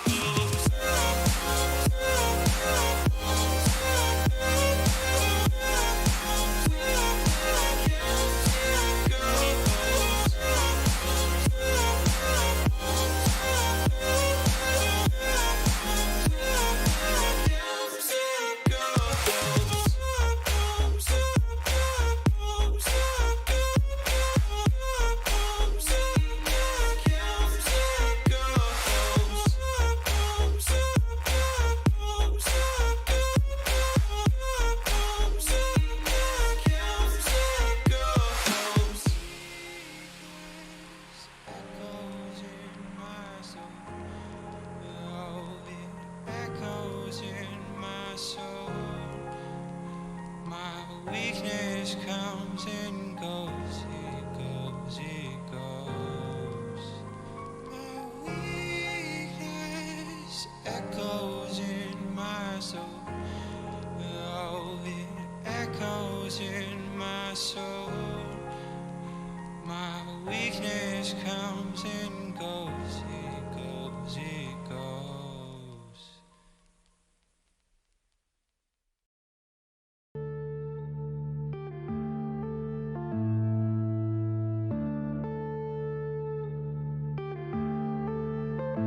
Yeah.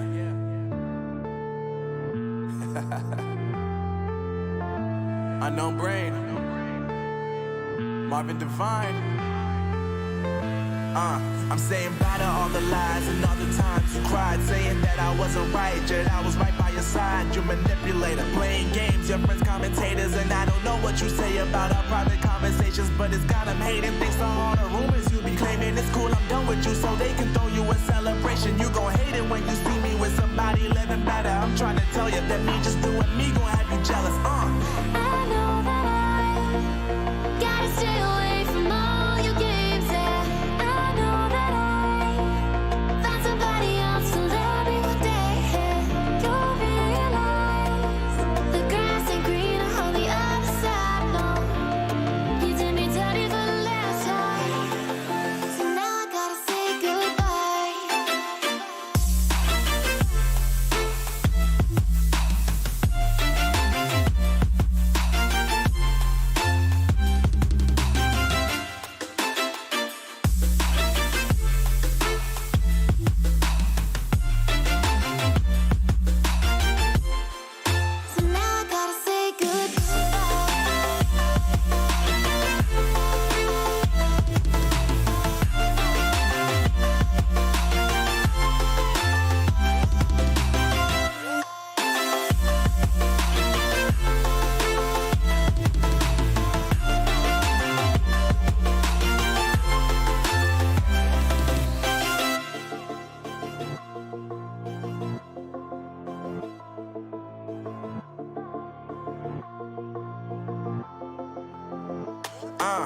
Yeah, my life is lovely now, I'm focused on me. You said you were about to die, I guess the car is on E. But see, I ain't even tripping, cause I just chose to believe that somebody gon' come around and give me just what I need.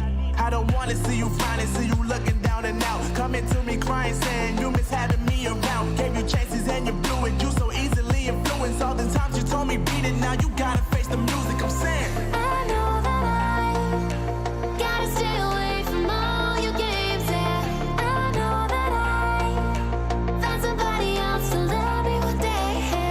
You'll realize the grass ain't greener on the other side. No, you did me dirty for the last time, so now I gotta say goodbye.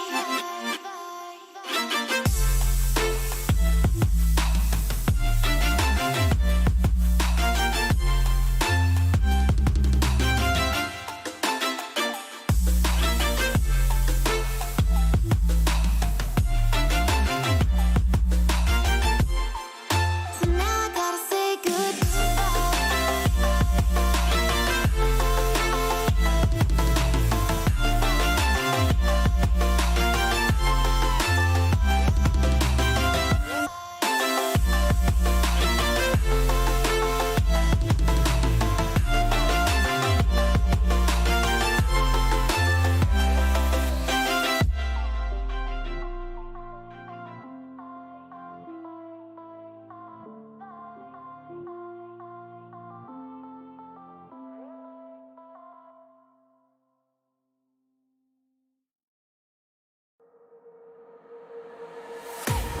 I can't wait to leave this town, cause lately I've been feeling down. The cold nights just don't feel the same. Oh,